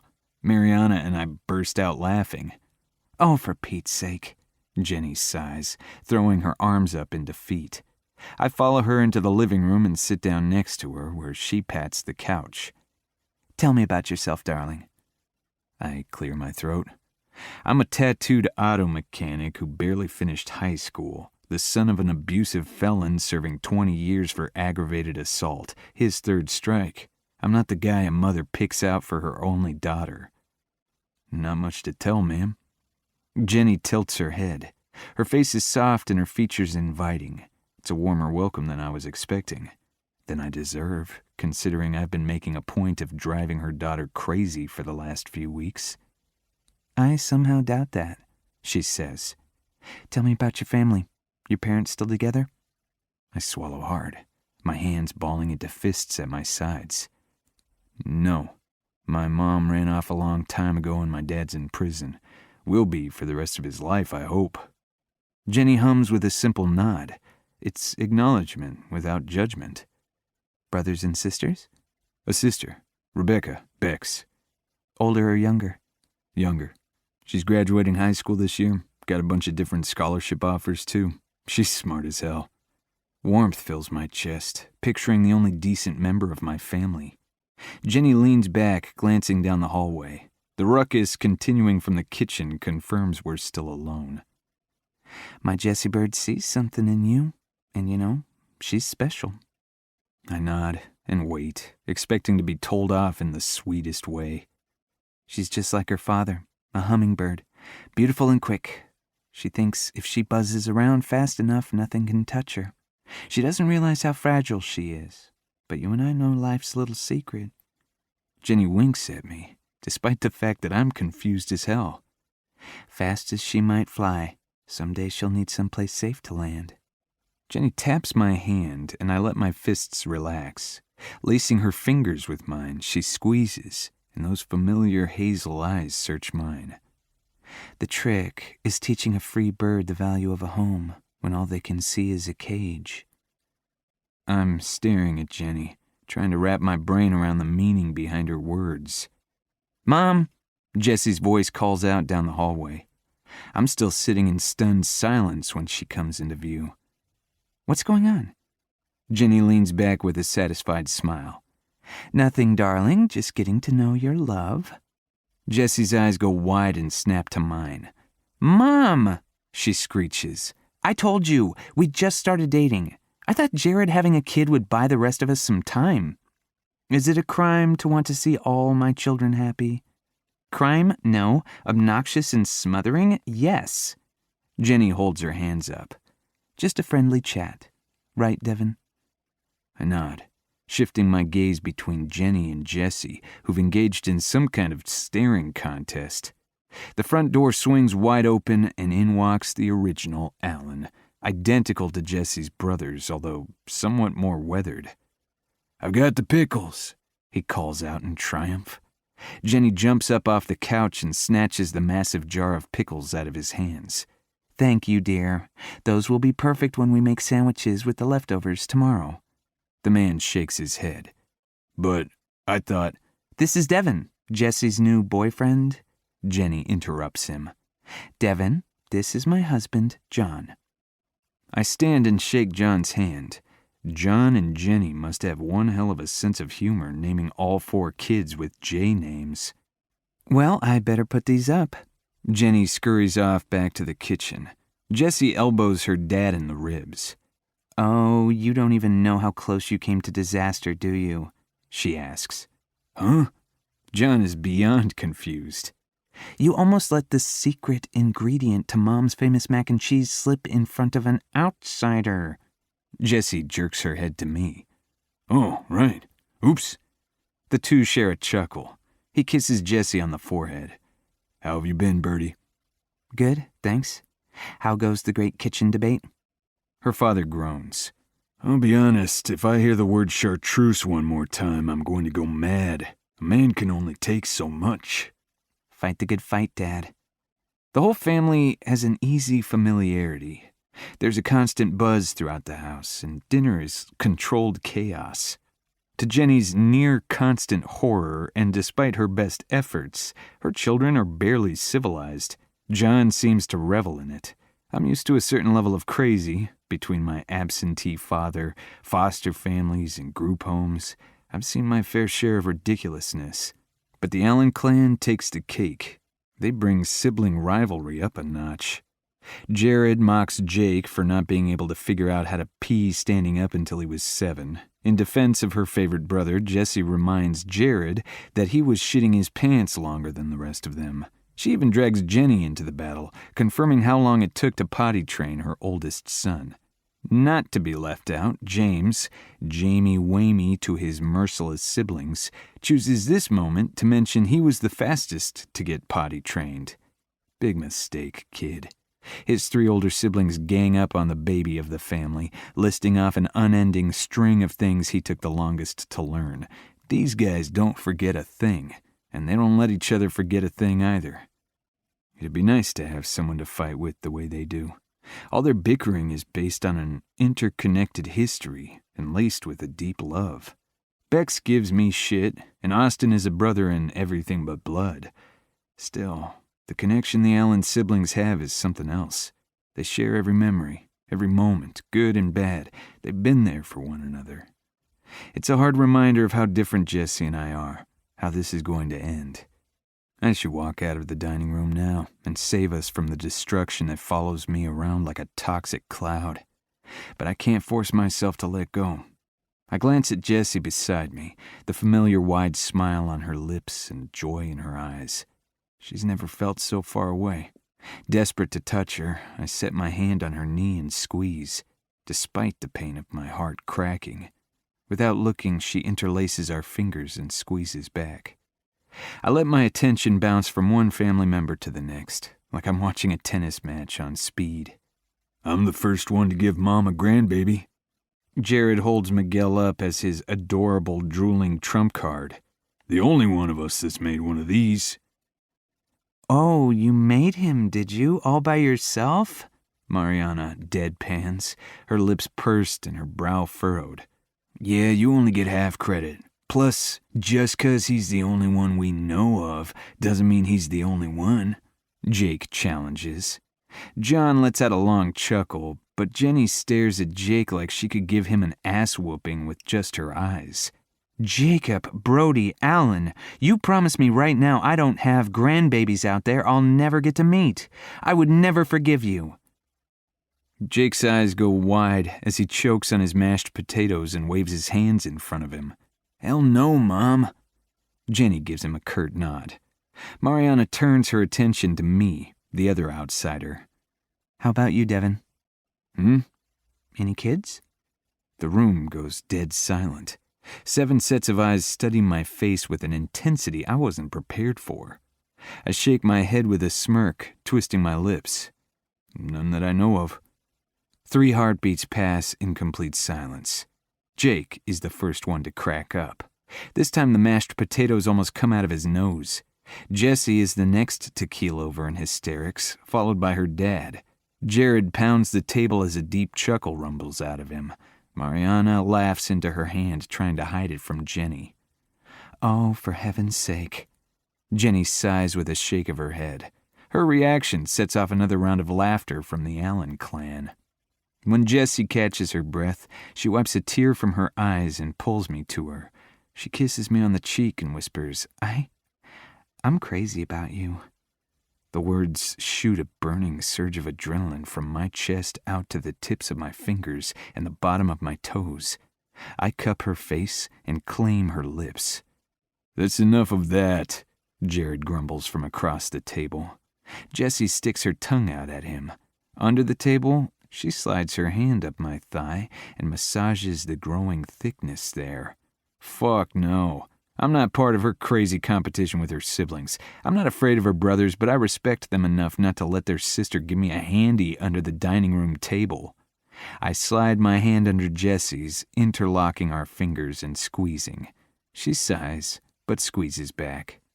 Jenny follows through on her threat, and after dinner, Jamie and Jessie sulk off to the kitchen to take care of the dishes. John, Jenny, Jake, and Mariana head off into the living room to watch Miguel roll over and other assorted miracles. Jared catches me returning from the bathroom for the conversation I've been waiting all night for. "Jessie is my baby sister," he starts, his voice firm and cold. His arms are crossed and he's scowling. I'd be a little more intimidated if I didn't know how great his cow impersonations are. I grunt in affirmation, crossing my arms and matching his scowl. "Hurt her, and we'll fuck you up." I give him a single nod. I'd tear my own arms off before I intentionally hurt Jessie, but I know there's a devil inside me that I can't always control. I pray to whatever God will listen that she never sees it. Good. A wide grin spreads across his face, transforming him again into the goofy dad from earlier. He slaps a hand on my shoulder and adds, "You seem like a decent guy. Hope it lasts. Her attention span is shorter than Miguel's." He chuckles and steps past me, heading into the bathroom.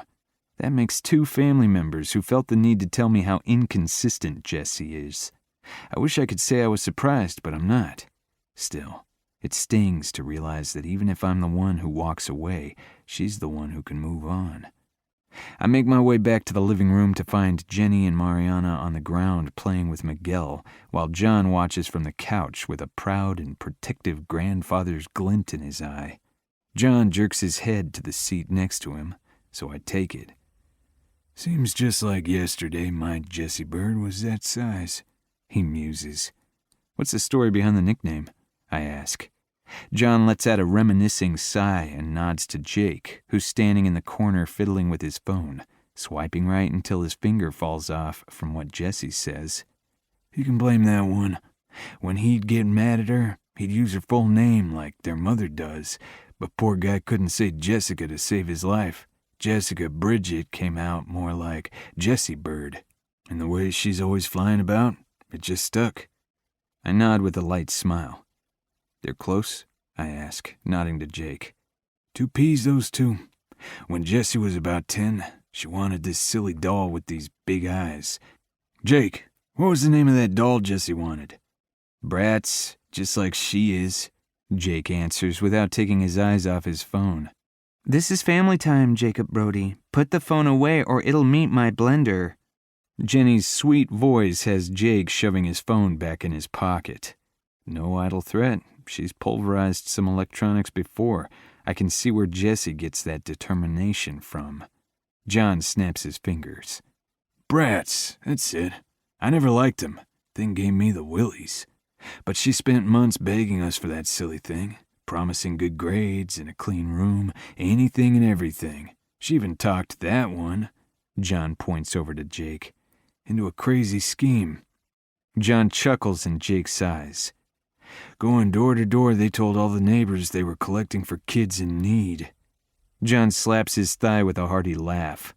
"Mom lost her mind. Chewed my ass so hard some of it's still growing back. We went door to door again, returning the money and apologizing." Jake sinks down on the couch next to his dad. "We spent weeks saving, extra chores, lemonade stands, and saving our allowance. And after all that, she played with the damn thing for a day and tossed it." "Language," Jenny snaps, her hand covering Miguel's little ears. She side-eyes me. "It was longer than that." "A week tops. She's a stubborn brat when you tell her she can't have something, but once she gets it, pfft." he scoffs. Nothing keeps Jessie Bird interested for long. That makes 3. Jessie's entire family seems to think she's incapable of caring about much for long. These people know her inside and out. They love her unconditionally, that much is clear. But even they don't suffer any illusions about how fast she'll move on. I lean back into my chair and let it all settle in. Jessie is all about the chase. My first instinct was right about her. She's not in anything for the long haul. She just likes shaking shit up and disappearing. Fine. We can do that, Jessie Bird. I'll get mine and get out before you have a chance to be bored. Chapter 20. Jessie. My dad clears his throat behind me while Jamie's drying off the last of the pots, and I'm filling up the dishwasher.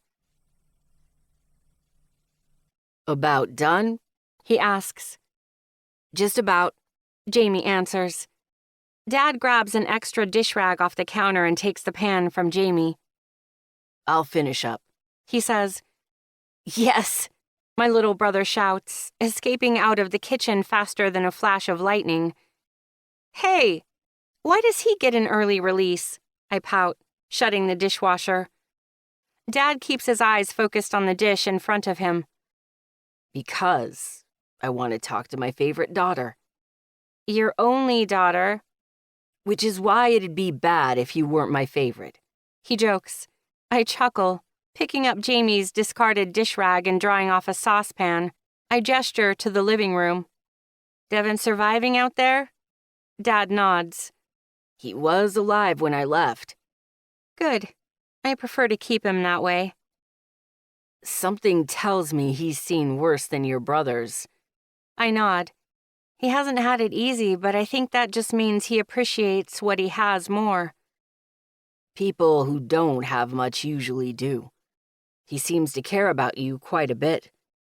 My heart flips in my chest. You think so? I do. He'd have to put up with your mother. A moment of silence passes between us before Dad clears his throat. So, is that the plan? To keep him? I shoot away from Dad and buzz around the kitchen, wiping down every surface a dozen times. I don't know. Don't you? I bite my lip and shrug. Dad doesn't say anything more as we put away the last of the clean dishes and utensils. Our work done, I stand and stare off at the empty doorway. Light voices drift in from the living room. I can't make out Devin's gruff baritone, but I know he's there, sitting with my family, listening to my most embarrassing childhood stories and laughing, no doubt. The thought has a comforting warmth radiating from my chest and tingling down all my limbs. We make our way down the long hall, the sound of laughter getting louder as we get closer. I catch a glimpse of Devin, smiling wide and bouncing baby Miguel on his knee. I reach out to brace myself on the wall as my heart shatters. I've never had a biological clock, but the sight of Devin's toned and tattooed arm wrapped around a drooling bundle of cuteness starts a countdown in my womb. Dad? I turn to face him behind me. Yeah, kiddo? Do you think you can fall in love in a month? I ask, feeling my cheeks catch fire. He gives me that knowing dad look, the one that reminds me he's older and wiser. He tucks a strand of hair behind my ear and cups my face. Jessie Bird, you can fall in love in a single moment. I did with your mother. I spin on my heels and watch Devin. I know deep in my heart that my dad's right. So it turns out I'm not just in love with Devin, but I'm also desperate to have his babies. Not like tomorrow, but someday. And I'm terrified. I have no idea if he feels the same. Most guys are pretty obvious with how they feel about me. They're just there, easy for me to reach out and claim if I wanted to. But the only guy I want to claim is Devin, and he seems to like me against his will. He fights it with every ounce of strength he has, and that's a lot. He's all muscle. He likes me, but it also seems he resents me for it, like I'm a weight around his shoulders. In the beginning, it didn't bother me. It was a game, and I love a challenge. Before, there wasn't any risk. Now it seems like everything is on the line. It was a lot more fun trying to steal his heart before he stole mine. He can hurt me now. It'd be easy. All he'd have to do is walk away. He's been quiet since we left my parents' house. No shocker there, he's always quiet. But I don't have it in me to fill the silence with my usual nonsense.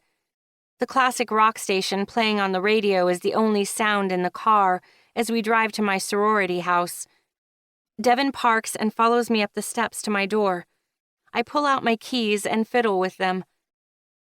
"Looks like you survived my brothers unscathed." No hives. He deadpans. He's always gruff, but there's a stronger bite to his remark than usual. I'm used to the annoyed lilt to his voice, but now there's an indifference to his words that's never been there before. I bite my lip, nervous yet desperate to ask him inside. He stands stoic on my porch, waiting for me to do something, say something. All my usual sassiness has deserted me. I don't want to put on a show. I want him to see me. I step into him, placing my hand over his heart, as I look up into those dark eyes. "Thanks for today." My voice is soft, small. It doesn't sound like me.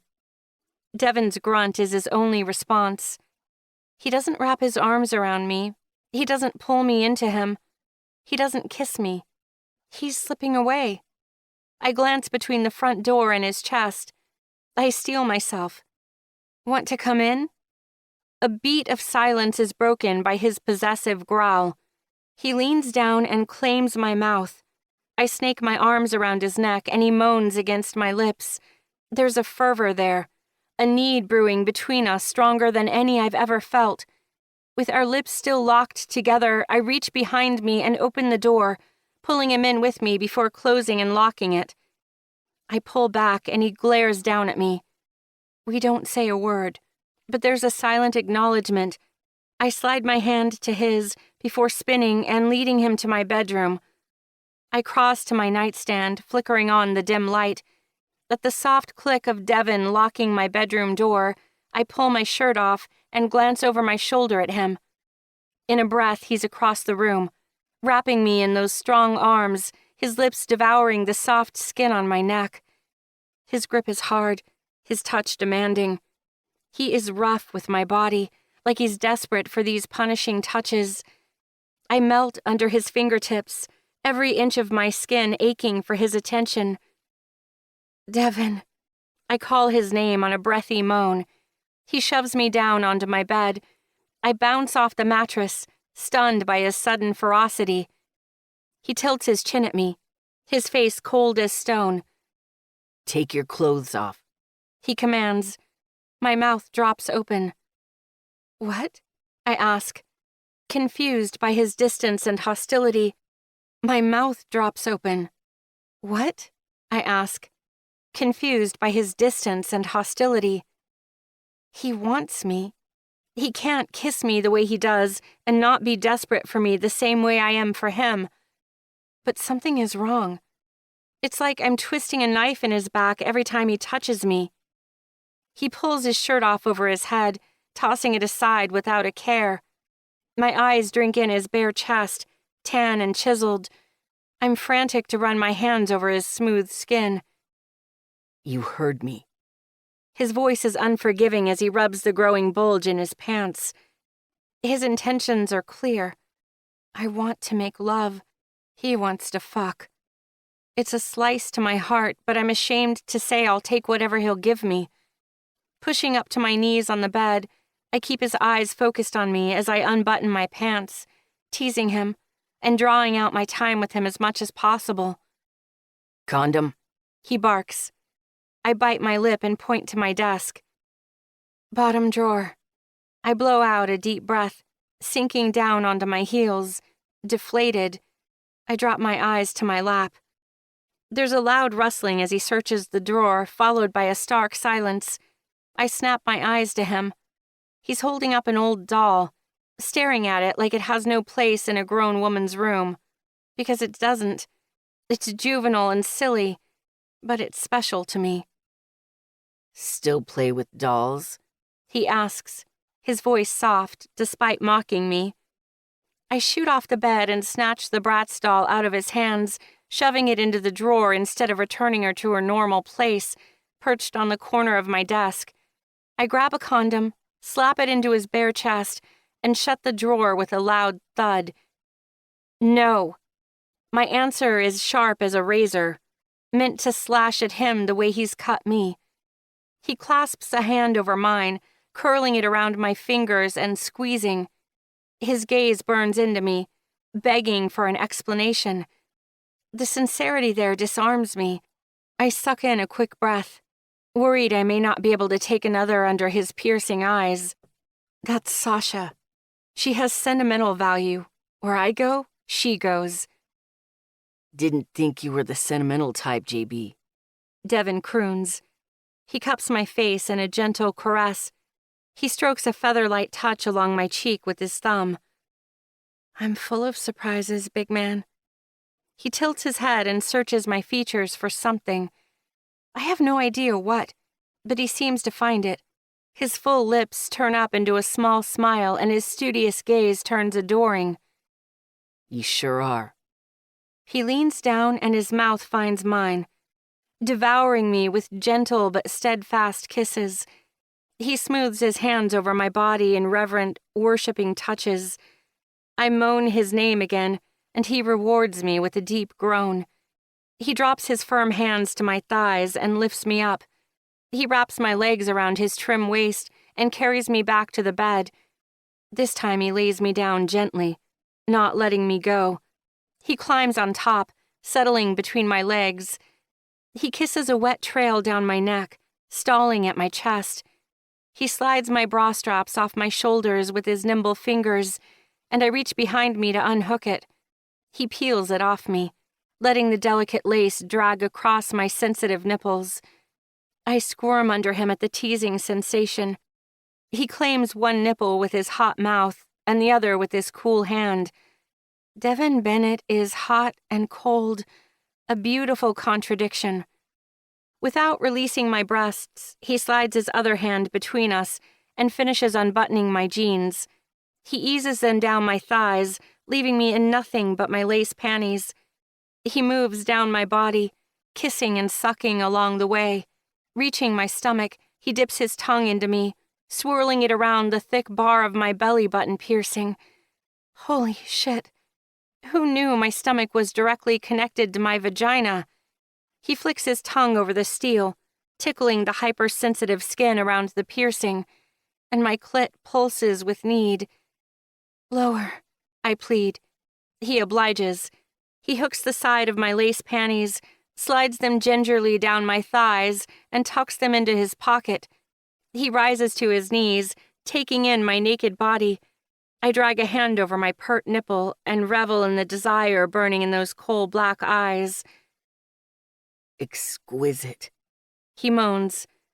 I lean forward and tug open his pants. He doesn't move. I slide my hand into them, realizing he's not wearing boxers at the feel of his hot, hard length filling my palm. My eyes flutter shut, and I suck my bottom lip into my mouth, biting down when he gets harder in my grip. On a pained exhale, he calls out, Jesse. I love the sound of my name on his lips, raspy and pleading. I open my eyes to see his head drop back with pleasure, mouth agape, and fists balling at his side. He's hard as stone, but the big man is putty in my hands. Take your clothes off, I simper. A devilish grin tickles his beautiful mouth as he slides off the bed. I prop myself up on my elbows and watch with rapt attention as he hooks his thumbs into his pants and slides them down to his ankles before kicking them aside. His cock stands proud, surging up to his stomach. He strokes it, and I lick my lips, eager for the taste of him. I crawl towards him and take his length down my throat without preamble. I cup his balls, rolling them under my fingers with gentle pressure. fuck," he mumbles, sliding a hand into my hair. He guides my pace, slowing me to an agonizing rhythm. His balls tighten in my hand, and he's close to coming when he pulls away from me. I whimper, amazed at his restraint, but dissatisfied not to have finished. He pushes me onto my back before flipping me onto my stomach and lifting my hips. It's decisive but not rough. I'm spread out before him, waiting for him to plunge into me, when a cool breath hits my burning hot sex. The sensation sends a shudder through my entire body. I'm still shaking when he pushes his thick tongue into me. He grabs my ass with one hand, spreading me for him, while he strokes my slick folds and teases my clit with the other. The little bundle of nerves screams with joy. He rubs lazy circles with his fingertips, and he fucks me with his tongue. The comforter drags across my nipples as I rock into him. A familiar tightness coils in my stomach, warning of imminent pleasure that might rip me apart. I try to pull away, the sensation too much, but Devin's grip on me is too tight. He keeps my ass pressed against his face as he consumes me. It starts slow, like a pot beginning to boil, the bubbles rolling over every inch of my body. I feel everything, every tiny sensation, the friction of the bed underneath me, the sheets clenched in my hands, Devin's tongue inside me, his hot breath on my ass, his fingers stroking my clit, a slow boil, building and building, until it spills over in a raging explosion. I scream his name, delirious in complete pleasure. Every muscle in my body constricts and releases over and over until I collapse forward on the bed, exhausted beyond measure. My eyes close and I nearly pass out. My chest heaves and I pant, convinced my heart will never beat a normal rhythm again. Devin moves up my body, caressing overstimulated skin with those delicious lips, eliciting a moan with every kiss. He reaches for the nightstand and tears open the condom wrapper. I'm filled with a selfish guilt. I'm too spent to repay the favor, but Devin doesn't seem to mind. He settles behind me, sliding an arm under my head and wrapping it around my shoulders. He rolls me onto my side and holds me against him. His cock presses against the back of my thigh, and I pull my leg up toward me, opening myself up for him. Devin grips my hip and slides into me in a lazy stroke. He's unhurried, like he has the rest of his life to make love to me. He kisses my temple as he slides out of me. The gentleness is what I want, what I need. I feel desired, adored, loved. I shut my eyes against the tears threatening to spill over. My hand finds his at my collarbone, and I intertwine our fingers, squeezing with everything I have.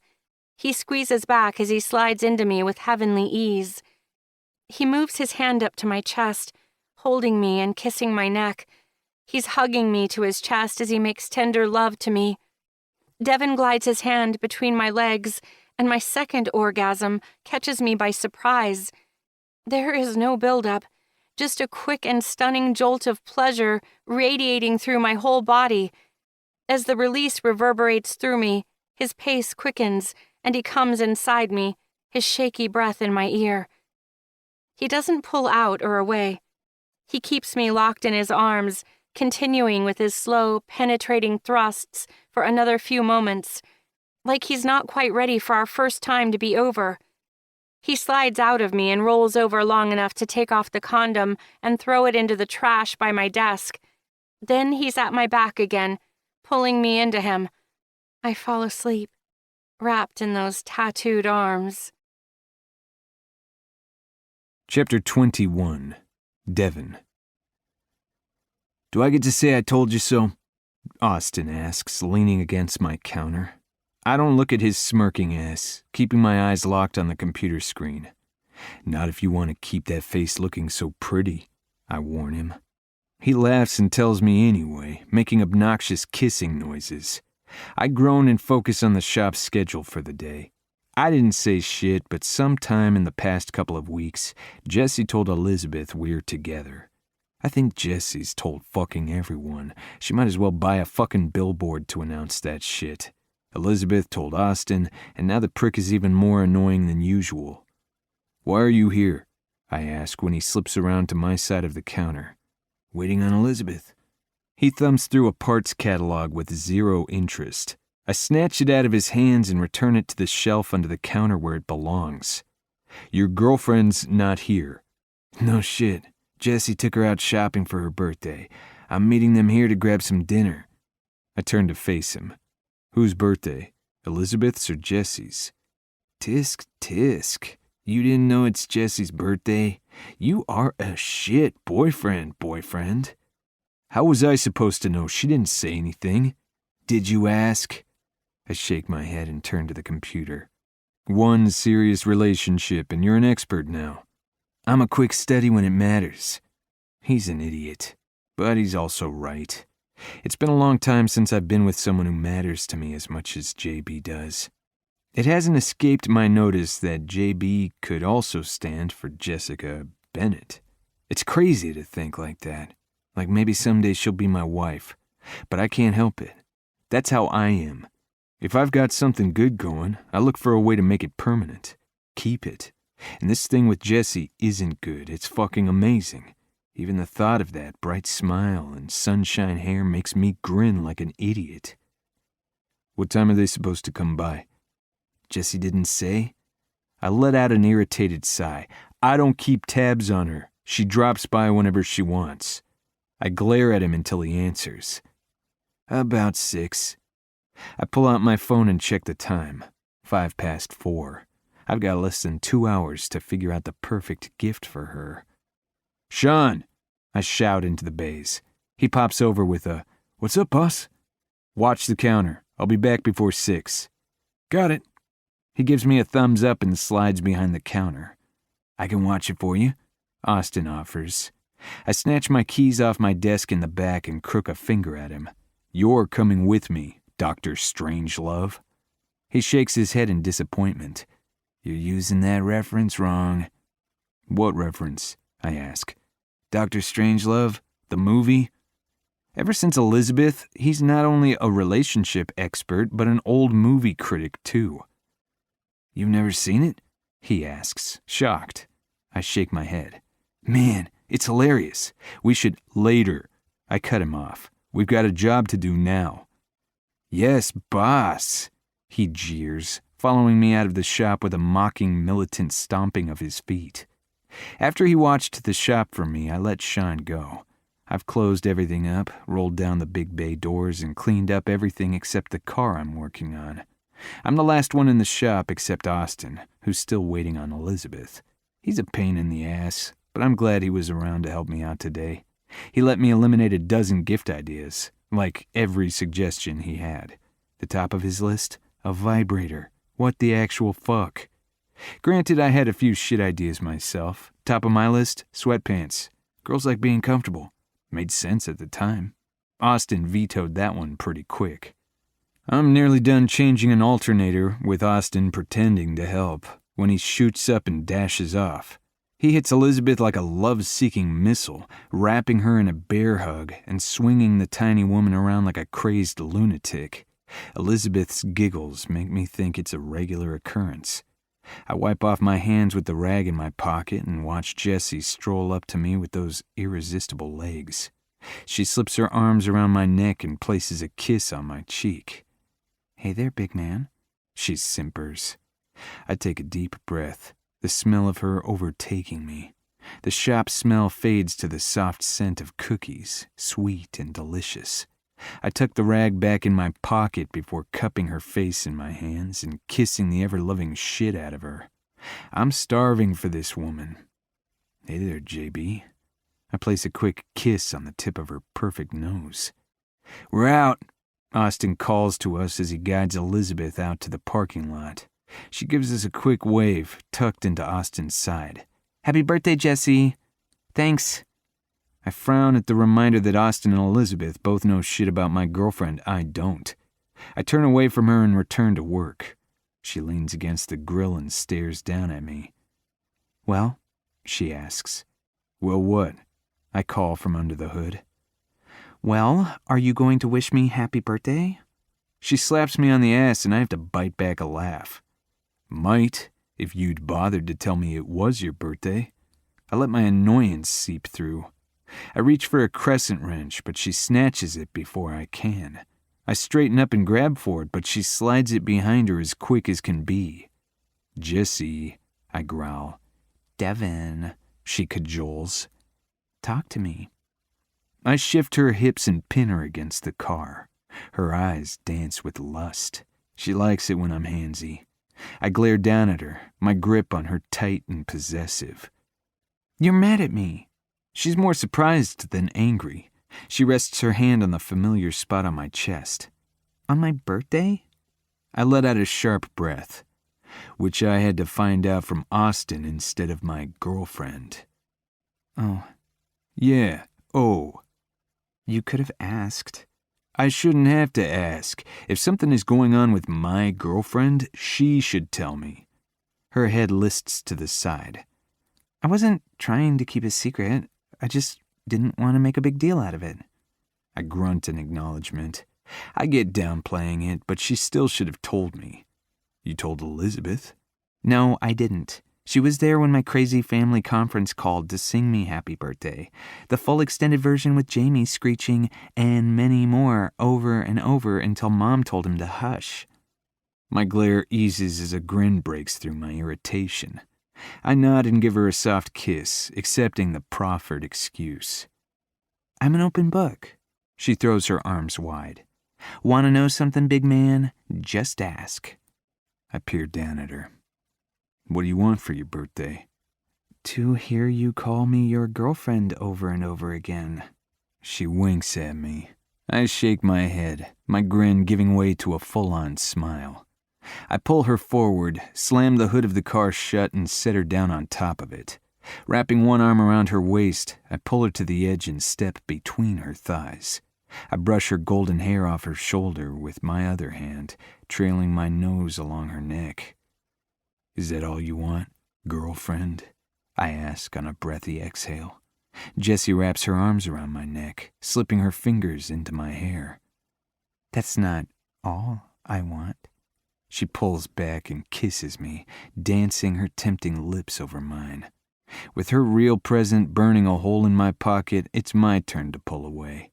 She lets out an annoyed moan in disapproval of my breaking the kiss. I got you something, I stammer, nervous as fuck that she isn't going to like it. She leans away, her hazel eyes going wide and her mouth falling open. You got me a birthday present? Nothing special. Can I have it? No. I look around the grungy garage. She grabs my shirt collar, pulling me down to her until our foreheads are touching. Give it to me, big man, she croons. My grip on her thighs tightens, digging my fingers into her soft skin with need. I cup her face with my left hand, kissing her hard while I grab the velvet box out of my pocket with my right. She blinks, shaking off the lust-filled haze before her eyes focus on the little box I'm holding between us. Devin, she whispers, tracing the outline of the box in my palm. She cracks it, and silence falls on us like a guillotine. Her face is blank, and she's caressing the gold pendant with her delicate fingers. I swallow the boulder lodged in my throat. You lost your necklace a couple of weeks ago, I explain, feeling stupid. It's a hummingbird. Your mom called you a hummingbird at dinner because you never sit still. She stares at the pendant, silent as the grave. I should have gone with the damn sweatpants. If you hate it, shut up, she commands. She grabs my shirt, dragging me down and crushing her lips against mine. Her voice cracks. I love it. She snags the pendant and clasps it around her neck in one quick motion. How does it look? She asks, centering the pendant on the chain. I nod. It's perfect. She answers her own question. You're perfect. She wraps her legs around my hips and pulls me down onto the hood with her. She slips her hands under my shirt, lifting it up and off before she throws it away without a care. She repeats the same with her own shirt, her bra following behind it. Cupping her breasts, I bend forward to flick her perky nipples with my tongue. She arches her back into me. You want me to fuck you on this Toyota, girlfriend? I tease. She nods, biting her lip. It's a classic. I let out a low chuckle as I move my hands down to her jeans, popping the button and slipping them off her impossibly long legs. I quip, You're a classic. She's wearing the same bright red boy shorts that tortured my dreams for weeks after she flashed me. I let out a low growl, sliding her panties off and slipping them into my pocket. I'm starting a collection. Jessie's naked and spread out on the hood of a car. I've never seen anything so fucking sexy in my life. My dick is suffocating in my pants, desperate for a deep breath of Jessie's pussy. My cock can wait. My birthday girl's going to get hers first. I lean forward and dive into her wet pussy like a man on fire, my mouth claiming her clit without warning or mercy. She fists my hair, tugging at me when I fill her with 2 fingers. She comes apart fast and hard, alternating between pants and moans. You, inside me, now, she demands. Yes, girlfriend. Her syrupy laugh coats me with a warm, thick desire. I pull her off the hood and flip her onto her stomach. The car is the perfect height. I grab my wallet out of my back pocket before letting my pants fall to the ground. I whip it open, only to realize I used my spare condom when we fucked in the backseat of my car last week. Fuck, I mutter in utter frustration. Her body still sprawled out on the hood, tempting ass in the air. Jessie turns her face to me. What's wrong? No condom. A wicked twinkle dances across her hazel eyes. I'm on the pill. I cock my head to the side. You sure? Jessie nods. Take me, big man. Before she finishes, I'm balls deep inside her, aching for the connection. I brace myself on the hood, a palm on either side of her body, caging her in. I stay buried inside her, kissing her shoulder blade before slowly pulling out. Jessie whimpers under me, desperate for a faster pace, but I'm going to take my time with her. I kiss her neck, her back, her shoulder as I fuck her slow. Devin, please, she begs. I feign ignorance. Faster, harder. A smile slides across my face. I lean back and take a tight grip on her slender hips. I pound into her with every punishing thrust. Oh, God, yes, she moans. I take her hard, my sweet little hummingbird begging me for more until she shudders with pleasure underneath me. I slow my pace, debating coming inside her. I want to come inside of her, desperately, but I shouldn't. The pill is only effective if she's using it right. I'm trusting her not to have my kid. My heart surges at the idea of my baby inside her. I want her to have my kids. Not now, but someday. My brain is still trying to make sense of my heart's declaration when my cock gives up waiting and makes the decision on its own. I come inside Jessie, pleasure racking my body while my heart drowns in a future I'm scared to hope for. After owning my body on the hood of some complete stranger's car, Devin insisted I come home with him. He wanted to cook me dinner, claiming it was the boyfriend thing to do. I'm supposed to be at a freshman mixer, but I didn't fight very hard when Devin suggested it. Okay, I didn't fight him at all. A quiet, private dinner with Devin was the perfect way to spend the rest of my birthday. Plus, the mind-blowing, thigh-quivering, soul-shattering sex isn't bad either. I go limp and collapse, Devin's massive body pressing me down into his bed with a delicious pressure. My arms are pinned between us, and I couldn't move if my life depended on it. Good thing. I wouldn't want to move even if my life depended on it. This must be how swaddled babies feel. tucked in warm security and love. Devon's breath is fast and ragged in my ear. I could almost swear the satisfied 3-syllable grunt he lets out is his way of saying, "I love you." I close my eyes and soak in the feel of his warm body and his citrus scent.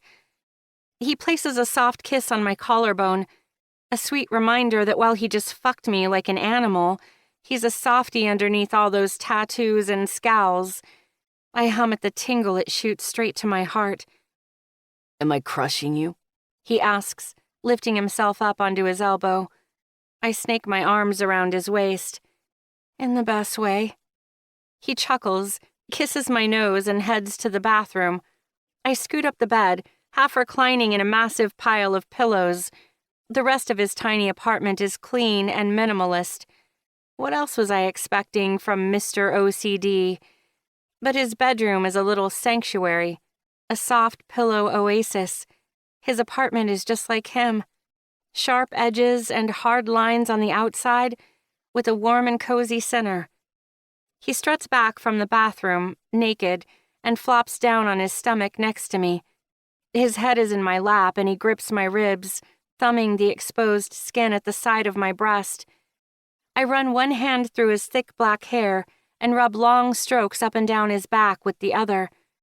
His contented sigh lets me know he's appreciative. I don't know what I like more, fighting with him, having sex with him, or this. The quiet moment stretches out, and we're both content to just be. It's one of the rare times that I'm living in the moment instead of thinking about what's next. I trace my fingers over his shoulder blade and still at the long, thick scar there. I've never noticed it before.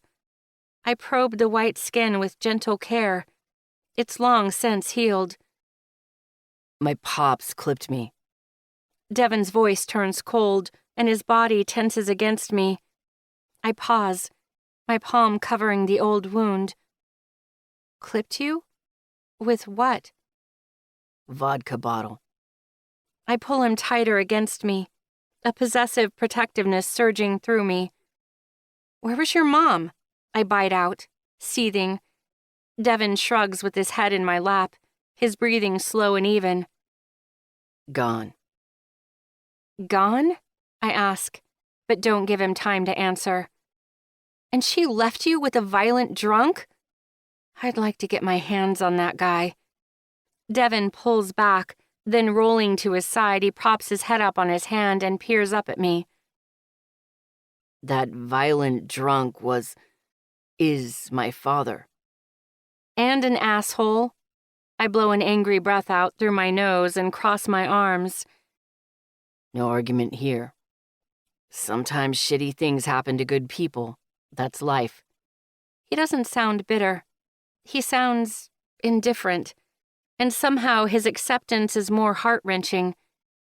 He peels the sheet down and trails kisses from my side to my belly button. I grab a fistful of his hair with a moan when he flicks my piercing with that dangerous tongue. I'm drowning in lust. I bet you still wish on shooting stars. He teases. And you don't? He looks up, those dark eyes consuming me. I pull in a ragged breath. I gave up wishing for shit a long time ago. You want something, you fight for it.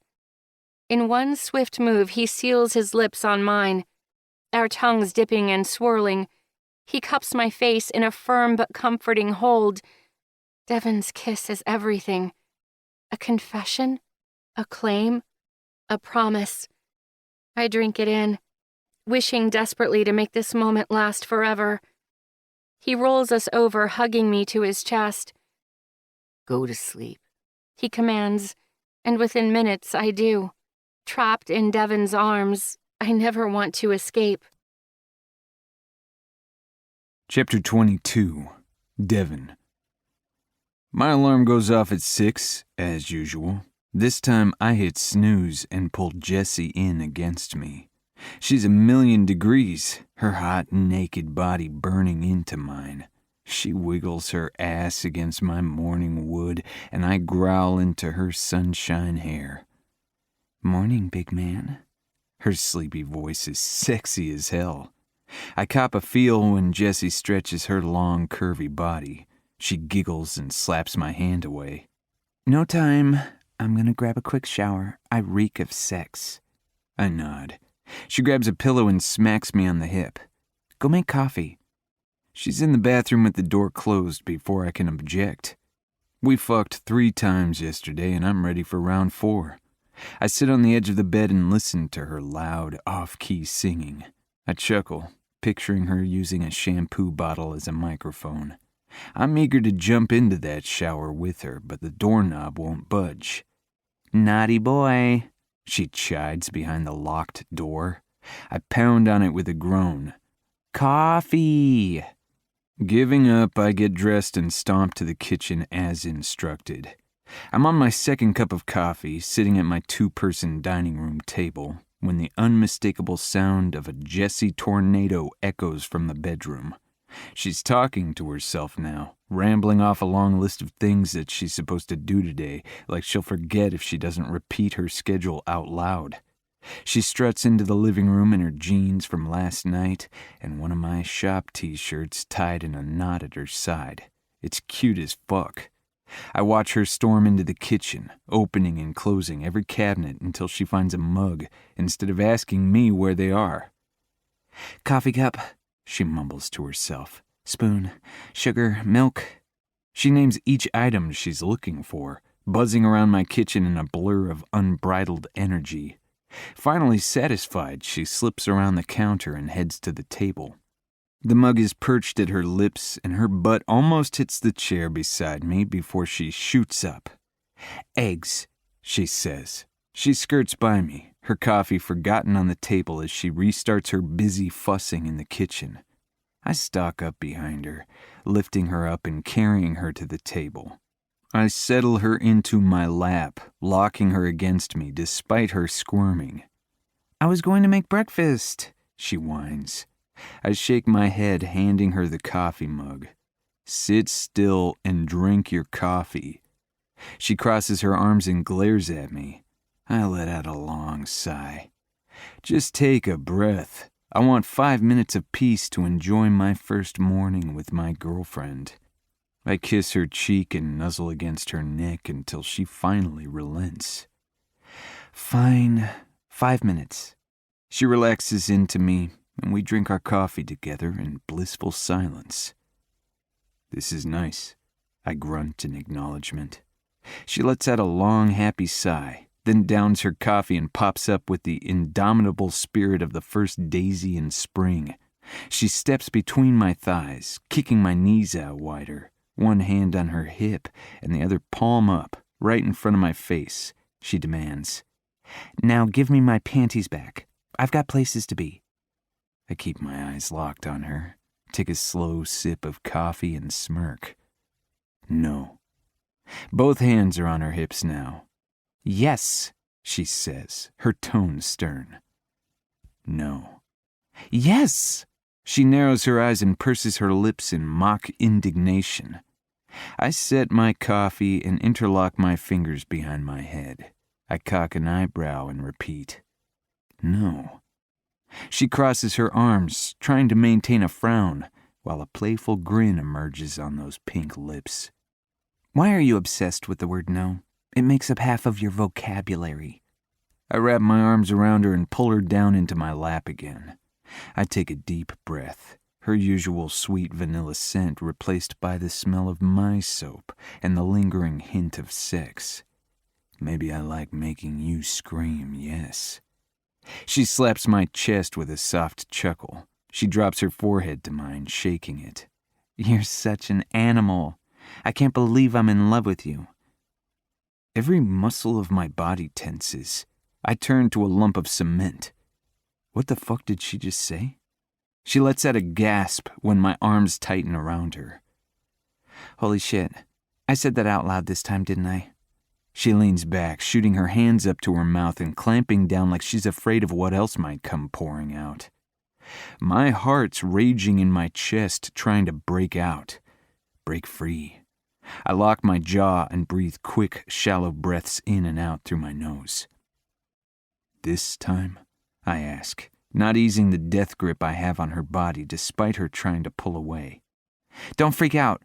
She holds her hands up in surrender. I know it's too early to use the L word, so I say it in my head instead. My voice is sharp from the adrenaline surging through every inch of my body. Since when? Jessie bites her bottom lip and looks away, staring at the empty wall over my shoulder. Since a while? Does it matter? I growl and tighten my arms around her. Fine. Since our second date. She tilts her head to the side and studies my face. Although I think I might have been a little bit in love with you since that first kiss. Someone put those defibrillator paddles on my chest and yell, "Clear." My heart stops. No warning. It just up and stops beating. My arms drop to my sides and she stands. My head falls back against the chair and I stare up at the ceiling. My gaze goes blurry and I blink a dozen times. My brain reboots, restarting my heart, and I breathe again. I take it all in. She fucking loves me. I'm so happy that if she cut me, I'd bleed sunshine and rainbows.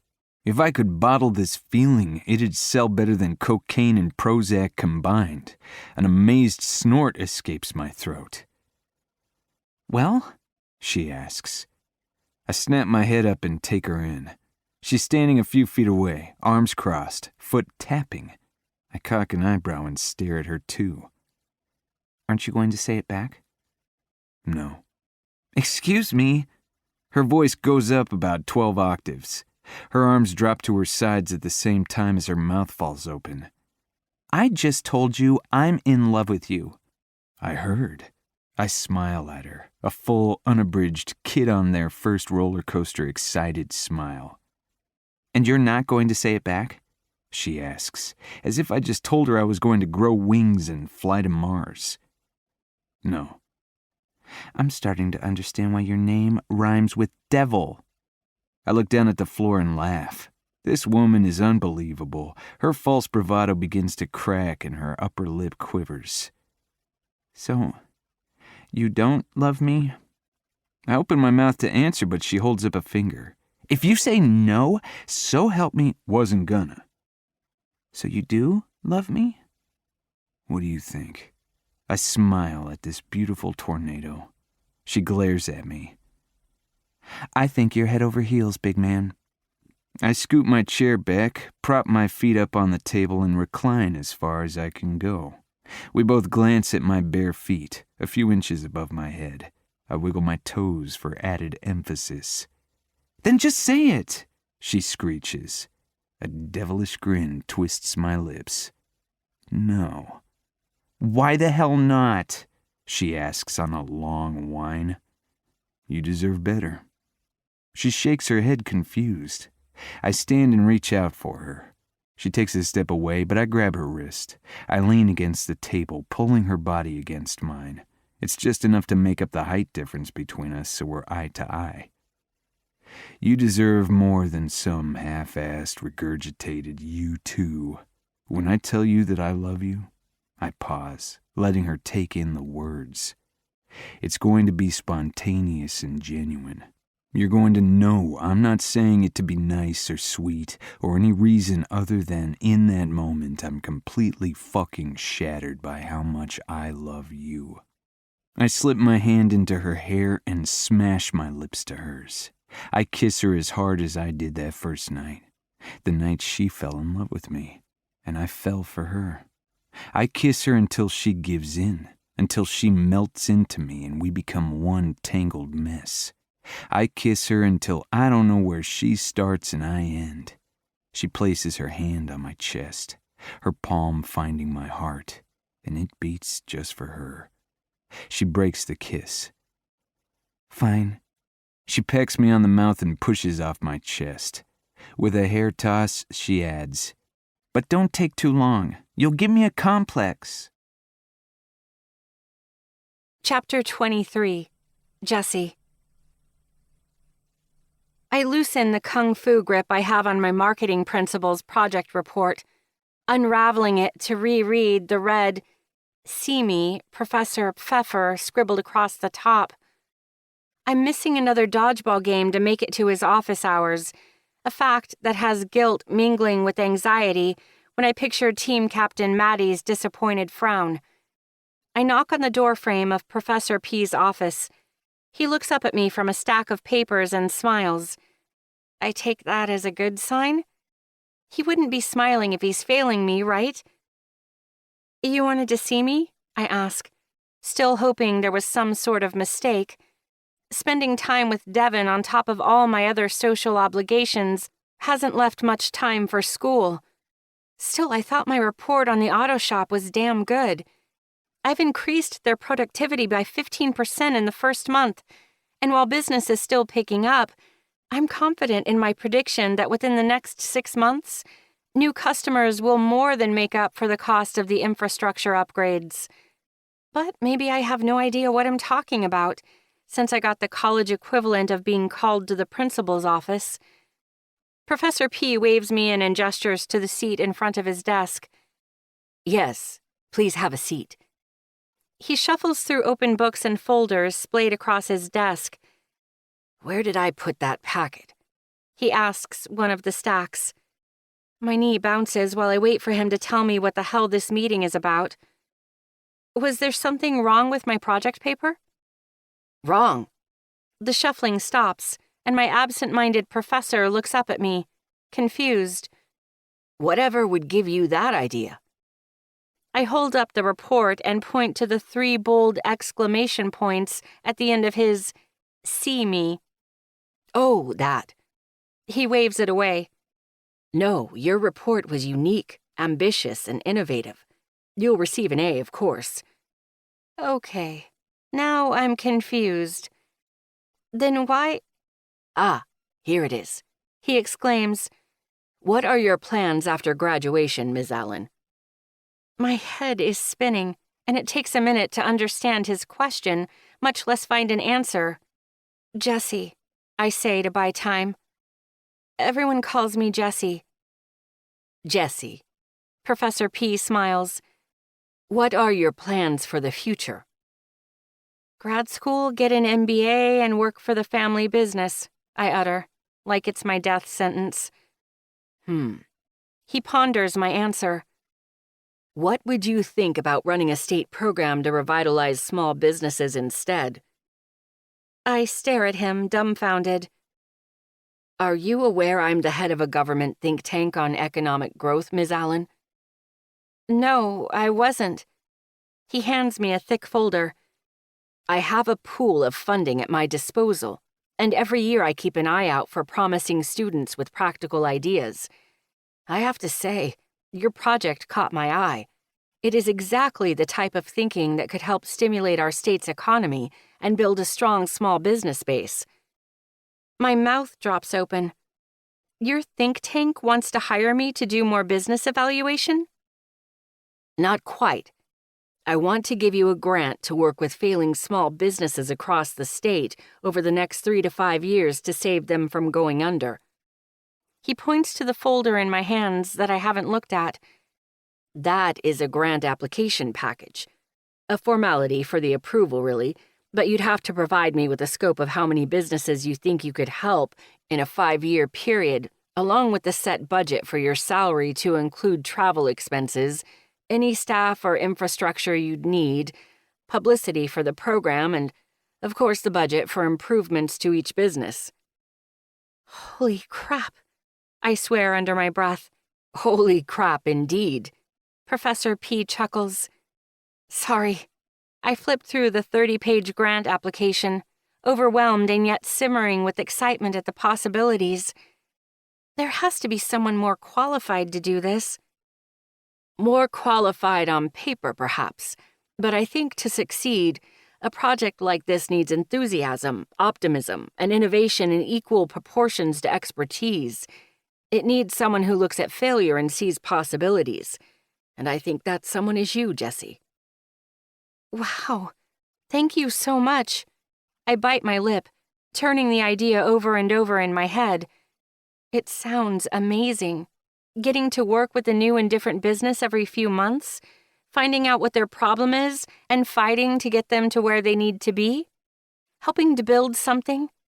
My heart races with the potential before me. Then my mom's disappointed face flashes in front of me, and I let out a long, pained sigh. Instead of the yes I want to scream, I hear myself asking, can I think about it? Of course. I'm looking to make decisions on next year's funding by August, so you have a few months to put together your proposal if you're interested. There's also the possibility of applying some of your efforts and findings towards a work-study MBA program. Thank you, I stutter with a nod. In a haze, I stand and stagger out of Professor P's office. In my hands is the opportunity of a lifetime.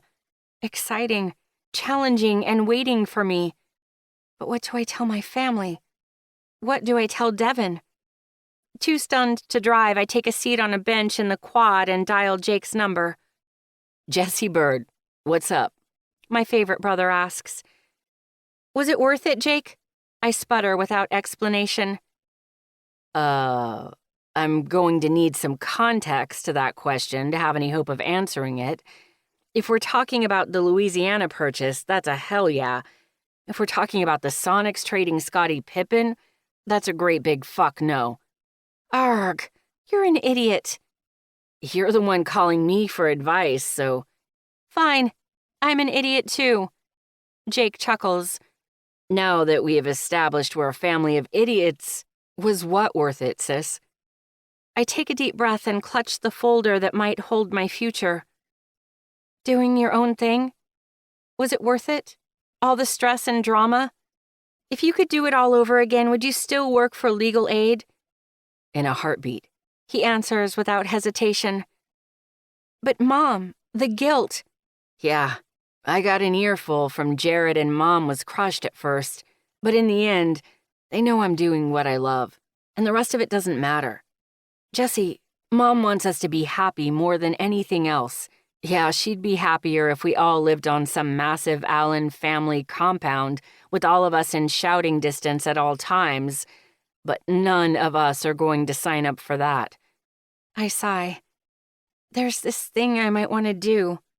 Do it, Jake commands. But Mom and Devin are going to lose it. So fucking what? You spend too much time doing what makes everyone else happy, and you'll end up miserable, Jesse. What if making other people happy makes me happy, smartass?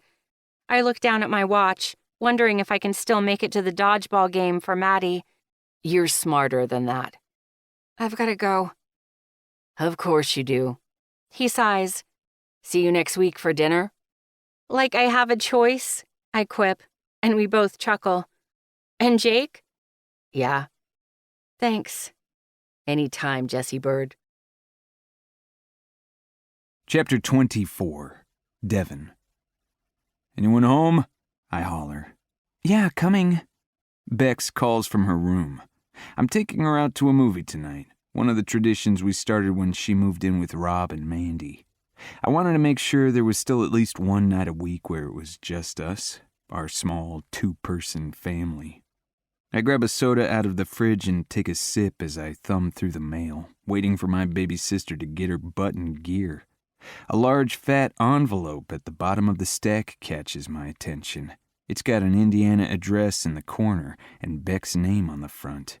I flip it over and the words, "Welcome to Notre Dame," in green and gold across the back, have my blood boiling. Ready? Bex asks, popping into the kitchen without a care in the world. What the hell is this? Her eyes go wide, but she brushes me off. Nothing, just more college stuff. Indiana? I bark out. She squares her shoulders. Yes, in Indiana. No. She's young. She doesn't know what it's like out there alone, how shitty people can be. And I'm going to do my damnedest to make sure she goes a little bit longer not knowing. Notre Dame is one of the best colleges in the country, and I've got a full ride. She raises her voice and her hands ball into fists. It's dangerous. So what? I just shouldn't go to college then? You want me to work at the shop with you for the rest of my life? Her words are coated in disgust.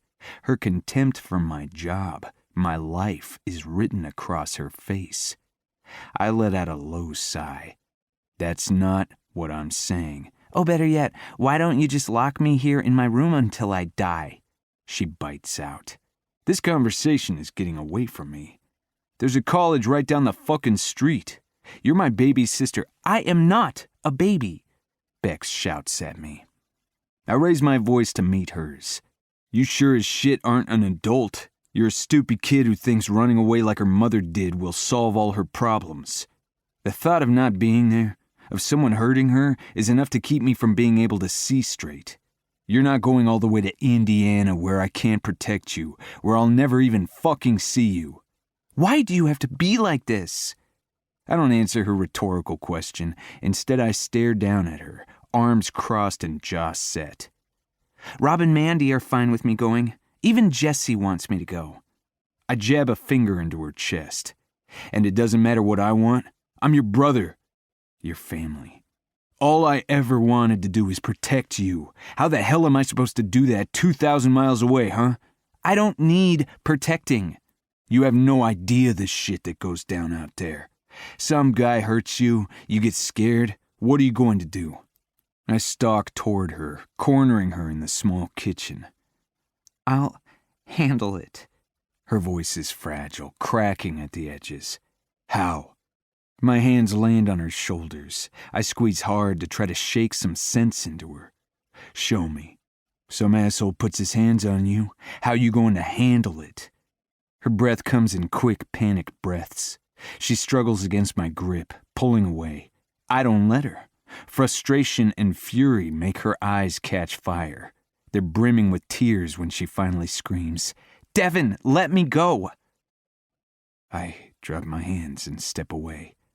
She's sniffing to hold back her sobs, her chest rising and falling in jerky gasps. I scared her. She's never been scared of me before. My heart shatters in my chest. I reach for her. She slaps away my hand, pulling her shoulders straight. "Don't touch me," she screeches. "Bex, I'm sorry. You're a bully, just like him." Her voice is shaky.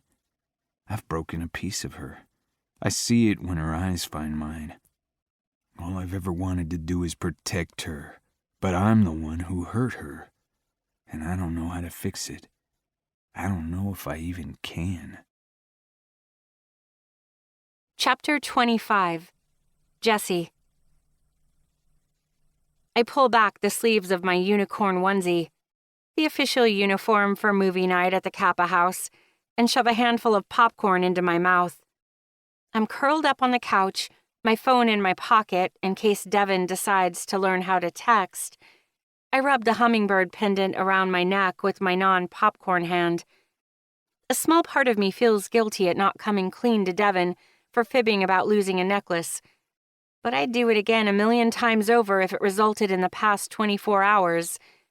I accidentally told Devin I loved him. It was bound to slip out sooner or later, because the feeling sure as hell isn't going away, and he didn't run.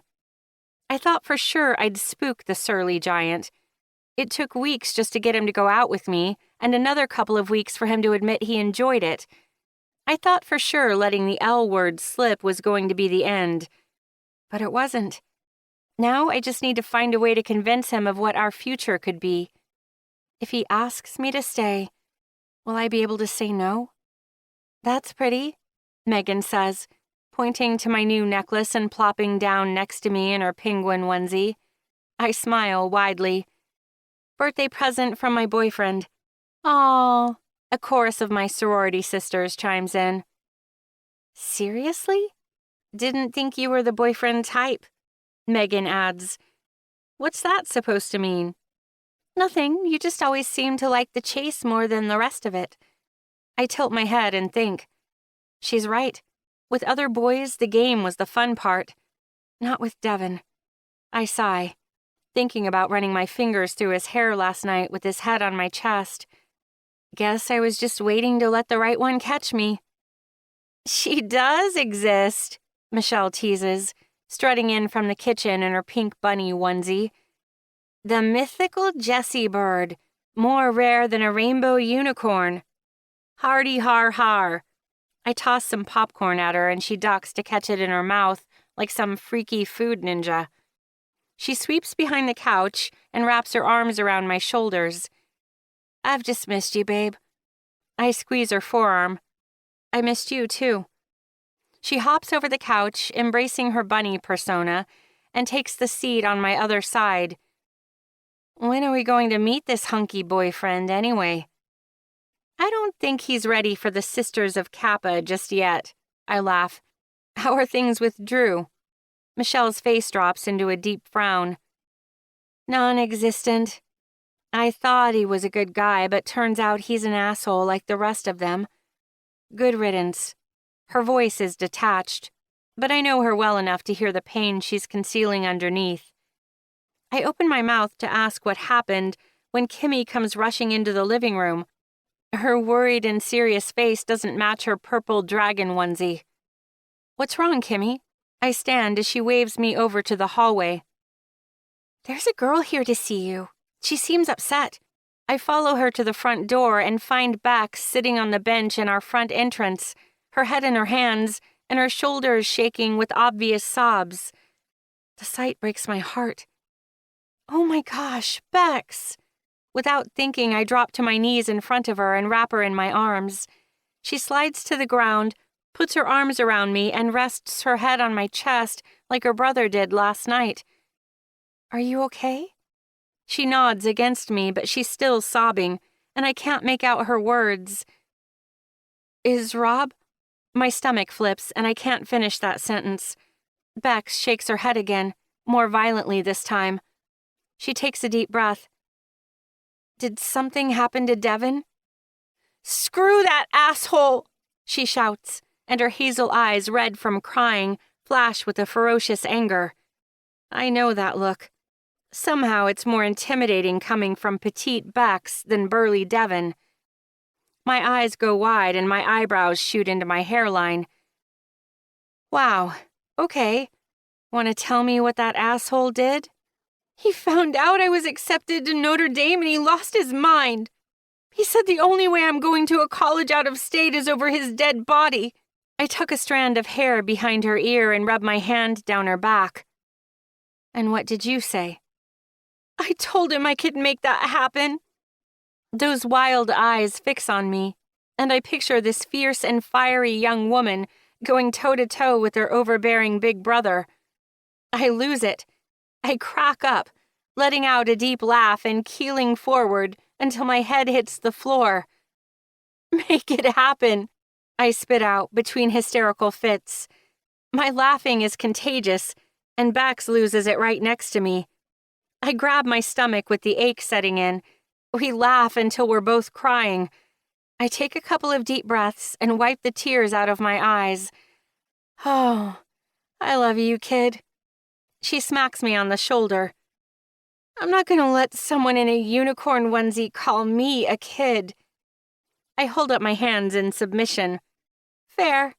No need to take me out, killer. Come on, let's get some ice cream and you can tell me all about it. I wrap my arm around her shoulder and lead her into the living room where all my sisters sit, pretending they weren't listening to every word we said. Ladies, I announce, we have an honorary Kappa for the night. This is Bibi, and she needs some serious big sister love. Stat. My amazing sorority sisters swarm Bex, hovering and cooing as they drag her into the living room and plop her down in the middle of the couch. An ice cream sundae magics its way into her hands, sprinkles and hot fudge included. We don't fuck around with our emotional eating in this house. Movie night is replaced with Beck's live theater. For an hour, she regales my sisters with tales of Devin, the overbearing asshole. I don't correct her or try to defend him, even when she makes him sound worse than any evil villain ever created. Right now, it's clear she needs to vent and feel supported without judgment. I bet that's why she came to me instead of Rob and Mandy. I know Devin loves her more than anything, and while he may be a dick sometimes, okay, most of the time, he would do anything to keep her safe, including make her miserable. When she's calmed down and eaten her body weight in ice cream, I'll try to explain that to her. My phone rings in my fuzzy pocket, and every eye in the room shoots to me with judgment, like we were in a dark movie theater instead of my noisy living room. I pull it out and bite my lip when I see Devon's name flashing across the screen. I hold it up to all the girls. Speak of the asshole? Beck's face scrunches up like she just bit into a lemon. Did you tell him where you were going? I ask her. She shakes her head. I just stormed out and slammed the door behind me. She snips with her nose in the air. You go, girl. Michelle cheers from the corner of the couch. Not helpful, Michelle. He's not my dad. It's none of his business where I am. I step toward the kitchen. I'm going to answer it real quick. A collective gasp sucks the air out of the room. Jesus, sorority girls can be so damn dramatic. I weigh my words carefully, making sure I don't become public enemy number 1. I'm just going to tell him you're safe. I'm sure he's worried. Bex crosses her arms and scowls at me. Damn, she is so much like her brother. I'm careful to keep the smile off my lips.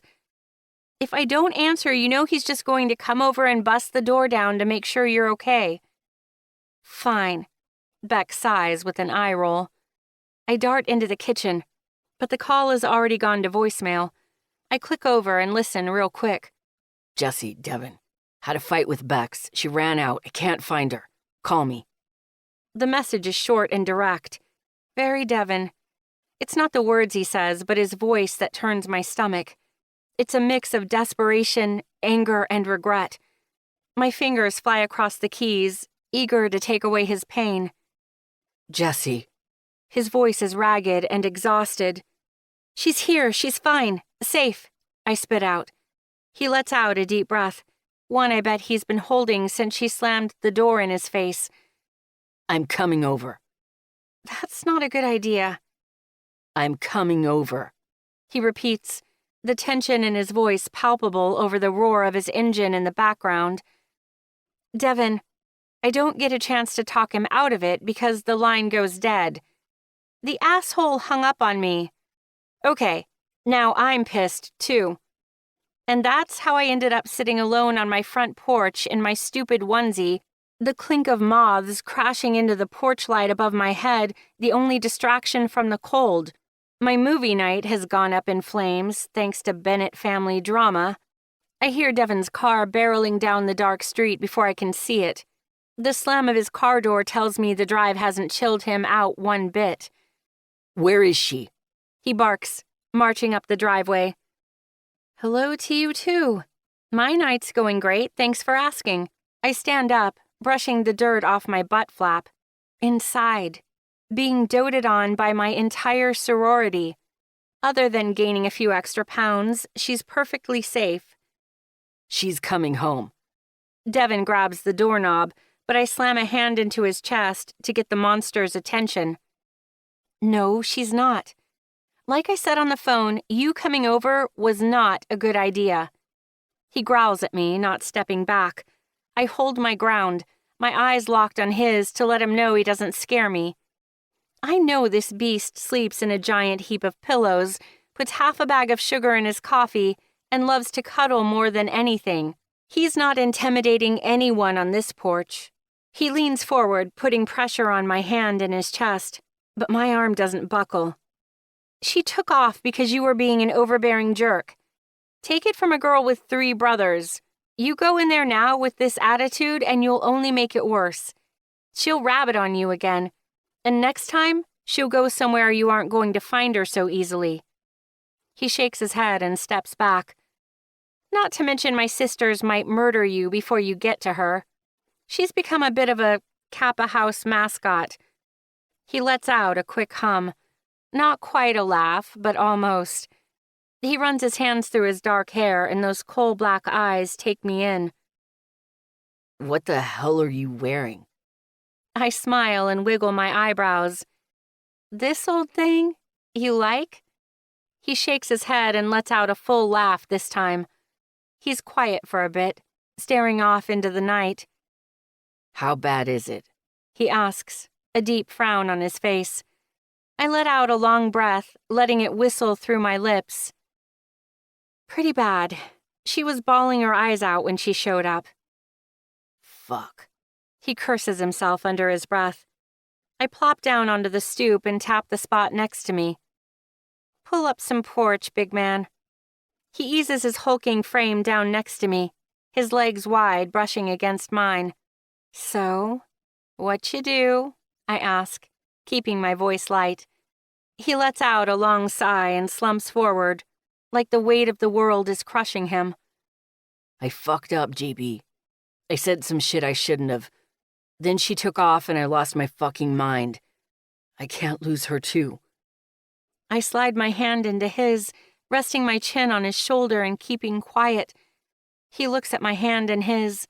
When Bex was born, she was so small.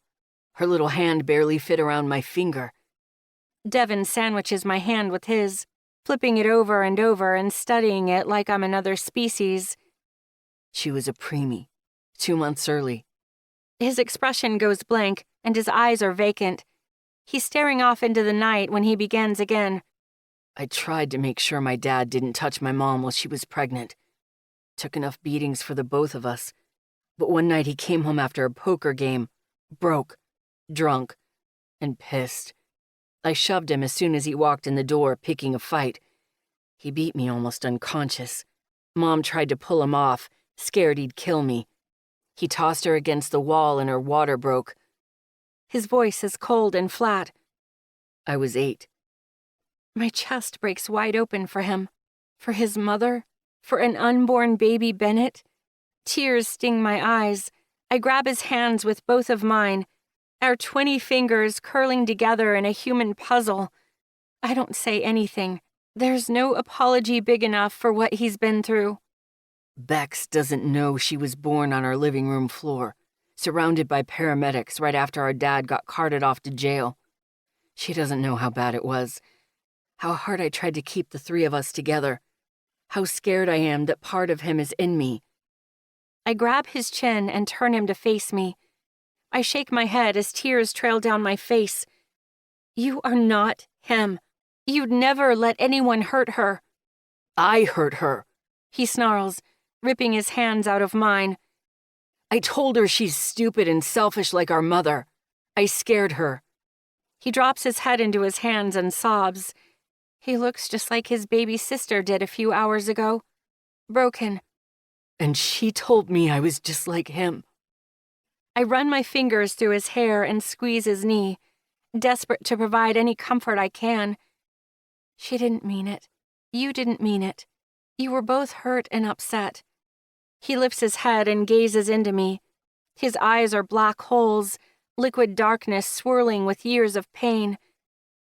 What if she's right? What if I hurt people like him? You're not. I see you. I lean into him, sealing my mouth on his and pouring my love into him. Against his lips, I whisper, You think you're tough, making people scale those walls you've built, barbed wire and all. But behind it, you're the most loving man I've ever met. He lets out a ragged breath. I don't blame my mom for taking off, or for not taking me with her. I look just like him. Don't think she ever really trusted me because of that. He chokes on the held-back tears. But she should have taken the baby. Bex deserves better than me. You both deserved better.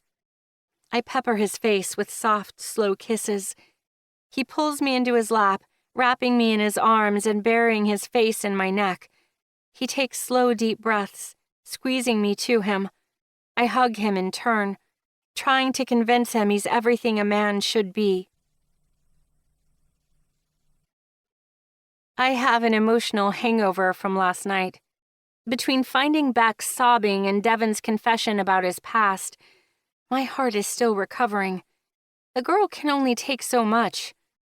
My first class isn't until 10 this morning, so I have plenty of time to sip my coffee and think of the best strategy for talking to Bex. I understand why she's upset. With 3 bossy brothers looking over my shoulder, I know exactly how she feels. She just wants to stretch her wings, and Devin's keeping her shackled to the ground. He thinks telling her how dangerous it is to fly will keep her from wanting to feel the wind on her face. Not gonna happen, bud. I know he just wants to keep her close, keep her safe. He's lost everything, and losing her too might just destroy him. But the harder he fights to keep her, the more she'll want to get away. I can see both sides, but I hate being in the middle.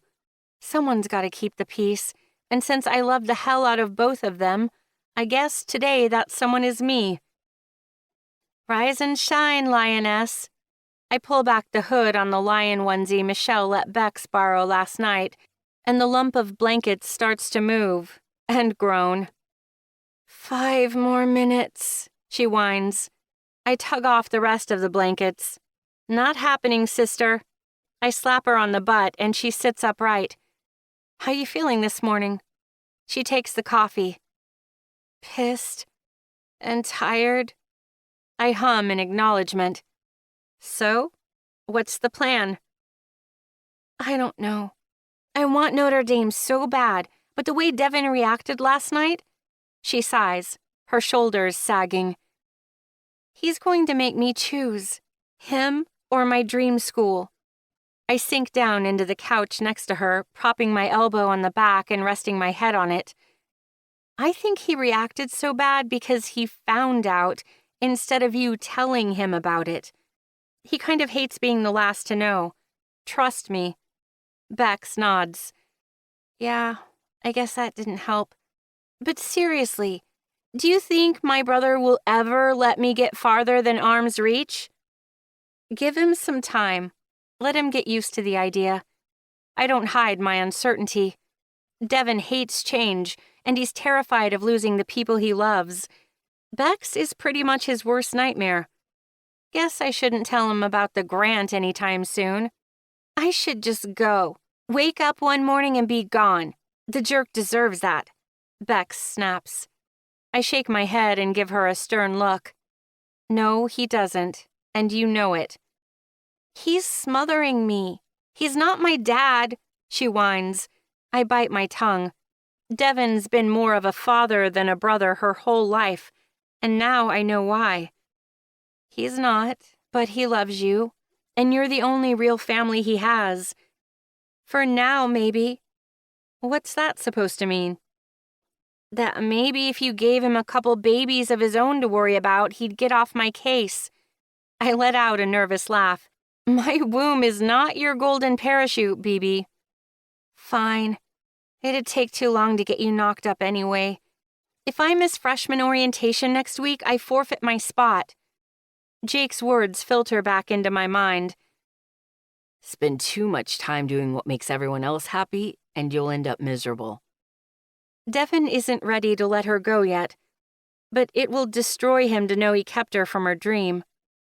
Then go, I declare. It's just a weekend, right? And it'll keep your options open until you can have an adult conversation with Devin.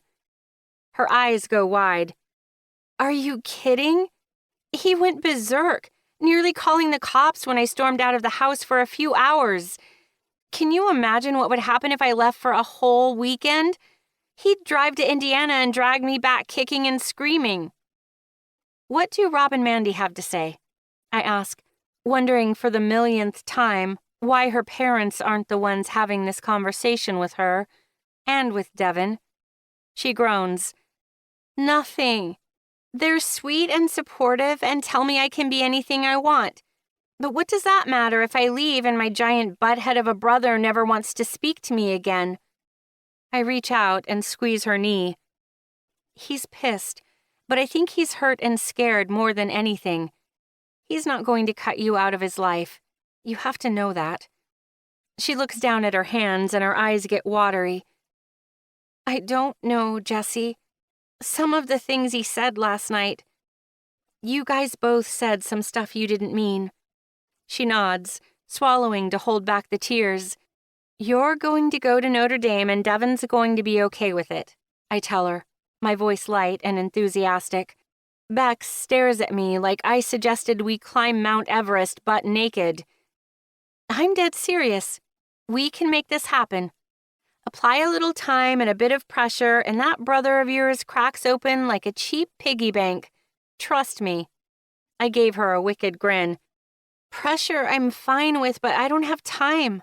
Freshman orientation is next weekend, she deflates. Then I'll go for you. What? She pops up, spilling her now lukewarm coffee over the front of Michelle's lion onesie. You just need someone to show up and sign your name, right? She nods vigorously, spilling more coffee. I pry it out of her hands and stare at those big, pleading eyes. Then I'll go for you. You'll keep your spot, and we'll work on warming Devin up to the idea. You do that for me? Her lip quivers. Anything for you, BB. She shoots across the couch and tackles me in a bear hug, spilling my coffee this time. Thank you, thank you, thank you, she says all in one breath. You know Devin's going to be pissed at you for this, right? I wince. Maybe we wait to tell him until he's had time to adjust to the idea of you going away to school. He likes secrets about as much as he likes change. I'm not comfortable with hiding something like this from Devin, but I don't see any other option right now. Trust doesn't come easy for him, and helping his baby sister leave the state would pretty much be the ultimate betrayal. Add to it that I'm thinking of taking a job that would require me to travel across the state for the next 5 years, and I'm pretty sure he'd never forgive me. I just need to buy a little more time. Well, guess we better make sure he doesn't find out then. Chapter 26. Devin. Jessie sends me a text to let me know she's back. She's been distant and cryptic for the past week, telling me she was going to be out of town for a few days, but never saying where or why. I could ask, but I'm pissed I have to. My girlfriend still doesn't seem to want to tell me what's going on in her life. After finding out what a piece of shit my father is, the kind of things I'm capable of, I'm not surprised she's been distant. Who'd want to be with someone who's got a devil scratching to get out of them? Pissed or not, I finish up at work and head straight to her place. I need her help, her advice on how to fix this shit with Bex. But I also need to see her sweet smile, hold her soft curves against me. I need to know she's still here, still mine. She opens her front door with a surprised, happy look on her face. Those green eyes sparkle even brighter than I remember. She squeals with joy, wrapping her arms around my neck and her legs around my waist. I chuckle, burying my face in her neck and breathing in her sweet vanilla smell. I let out a heavy sigh, my body relaxing for the first time in days. "Hi," she whispers in my ear. "Hey," I mumble back. She hops down, grabs my hand, and drags me up to her room. The door closes, and I'm on her, pressing our bodies together and stealing kisses. A warm hum rumbles in her chest. I drop my forehead to hers. "I missed you." She giggles, tips up on her toes, and plants a chaste kiss on my lips. "I can tell." She turns and struts over to the bed, leveling me with the naughty look in her eye. "Come here, big man." I slide over to her desk, keeping my eyes locked on her as she lies down on the bed. My dick aches to be between those legs. Without looking, I open the drawer where she keeps her condoms and rifle around, but come up empty. Finally tearing my eyes off her, I look down and realize I opened the wrong drawer. Instead of condoms, I'm staring down into a stack of letters. My brain can't make sense of what I'm seeing, but the sinking feeling in the pit of my stomach grows when I pick up the pile. "Devin." Jessie's voice sounds distant as it echoes in the back of my mind. I thumb through the papers, reading the names and addresses on the fancy letterhead. Graduate school acceptance letters. Graduate schools out of state. We've never talked about it, but I assumed she was staying here. Her family is here. Her friends are here. I'm here. She'd tell me if she was leaving. "What is this?" I ask, blindsided. "It's not what it looks like." She scrambles off the bed, her hands held up in surrender and a guilty look on her face. Then what is it? My voice is sharp when I slap the letters down on her desk. They're just acceptance letters, that's all. She swallows and bites her lip, looking guilty as shit when she adds, but there's something I've been meaning to talk to you about. I have an opportunity. I shake my head. Opportunity. I repeat her word, rolling it over and over in my head. Escape. That's what she means. Escaping this town, this life. Me. In the middle of Jessie breaking my heart, my baby sister comes bounding in with one of Jessie's sorority sisters hot on her heels. Jessie, how was it? Did you love the campus? Tell me everything. My sister's sing-song voice fills the small bedroom. Bex! Jessie shouts a quick warning, shaking her head. Bex and the other girls stop dead in their tracks. Beck's eyes go wide, and she gasps in shock at seeing me standing in my girlfriend's room. No, JB, tell us. I want to know. How was the campus? I spit venom, glaring at her with sheer loathing in my eyes. Devin. Jessie's voice is a soft warning. I snatch up the pile of acceptance letters. Which one was it? Northwestern? I toss the letter in the air, moving on to the next. Michigan? North Carolina. I glare at Bex frozen in the doorway. Indiana. I toss the rest of the letters at Jessie's feet. That's where you went this weekend, isn't it? To look at some school 1,000 miles away. My heart is surging in my chest, ripping itself apart with the need to hear her tell me it's not true. She's not going anywhere. She's staying here. Staying mine. Yes, I went to look at a school out of state. Jessie answers flatly, her back straight and her eyes clear. Devin, it's my fault. Bex starts, tears in her eyes as she glances back and forth between Jessie and me. Bex, this has nothing to do with you. Jessie cuts her off. This is about your brother not trusting me. Jessie and I square off, eyes locked, wills roaring. I thought we could have a calm and rational adult conversation about our future, but I guess I was wrong. The air has been sucked out of the room and I'm suffocating. What future? You're leaving. I look over at Bex. You're both fucking leaving. That's what you think? That we don't have a future? Jessie's eyes narrow and her nostrils flare. You leaving? I answer her question with a question. It's complicated. I shake my head and glare at her. No, it's not. Feet shuffling by the door, and in my peripheral vision I see the girl I don't know put a hand on Beck's shoulders before she says, We should go. No, I snarl. I'll leave. It's my turn, isn't it? I cross the room to Jessie, stepping into her until our chests collide. She holds my gaze, strong as steel. I lean down to her, brushing the pendant around her neck with the pat of my thumb and whisper, You've got your freedom now, little hummingbird. Fly away. See if I care. Her face is unmoved, sneer locked in place. The only signs she heard me at all are the few quick blinks of those beautiful green eyes that are shining with tears. Chapter 27. Jessie. My heart races with rage and frustration.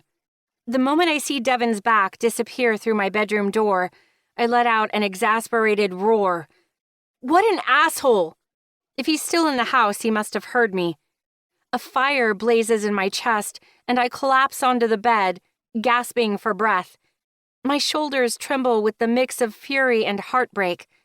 Bex and Michelle rush over, each taking a seat beside me. They wrap their arms around me and speak soothing words into my ears, but I can't hear any of it. Devin's gone. He walked out like it was nothing, like I meant nothing. I didn't even get the chance to tell him about the grant, to ask him to come with me. One misunderstanding was all it took for him to give up on me, on us. It'll be okay, JB, Michelle promises.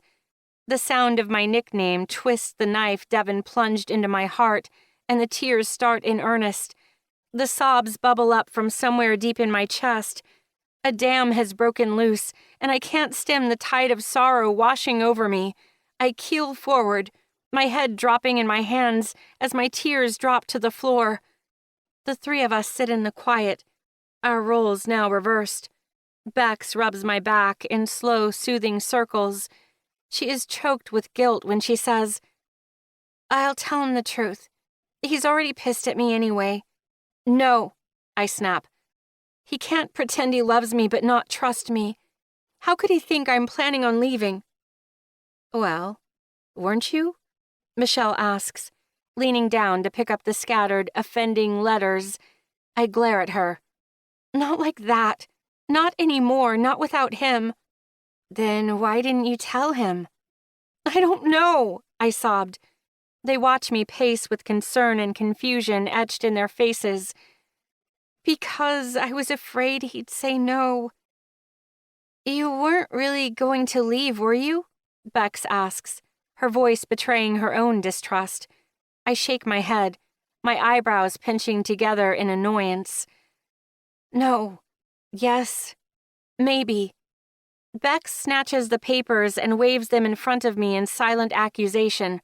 I rip them out of her hands, toss them back in the drawer they came from, and slam it shut with an echoing thud. "I thought maybe he'd come with me. Or, I don't know. I've been offered this amazing grant." "Wow," Bex scoffs, and Michelle audibly winces. I level the kid with one of her brother's devastating scowls. "Ever heard the one about the pot and the kettle, BB?" She jumps up off the bed and squares off with me. "Hey, don't turn this around on me, that's different." "Oh, right. It is." Her voice rises and our eyes lock. Michelle sits on the edge of the bed, riveted, her gaze darting between Bex and me like we're the final match at Wimbledon. "I know what I want. The one thing I want. Notre Dame. I'm not talking about other opportunities and stringing along my brother for fun. He wants to start a life with you, Jessie." "I know," I shriek. I rip open the drawer, pull out the letters, and tear them into tiny shreds until they match my tattered heart. I toss the pieces in the air, and they rain down on us like confetti. I peer at Bex through the paper storm. "I love him, Rebecca Bennett." Bex takes in the mess surrounding us with a satisfied smirk. "Okay, then." "Go get him," Michelle adds, beaming like she's watching some Hallmark movie. I stare at the ground. "No." "Why not?" Michelle and Bex ask in unison. "Because I'm willing to give up everything." I gesture to the shreds of my future littering the floor, then to the door. "And he walked out on me like it was nothing, like what we have doesn't matter. He's just hurt." Michelle squeezes my arm. "You know how he loves surprises," Bex deadpans. "I'm sure he'll calm down," Michelle adds. "I don't care if he wants me again when he calms down. The point is he walked away. He can walk away." I flop down on my bed. I've been chasing him since day one. Pushing, prodding, blackmailing. I made this happen. He's just been along for the ride. I pull my shoulders back and stare straight ahead. Well, the ride's over. I'm done chasing after Devin Bennett. I throw myself into every activity I can find.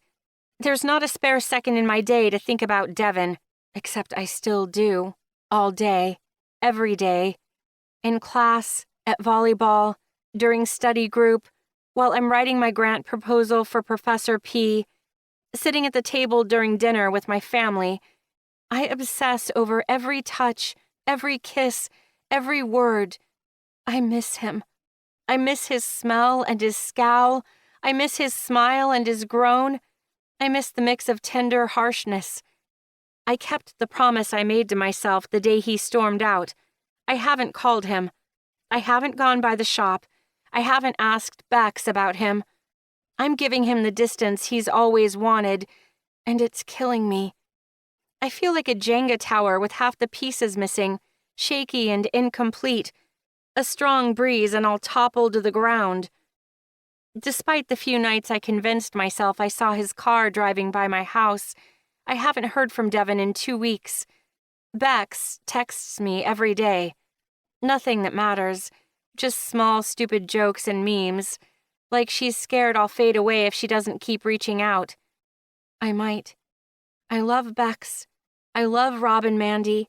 I love that stupid repair shop and all the crazy people in it. But for now, at least, they're too painful to be around. My phone buzzes in my pocket with a text from Bex. Come by the shop at 5 today. I've got something to tell you. Don't worry, he who shall not be named won't be here. Electricity shoots across my body at the idea of returning to the shop.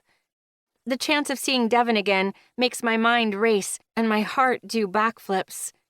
I don't answer, and she texts again. Everyone misses you. Rob keeps sniffling when he looks at your computer system. He says it's allergies, but I'm not buying it. Bex has no qualms about playing dirty. She knows I adore that man and his bushy mustache. I text back that I'll try, not wanting to confirm for sure where I'll be or when, just in case this is a setup. I drive through the parking lot slowly, checking each and every car to make sure Devin's isn't here. My stomach is churning and my heart is racing. I feel like I'm slipping behind enemy lines. The familiar bell over the door announces my arrival. Rob and Bex, who were both engrossed with the magazine on the counter, look up to find me standing in the shop, waving awkwardly. Jessie! Bex squeals, jumping over the counter and rushing at me. She wraps her arms around me, tighter than a boa constrictor. Rob's warm chuckle soothes my nerves as he hugs the both of us. We missed you around here. This one most of all, Rob tells me. Bex levels him with a stern gaze. Well, second most, I suppose. My heart swirls in my chest at the offhand comment. He must be talking about Devin. Has he missed me? I can't picture it. He's too mad at me to miss me. I avoid the bait and slip out of the group hug. I missed you too. I slink over to the far side of the shop, peeking into the office to make sure he's not lurking in the back. He's not here. Beck's voice startles me as I search the small office with my eyes, picturing every inch of Devin's large body from memory. I clear my throat and force lightness into my voice. Okay, so what's this news you had to tell me in person? Bex bounces over to the magazine on the counter. I follow behind her, still nervous and on edge, scanning the small shop for the man I love and am desperate to avoid. I'm going, Bex declares in victory. I shake my head, trying to focus on my friend. Seeing that I'm not following, she holds up the magazine. Not a magazine, a brochure. For Notre Dame. I'm going to Notre Dame. I hug her tight. That's great, Bex. I'm so happy for you. I try to find the words to ask about Devin, but can't. We had a family meeting. She looks over at Rob, gratitude carved into her delicate features. Rob and Mandy are going to drive me there in the fall and stay for a little while to help me get settled. My eyebrows knit together, and I stare at Rob, the peacemaker. How did he get Devin to agree to this? It's hard to let go of your baby, but that's what being a parent is. You do it right, and someday your little bird's going to leave the nest. Rob wraps an arm around Beck's shoulders with a proud grin. But seeing him soar helps soothe the pain of not being needed. We all know he's talking about Devin. He must have accepted that no matter how tightly he held on, at some point Bex is going to grow up. She isn't going to need him forever. I still need you guys, Bex answers. Who else is going to do my laundry? We share a light laugh until the sound of the shop bell sends a jolt of electricity down my spine. I keep my eyes on Bex and Rob, refusing to turn to see who's joined our little party.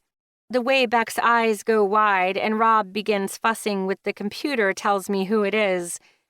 I take a deep breath and hold it, willing my heart to slow down and my stomach to settle. My skin prickles with terrified excitement. "You said you were going to be gone for 2 hours," Bex accuses. "Sorry to disappoint," Devin growls back. I shut my eyes against the onslaught of emotion. Hearing his deep voice tears me apart. Bex grabs my hand behind the counter where Devin can't see and gives an apologetic squeeze. Wiping the pain off my face, I turn to look at him. Despite my best efforts to steel myself, I gasp at the sight. His broad shoulders, his strong arms, his trim waist, his judgmental scowl. He is a beautiful devil existing only to torture me. "Devin?" I call his name in a quick, detached greeting. An immobile statue, he doesn't so much as nod. "I'd better get going," I tell Bex and Rob. I give them both a quick hug before I flit across the shop, moving as quick as I can without seeming like I'm running away. Devin's still standing by the door, refusing to move.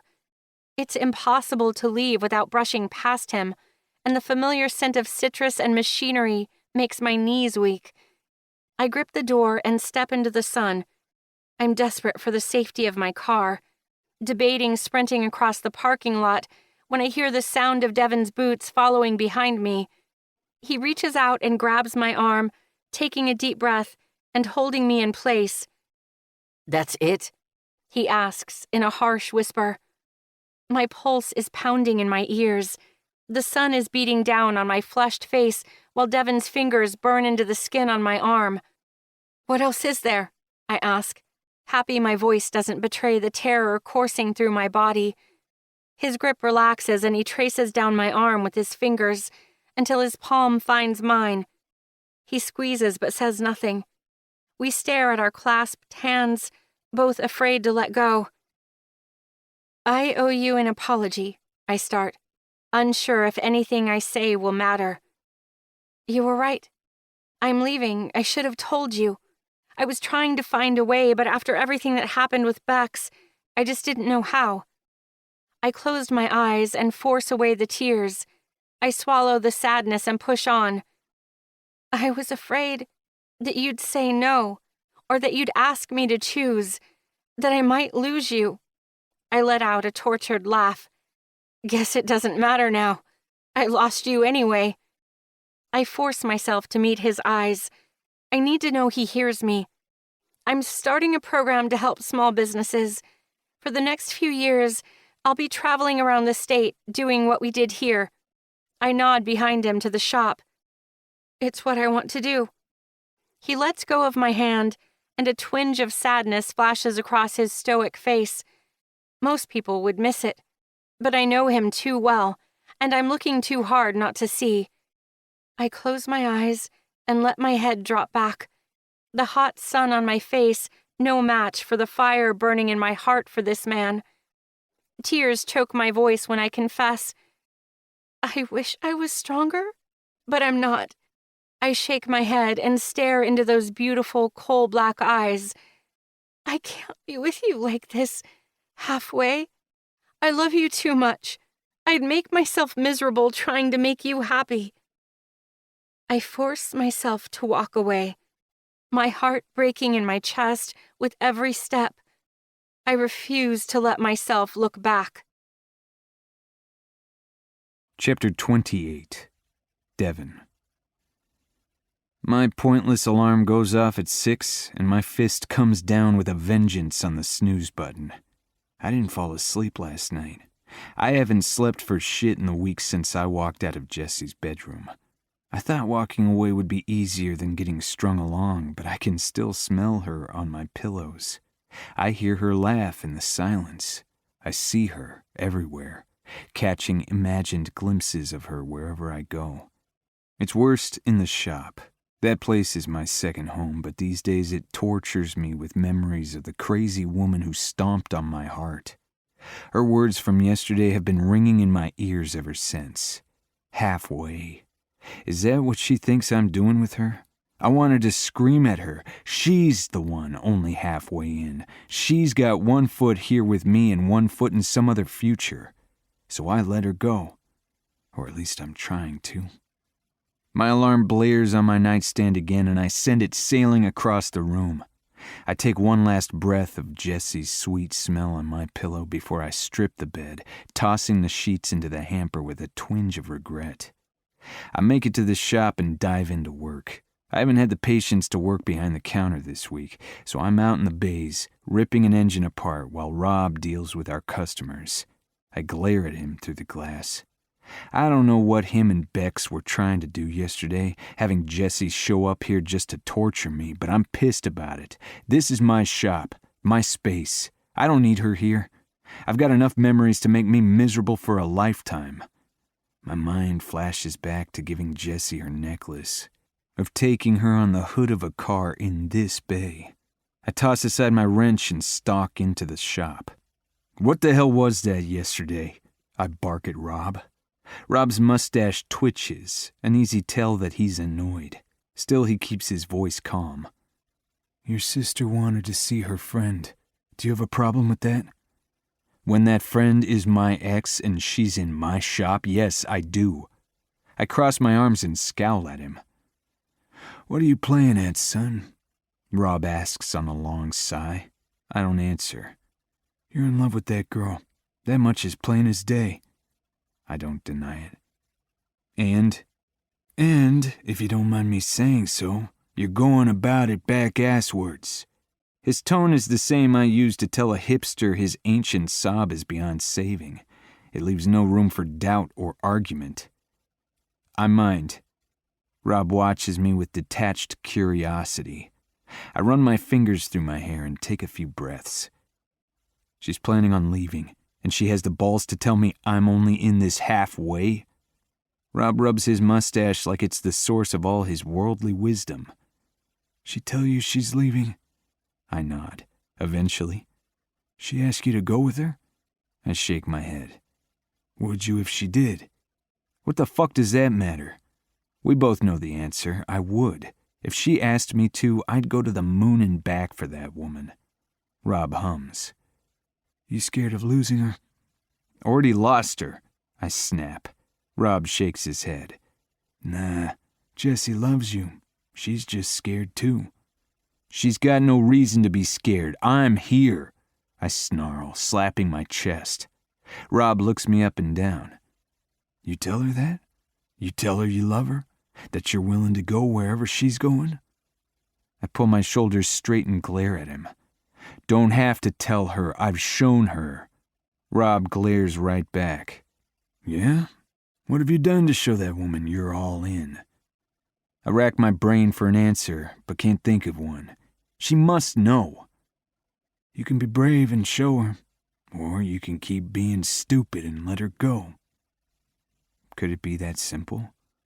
Rob crosses the shop, slapping a hand on my shoulder.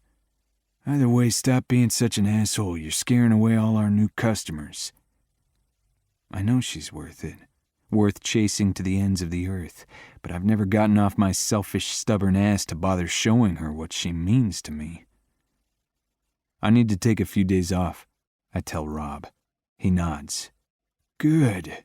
Bring that girl home. Mandy's ready for grandbabies. I shake my head, ignoring Rob's comment and the smile it put on my lips. I grab my phone out of my pocket and call Austin as I slide in behind the wheel of my car. What's up, Dev? Austin asks. Need your help, man. I grip the steering wheel, hating what I know I've got to do. Elizabeth with you? Yeah, what do you need? I tell him what I've got in mind, and after a solid 5 minutes of laughing at my expense, he's ready to make shit happen. If Jessie doesn't know what I'm willing to do to keep her, she sure as fuck will soon. I just hope to hell it works. Chapter 29. Jessie.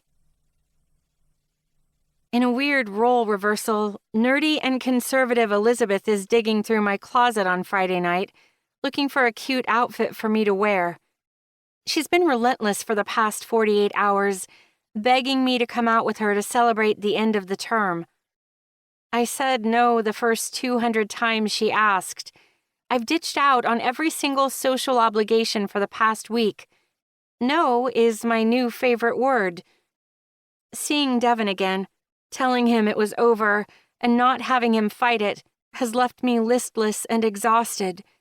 My sorority sisters have taken turns feeding me, bringing me mac and cheese, pancakes or ice cream on the days I couldn't be bothered to get out of bed. Go shower. Your stink is starting to reach the hallways, Michelle teases. She's joking, I think. I showered yesterday, didn't I? Fine. I sulk on my way to the shower. I turn the water up as hot as I can stand it, eager to feel much of anything. Michelle does my makeup and Elizabeth combs through my hair, pinning it in a cute but messy updo. This is exactly what you need.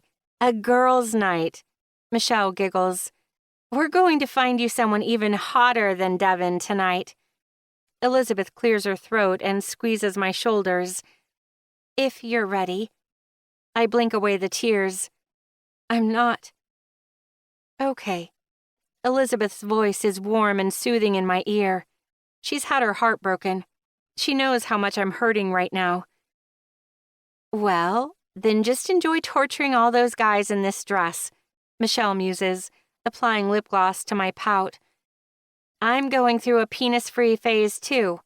Let them eat their egotistical, idiotic, unreliable hearts out. I'm a mute passenger along for the ride, not paying attention to where the Uber is taking us until we're already standing in the parking lot. I stare up at the bar's neon sign, and my stomach twists like a pit of angry snakes. Not here. I can't. I plead with Elizabeth, shaking my head hard enough that some of my hair escapes the pinned mess on my head. It looks a little rough, Lisbeth, Michelle says next to me. It's not the dive bar I object to. It's the fact that it's Devin's dive bar that I have a problem with. I swear, it's not as shady as it looks. It'll be fun. They have karaoke tonight, Elizabeth sings. This is where Devin and I had our first date, I confess. Elizabeth's kind eyes go wide. I didn't know. I'm sorry. Austin didn't say. Her voice trails off, and she pulls her phone out of her purse. I'll grab another Uber and we'll go somewhere else. She stares at her phone, biting her lip in concentration. Regret fills her eyes and guilt twists her lips. The closest one is over 20 minutes away. She blows out a defeated sigh.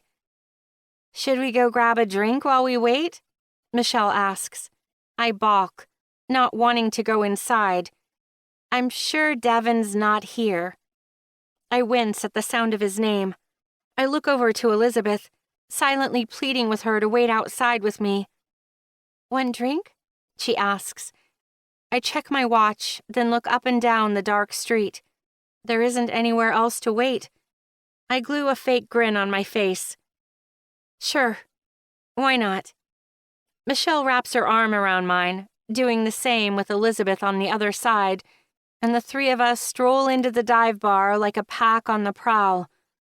I'm thankful for Michelle's support at my side when my knees buckle at the memories rushing over me. Devin and me, hiding in a dark corner, kissing and touching, falling in love. I need a drink. I dash to the bar, flagging down the bartender. Tequila, I call out as soon as he makes eye contact. He pours me a shot. I down it without a chaser, gesturing for another. Wow, Michelle snickers. Elizabeth sets a hand on my forearm, keeping me from taking my second shot. Are you okay? I nod a half dozen times and chuckle like a lunatic. Yep, just dandy, I answer, shooting back the tequila. I clap my hands together, hard enough to sting my palms. The sound is loud and draws attention even in the rowdy bar. Elizabeth is furiously typing on her phone, no doubt urging our Uber driver to risk life and limb speeding to get here sooner. Michelle is oblivious to my suffering. "Let's dance," she sings. "Sure. Why the fuck not?" I answer, my derision coated in sweetness. The three of us gyrate on the dance floor, Michelle having fun, me faking it, and Elizabeth looking between us with a worried mother-hen expression. I grab her hands and twist her back and forth, forcing her to dance. "It's fine, really? You didn't know." She bites her lip and glances up at the stage with guilty eyes. The music dies out and the place goes quiet. Everyone turns to the stage. I don't believe it. This can't be happening. Devin can't be standing on that stage, staring down at me. I squeeze my eyes closed, willing away the dream, the waking nightmare. I peel them open, but he's still standing there, looking as beautiful as ever. He's tall, dark, and tortured. I can't look away. My masochistic heart soars at the sight, aching to be near him, no matter how much it hurts. At my side, Elizabeth mutters about how sorry she is. She doesn't matter. Michelle doesn't matter. All I can see is Devin, standing on stage with his eyes burning through me. I take in a sharp breath when he steps up to the microphone and his delicious voice bellows, "This song is for Jessica Allen. I love you, JB, and I'm all in." My mouth drops open and tears prick my eyes as Devin begins to sing Nirvana's All Apologies with sweet soulfulness. He hates talking and loathes singing.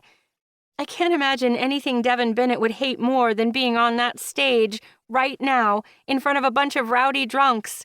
And yet, he closes his eyes and commits to each and every lyric, singing his apology to me, for me.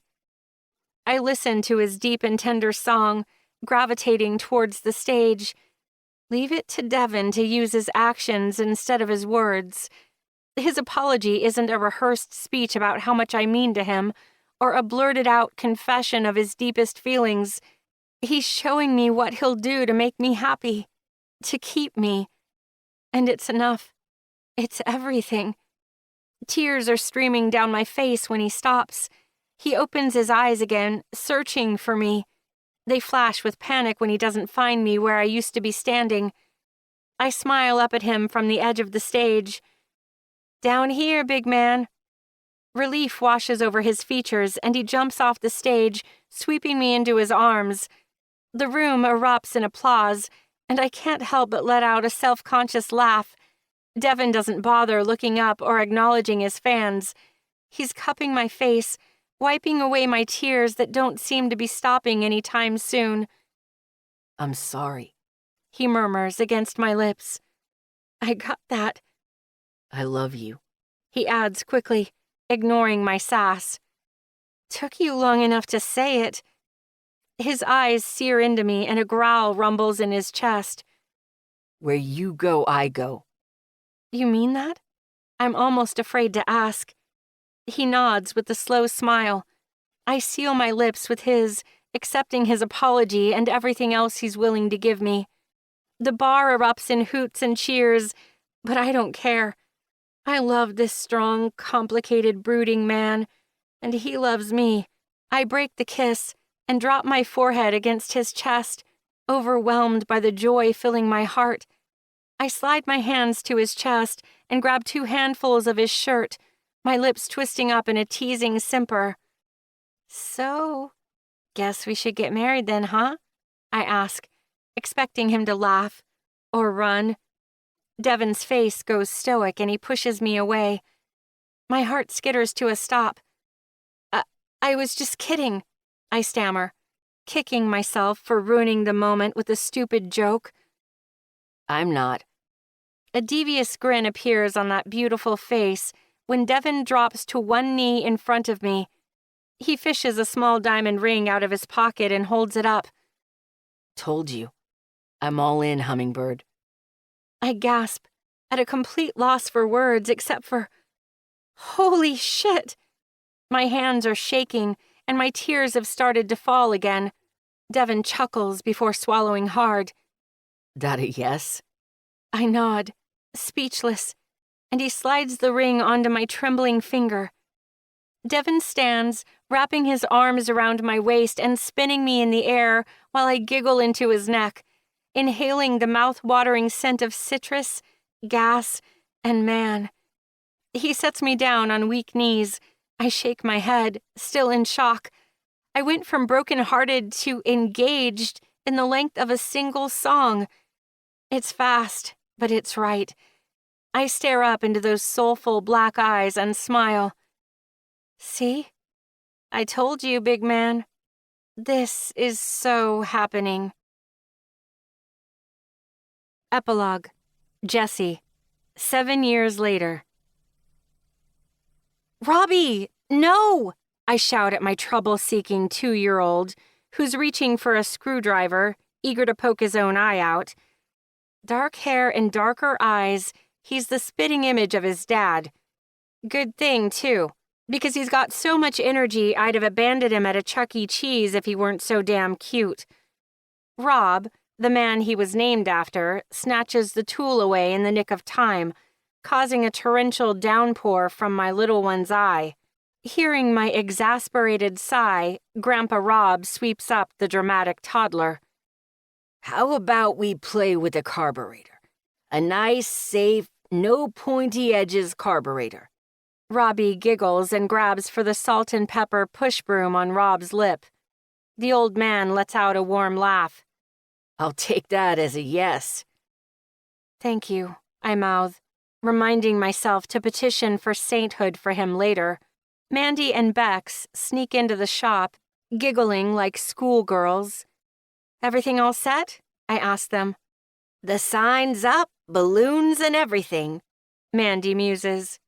Balloons? I ask with a laugh. I know he's going to hate them, Bex adds with sinister little sister amusement. Mandy tips her head towards the shop. You going to go get the man of the hour? I nod and peer through the window to see Devin and Avery, thick as thieves as usual. Avery looks like me, blonde hair and bright green eyes, but she is most definitely her father's daughter. She's quiet and contemplative, with more patience than I'll ever have. At 5, she's more at home under the hood of a car than she is on a playground. I used to dress her in skirts and pretty frilly shirts, but gave up when they all came back torn to shreds or covered in grease. I'd be mad, except it's just too adorable. Mandy made a tiny pair of overalls for Avery, and now she wipes her hands on her pants, just like her daddy. Devin and I had a nice long engagement, waiting over a year until Bex could come back from her freshman year at Notre Dame to be my maid of honor. We also had a couple busy honeymoon years, traveling around while I worked on my grant, but he didn't waste a minute getting me pregnant once we moved back home. Avery was born 6 months after we moved into our new house. Devin refused to put her down for the first few months, and I thought she'd never get the chance to learn to walk. I've never seen him happier than the day he found out he was going to be a dad. Both times he grinned so wide I thought he was going to hurt himself. "What you working on, babe?" I call out to the duo. "Mommy," Avery chirps, dashing over to me. I wrap her in a big hug, grease stains be damned. Devin strolls over, looking as sexy as the first day I saw him. Tall, dark, and devastatingly handsome. Only this time he's not scowling. He's smiling at me, holding our daughter. He leans down and kisses the tip of my nose. You look tired, he scolds. I let out a sigh at the familiar chiding. I know. The reopening for the flower shop isn't going according to plan, but once they're up and running, I'll take a week off. I promise. He groans at my side, accepting my compromise. With Professor P's help, I was able to start up a permanent program here at home to help small businesses like our auto shop. It keeps me busy, with every new client bringing a new challenge. Plus, I'm helping people, keeping our community thriving. I love it, but some weeks are longer than others. I still try to do too much at once. I still have trouble saying no. But Devin keeps me balanced, making sure I take time to enjoy our family, too. I hold out my hand to him and try to control the grin. I've got something to show you. He growls, low and annoyed. My big man still hates surprises, but I don't care. He's going to like this one. I drag him out front of the shop, making sure to keep him facing me so he doesn't see the sign until I'm good and ready. If the alternator's gone in that piece of junk, I'm getting rid of it. I don't care. Mandy, Rob, Bex, my brothers and parents, Sean, Mikey, Shelley, and a couple of new guys pop out from behind the cars in the parking lot. We all shout, "Surprise!" at him in unison. I spin him around, and Devin stares up at the new sign that reads, Bennett Auto and Repair. His mouth drops open and his forehead wrinkles in confusion. We bought it, I tell him, setting Avery down and letting her run to Auntie Bex, her favorite person in the world after her dad. I do a double take at how close Jamie is standing to Bex, and he steps away. I make a mental note to grill them both about that later. What? Devin asks again, dumbfounded. I wrap my arms around my sexy husband. We own the shop, or we will, after a few more years of payments. Rob's retiring, and it's all ours now. How? Why? He asks, a wide smile letting me know it's starting to sink in. The how is a very intricate and complicated story that involves me being a little nefarious and keeping secrets from you, so let's not go there. The why is simple. Because it's home. Devin shakes his head in disbelief. I love you, he coos. I giggle. Yeah, I figured. A few hours of fun and congratulations later, and our new shop has gone quiet. Let's go, kiddos, Mandy's voice calls from the shop door. Avery cheers from Devin's lap. We're spending the night with Grandpa and Grandma. Devin tucks a strand of her golden hair behind her ear. Is that so? I glance over at Devin. His eyes dance mischievously when I answer. Yep. Hugs and goodnight kisses complete, Devin and I are alone. He pushes his sleeves up his arms, leans against the hood of a car, and smiles at me. I go weak at the knees at the sexy sight. Well, big man, what did you have in mind for this evening? I saunter over to him, stepping between his thick thighs and wrapping my arms around his neck. He slips his arms around my waist, dipping to my ass as he kisses along my collarbone, sinking lower and lower into my chest. Well, JB, I was thinking to christen our new shop. I could fuck you on the hood of this car for old time's sake. Aren't you sentimental? He spins us, gripping the outside of my thighs and propping me up on the hood of the car, sliding his hand into my hair and claiming my lips with a devastating kiss. I grab his wrist, holding on for dear life while his kiss consumes me. He tangles his tongue with mine, teasing me with the promise of the pleasure it's going to give me when it heads farther south. Devin moans into my lips, hunger growing within him. He kisses along my jaw, nipping at my neck with a rough tenderness that makes me love him with every inch of my soul. I love the hell out of you, Devin Bennett. I kiss him with everything I have, everything he's given me. How about we work on making baby number 3? Oh, this is so happening. He groans. This concludes This Is So Happening by Amelia Kingston, narrated by Elizabeth Hart and Teddy Hamilton. Copyright 2020 by Amelia Kingston. This unabridged audiobook is published by arrangement with Totally Entwined Group Limited and was produced in the year 2021 by Tantor Media Incorporated, a division of Recorded Books, which holds the copyright thereto. Please visit tantor.com for more information on our growing library of unabridged audiobooks. Audible hopes you have enjoyed this program.